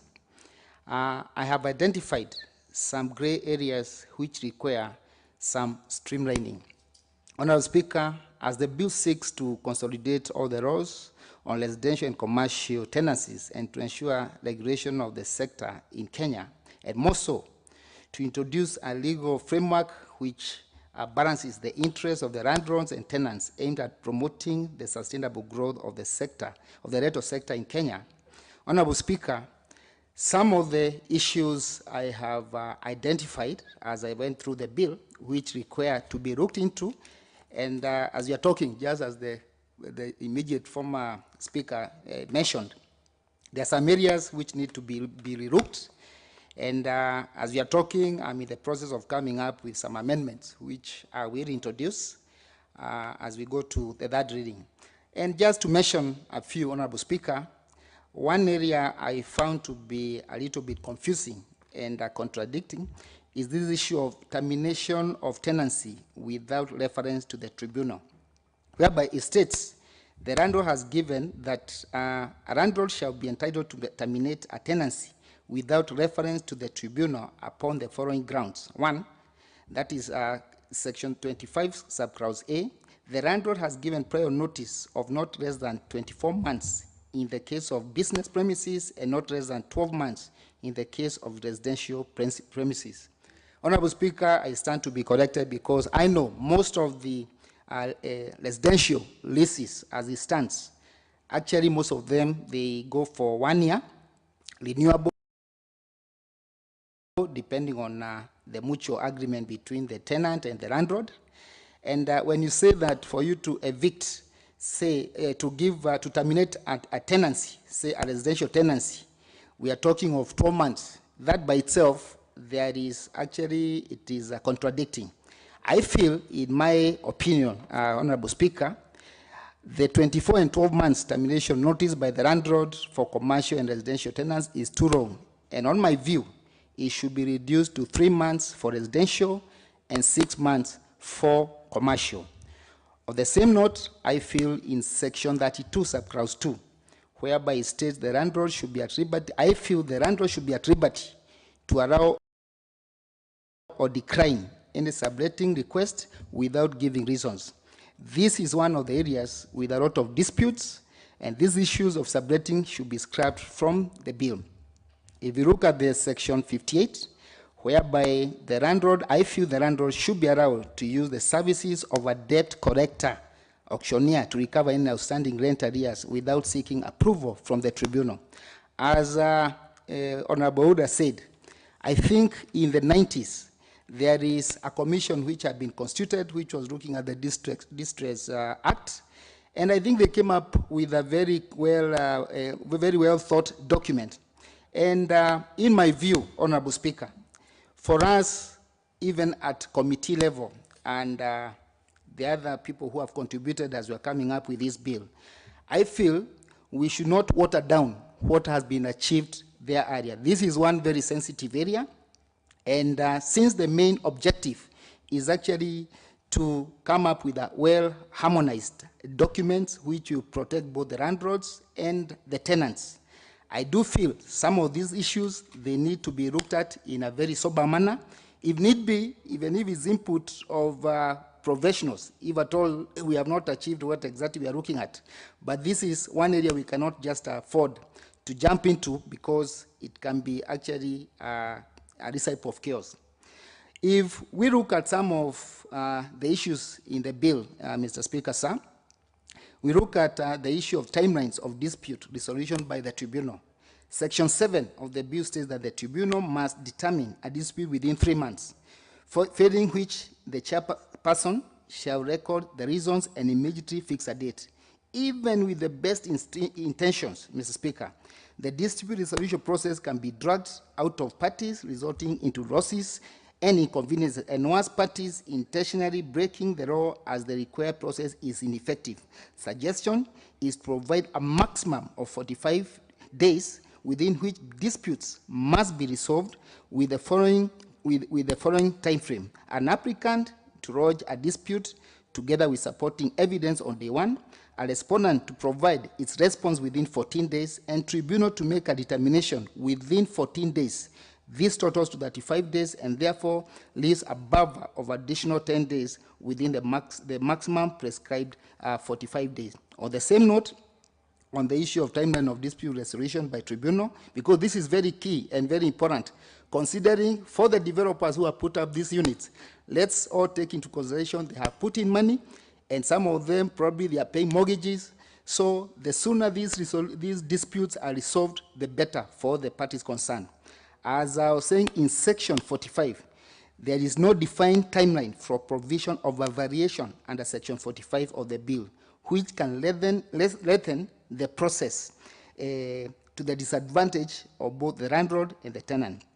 And Mr. Speaker, sir, given the Kenya's leadership in digital platform, I suggest we should encourage the integration of digital interface, whereby all tribunal applications and determinations will be available on a digital portal. This will assist in promoting strict timelines kept by the tribunal and promote the availability of data on market rentals, which is itself would promote efficiencies in the tribunal. Mr. Speaker, sir, on the issue of let's have equity of risk. If you look at section 25, subclause 1C, it states that a landlord can terminate a lease without reference to a tribunal if a tenant has defaulted for 3 consecutive months.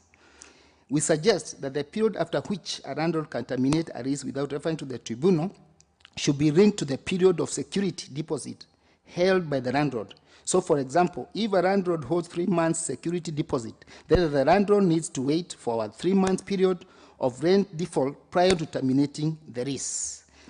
On the same note, Mr. Speaker, sir, if you look at section 59 and section 60 of the bill, whereby it requires the landlord to keep a unit for 60 days in case of a tenant's death or abandonment, this places undue burden, hardship on a landlord for events outside its control.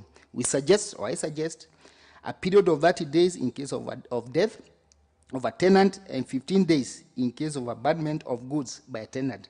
Let's note, landlords are paying facilities on their property which are due even when there is no tenant. This provision disadvantages the landlord who may have a ready tenant but lost out because of time. If we look at another key concern, which we need to look at still on the equity of risk, that is Section 3, subclause 1, which states the bill will not apply to residential premises whose monthly rent does not exceed such amount as the Cabinet Secretary may prescribe. Mr. Speaker, sir, it is currently not clear whether the Act will not apply to informal settlements, as it is unknown what the rent floor will be. Hence, extensive stakeholder consultation is required in determining this rent floor, and the same should be adjusted in line with the market forces at a minimum of every 5 years. Mr. Speaker, sir, some of these issues which I've just pointed out or mentioned on, we're in the process of coming up with various amendments.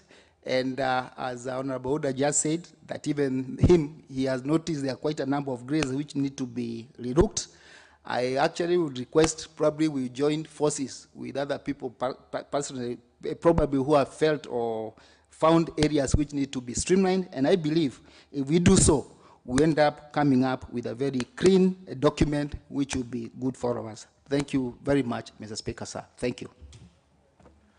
The Honorable Kirao, you have raised very fundamental concerns, and which I believe go to the root of coming up with this particular bill.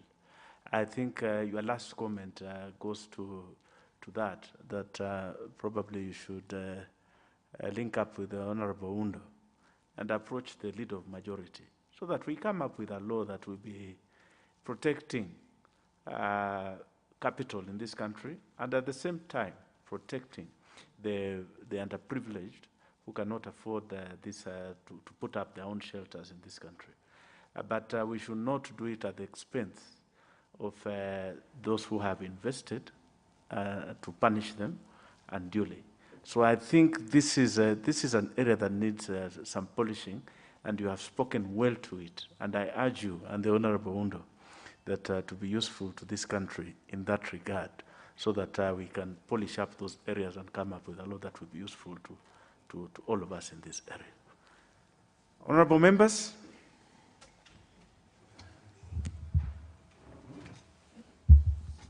The time being 7 p.m., this House stands adjourned